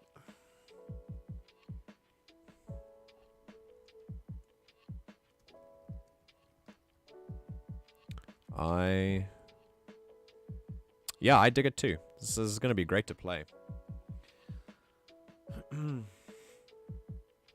They revealed the masters only trained me to keep an eye on my family, whom they suspected were College of Whispers operatives working through me. Okay.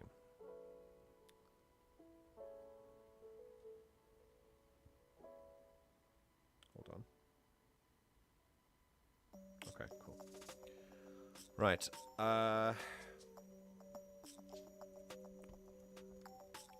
They told me to run. The masters from other branches would be here soon. I ran. And so did they. So you see, why did they run? I'd love to play a game with someone and slowly uncover the backstory throughout a campaign. Yeah. That's what I feel like. That's what I feel I'm gonna do in the playthrough. So why is my hair doing this? I've got like a weird like curl at the top. Very strange. Anyway, oh god, it's still there. It's fine. Yeah, so why were they running? Why are you running? Why were they running? I think maybe they were also disillusioned with the Synod as well. Oh, thank you. I feel like they were either like also disillusioned with the Synod as well. And maybe that was like the thing they needed to leave.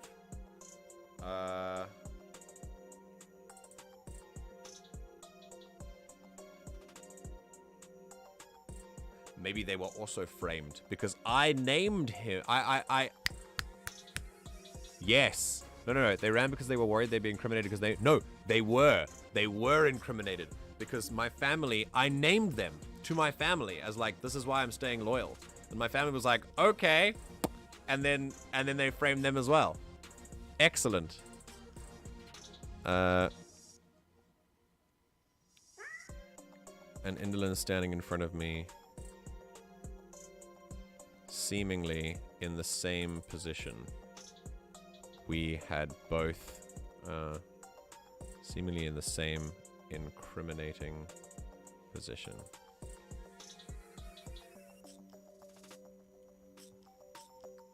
Yeah, we're gonna just do that. There we go.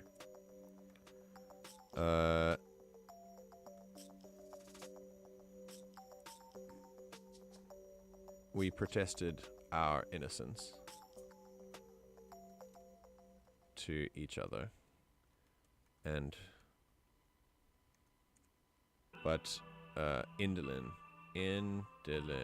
knew no one else would believe us.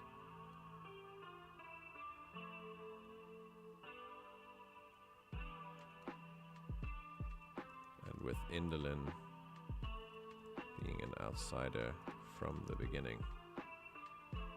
They told me to run. The masters from other branches. I ran and so did they. We split up early and promised we would meet again soon, one day. Okay. Very cool. Very, very cool. I woke up with... Okay. I ran to Bruma. So now I'm 18 and maybe I've been 19 for a while and it's like, it's soon gonna be Sun's Dusk. So I'm thinking like, if I was 17 when all this happened, maybe it was like just before I turned 18, which gives me like a few months to do this before the framing happens, and then a few months of running. I ran to Bruma I ran into the wilderness and was on the run. Okay, right. I'm now on the run. This is excellent. I really enjoy this. Thanks for sticking around for so long. It's been like 4.5 hours. I really appreciate you being here. If you've got any friends who enjoy this stuff as well, please let me know.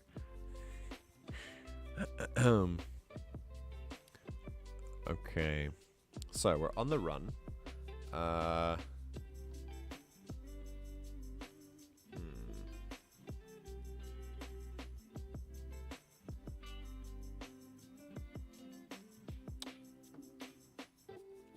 When I was on the run, I ran through the wilderness, through the forests,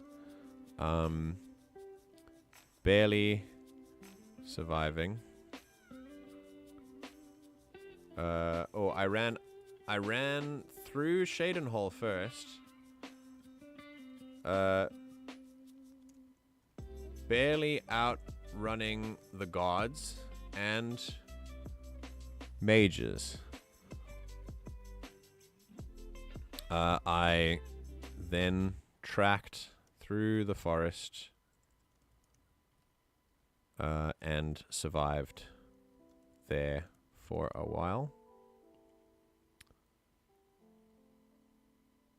They put me on a boat. Shadenhall is not a... Unfortunately, Shadenhall is not a boat place. So there wouldn't be a boat. But they possibly put me on a wagon. A wagon that took me to Bruma.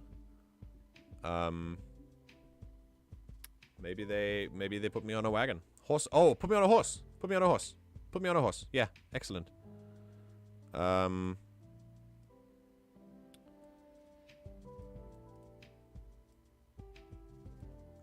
They put me on a horse and made me ride non-stop for Bruma. They also promised we would meet again soon, one day.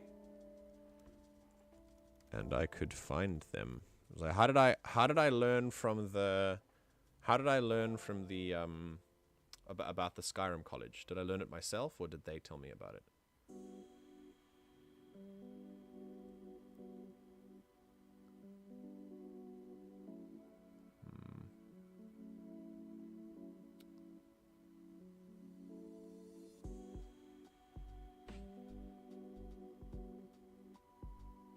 Yeah, maybe they know someone at the college. That's a promise we meet again soon one day, and I could find them. Yeah, promise we meet again soon one day. They were, tell Lando I sent you. I like that. Yeah, I like that. Okay, promise we'd meet again soon one day. They told me to make for the College of Winterhold in Skyrim. So I'm going to stop here and just think for a second, because I also really like the idea of me discovering that there's a college as well. What I want for the what I want for the idea for the character is for them to have I like the idea that this is the first time that the mentor has helped them like so much since now. I want to change this part and make it like this is the first time that they that they're doing something for themselves. That this is the first time that they're actually discovering. They're like hearing about a college, and I'm wondering whether to do that in game or not. I'm thinking I'm gonna go. They learned about it already, but they need money to travel because they don't know how to hunt. They need to get to thingy. Yeah, I like that too because it leaves things more in your hands. Like they're on their own and get ready to be independent. Yeah, exactly. Yeah. They put me on a horse, made me ride non-stop for Bruno. They promised we'd meet again one day. And... Okay, on the run. I ran through Shadenhall. I rode through Shadenhall, barely outrunning the guards and mages. I then tracked through the forest and survived there for a while. Barely. Out sneaking or outrunning the guards and mages. I then tracked through the forest and survived there for a while. Barely. Okay. And the cool thing is about this is that I'm also like a junior mage. So I haven't really had a school that I excel in yet. I've only like done a bit of conjurations, like to defend a library. So yeah. Eventually I arrived in Bruma. That is where, or maybe I've learnt about Skyrim already. I've just heard rumors that there's a college in Skyrim. Eventually I arrived in Bruma. In Bruma. In Bruma, I've been laying low, surviving as best I can, camping outside the city maybe? Or possibly just staying in taverns, but I'm like disguising myself, surviving as best I can.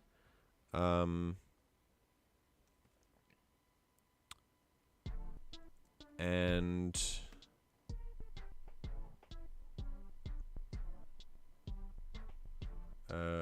camped outside the city for a while, right? And then the statue of Mara can help me choose like what I'm doing in Bruma.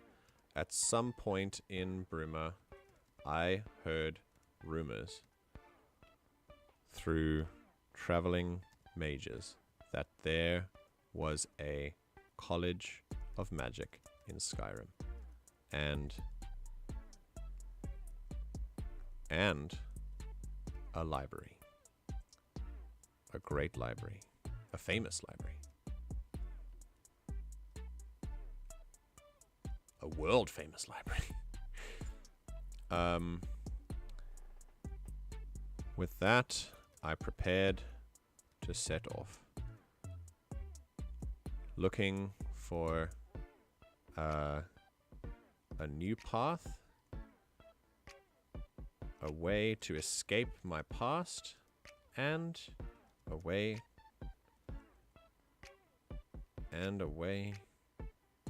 to find justice or revenge. Revenge against my family. Very cool. Okay, and that's it. I like this. This is my character. And we are finished. We're not finished with the stream yet, because now comes the time where we... Oh, actually, I wonder... I think now comes the... Should we create it now, or should we wait for next stream? I know you're not going to be awake for next stream. That's the point. That's the problem. But it's been like almost 5 hours, and I think I need a break. So I think what I'm going to do is stop here. Let's come up with a name. Let's go with some orc names. Orc, and then just pick what the Mara statue says, and then we'll see. Skyrim Orsimer name generator.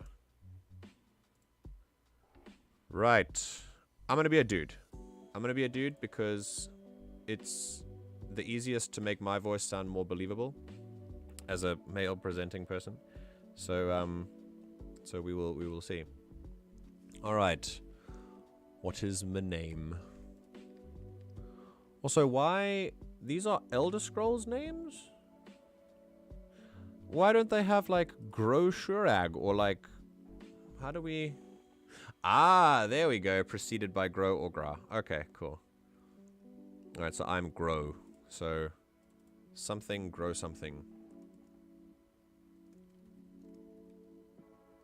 Okay, great.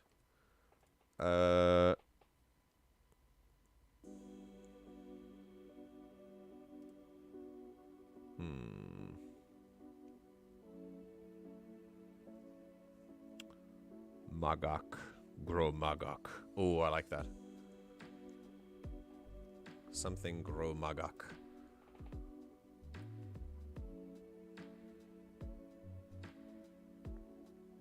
Gargoyle.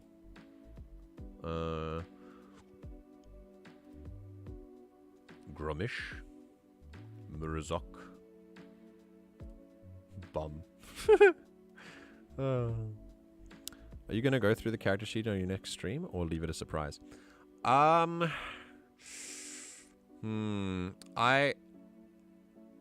think now that I've created it, I'm gonna leave it a surprise. Like you'll see what happens in the actual stream, but if you're unlucky enough to, I mean, I see a lot of like, there's some people online who are not here, so you know, you're here, they're not, they get to miss out. I'll leave it a surprise. I'll leave it a surprise.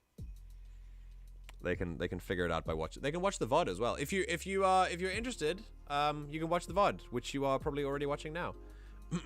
If you're watching the VOD from the beginning, then hi from the past. It made me feel very strange. I started thinking like out of body and stuff. Yeah, I think it'll be fun to discover it as they go as well. Okay,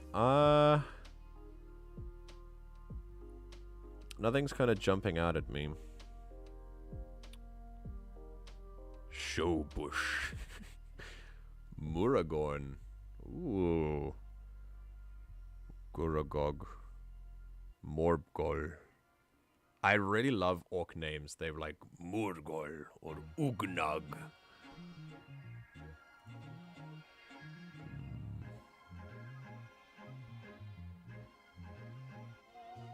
Makbu. Something boo. Something boo.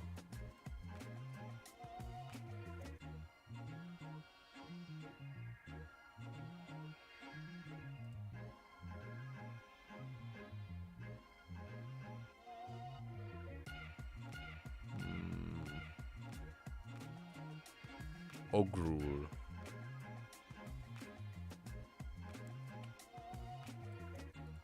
I kind of like the ul sound, like bull. So maybe bull.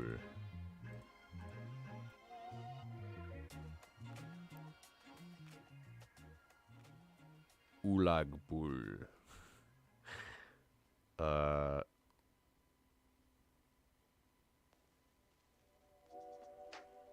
Murabul. Muramul. Very cool.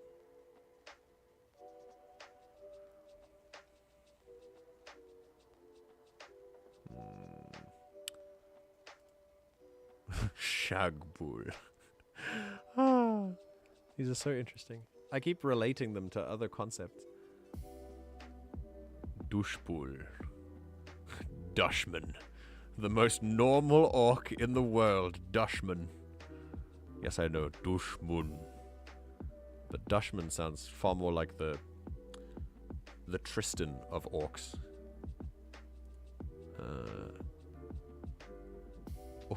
I'm getting hungry.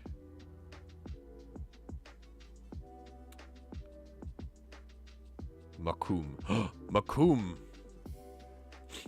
Now I'm thinking Hakuna Matata.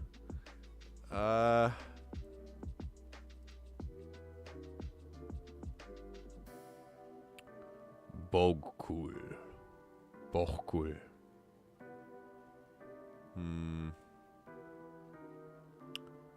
Muznag.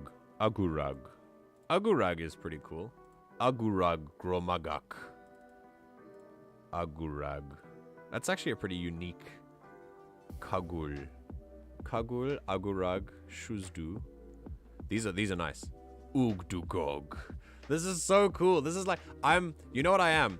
I'm Killer Brimbor in Shadow of Mordor. Muznag. Buradan. Like, he says the names of the orcs when you go into, like, the Nemesis system.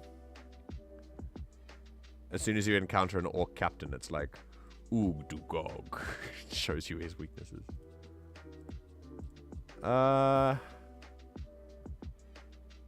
Urishnag Gromagak. Urishnag. I like Urishnag. We're gonna... Urishnag?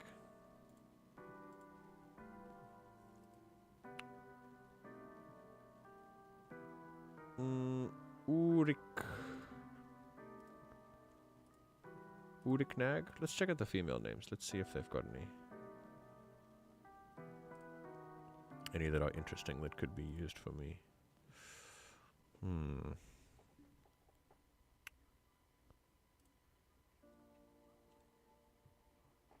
Dulugash. Yeah, Dulugash. That's it. Got it. Dulugash Gromagak. Incredible. 19-year-old orc. 10th of Sun's Dusk. 4E182. Right. Oh, I didn't do personality interests. Okay, very quickly. Let's go through these. Thanks for staying again. All right. Loves reading.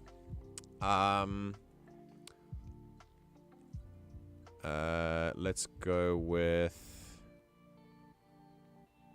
I think you're a bit delayed. Nah, I went with Dulugash, and I think Dulu would be a pretty... Dulu sounds like a pretty sick nickname as well, yeah. All right, reading and writing, learning magic. What else does he like? I mean, he's kind of an academic, you know. He's not really... I don't want him to be really good at combat. Like, he's not really a good combatant. I've had fun. Been a while since I got to stretch my creative side. Yeah, I'm happy to be here. This is exactly what I'm here for.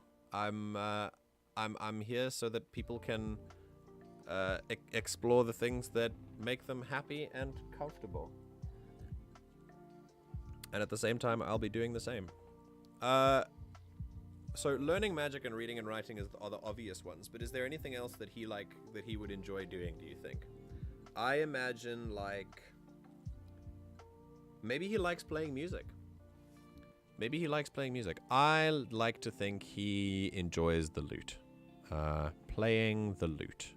Because I do have some music mods that I can that like add more stuff. It's pretty cool. Yeah, I think magic is enough of a hobby, to be quite honest, but is he like...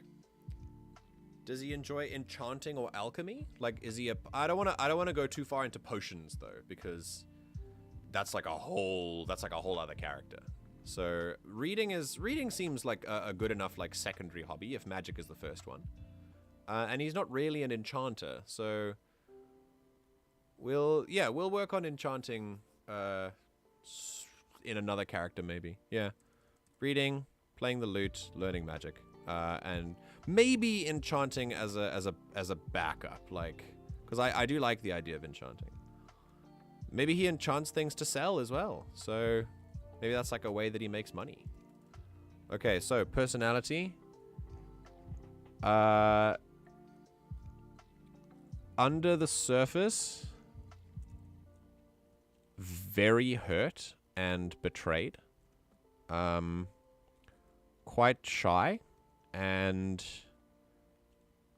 a bit of a loner. But he's got a sense of humor as well. Sense of humor and also eager to learn new things. The creators of Skyrim will be thrilled that someone's going to be reading their books 11 years later. Yeah, I'm going to be reading everything in the orc voice too. As soon as we pick up a book, the orc's going to be like, I haven't read this one yet. We're doing it. Yeah, it's going to be great. I should. Yeah, I don't know. I don't know if I have the stones to like go be like, "Hi Bethesda, I'm reading your books." But yeah, I think it'll be cool. It'll be cool for me anyway. I'm not doing it for Bethesda, but it would be cool if maybe one day someone saw my VOD and was like, "Hey, that's cool. Just give me like a nod, you know? That's just a nod." Do it. No!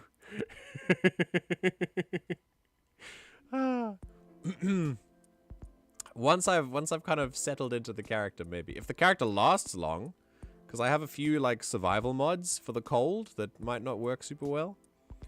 Alright, eager to learn new things. Quite naive as well, I would say. Naive in the ways of the bigger world, but yeah, we'll also say very book smart. Very book smart. He's kind of a nerd and like an inexperienced one in like the real world. He's just trying to survive, you know? Alright, so that is Dulagash Gro Magak. And that is a pretty cool story. I'm not gonna lie. I enjoyed that. Jaded. Ooh, good one. Good one, good one, good one. Yeah. Very, very, very, very.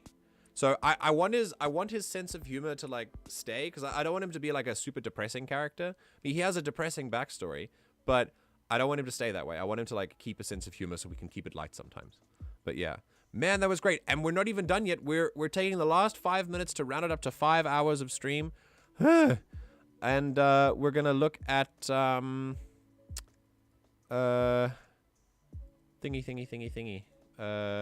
We're looking at the game. Let's do it. Right. Gaming. Let's turn up the settings a little bit. There we go. Lovely. Right, and then just to avoid crashing any of the weird Mara stuff, let's load the profile again. And we'll say we're from Cyrodiil. Sounds good. And then we will create the aesthetic of the character tonight on stream. Approach, my child, and choose where your new life shall begin. Well, I'm glad you asked. Cyrodiil, my home.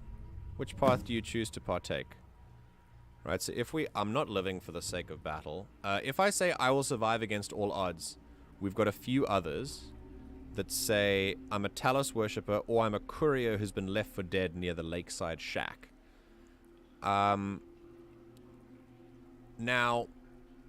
maybe I was a courier, and honestly, this could be a pretty good way to start, but I want to look at some of the other ones. So approach, my child, and choose where your new life shall begin. Hold on, what does this say? Cyrodiil, my home. Determine your fate. Ah, okay. I want to, just in case I've broken things, I want to keep loading every time I look through a new thing, just in case.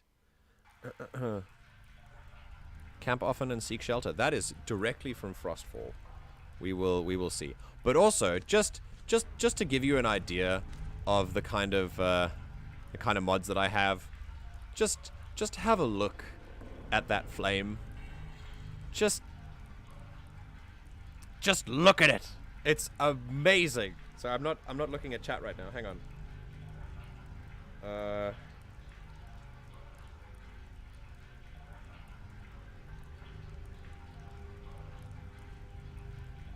There we go. It is a very flamey flame. Okay.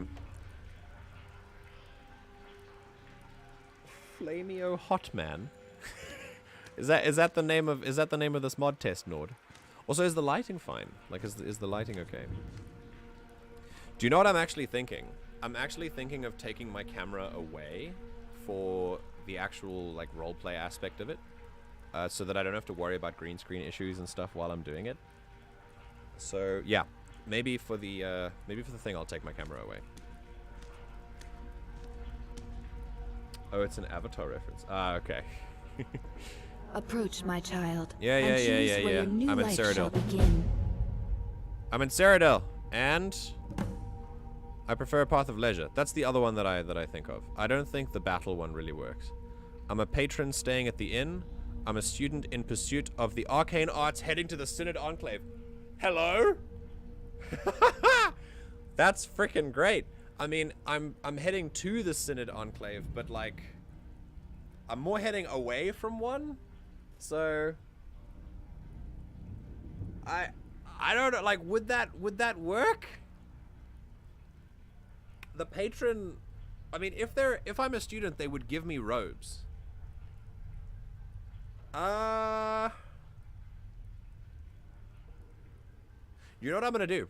I'm gonna test it. Before we actually start, I'm gonna test it and see what happens. The simple life can be its own reward. Yeah. Use the empty bed to begin your new life. What does this do with, yep, begin your new life.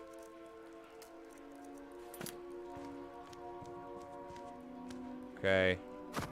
Boop. We're testing it. Look at these bears. They look so scary. I interacted with one on the road. And they're just, oof. They are super scary. They're so big. I have a mod that makes them bigger and scarier. Okay, no, of course not. Most denizens of Tamriel are religious. Don't worry about that just yet. Yep, I've dropped all of these. Yeah, I'm aware. I know.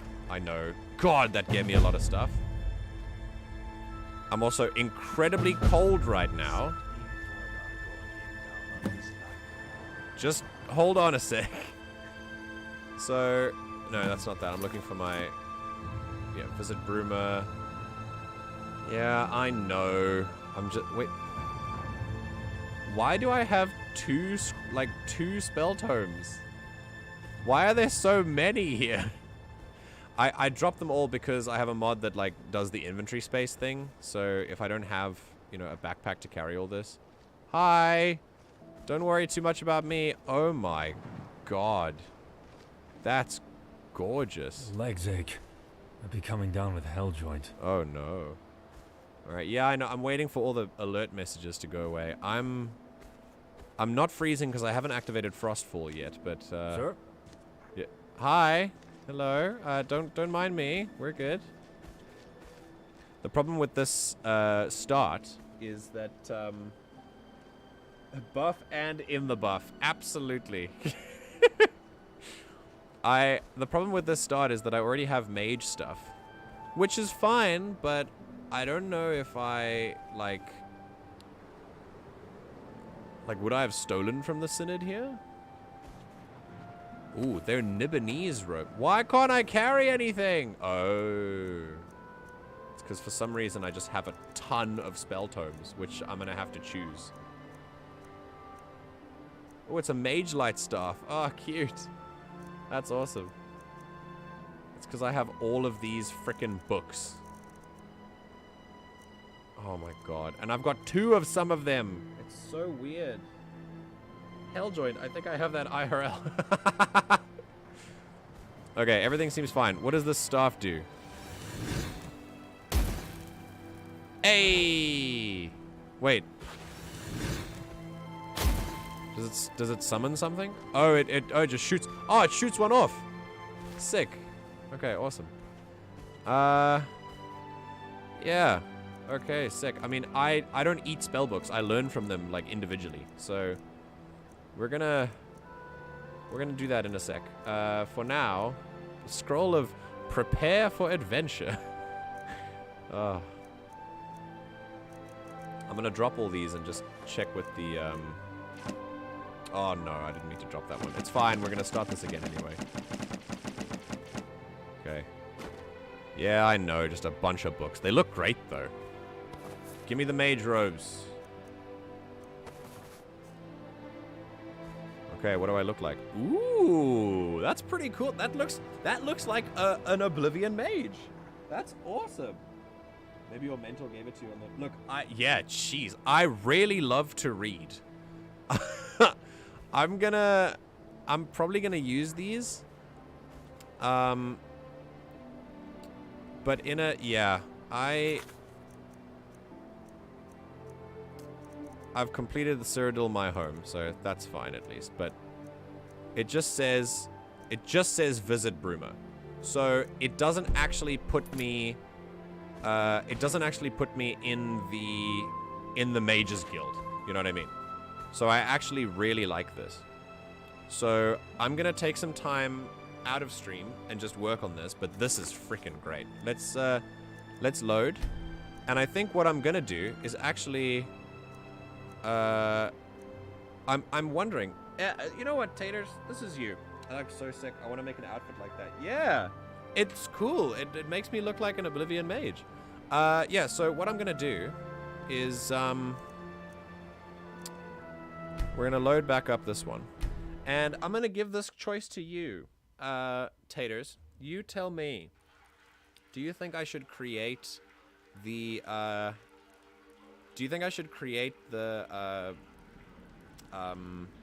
character on stream tonight, or should I just start tonight?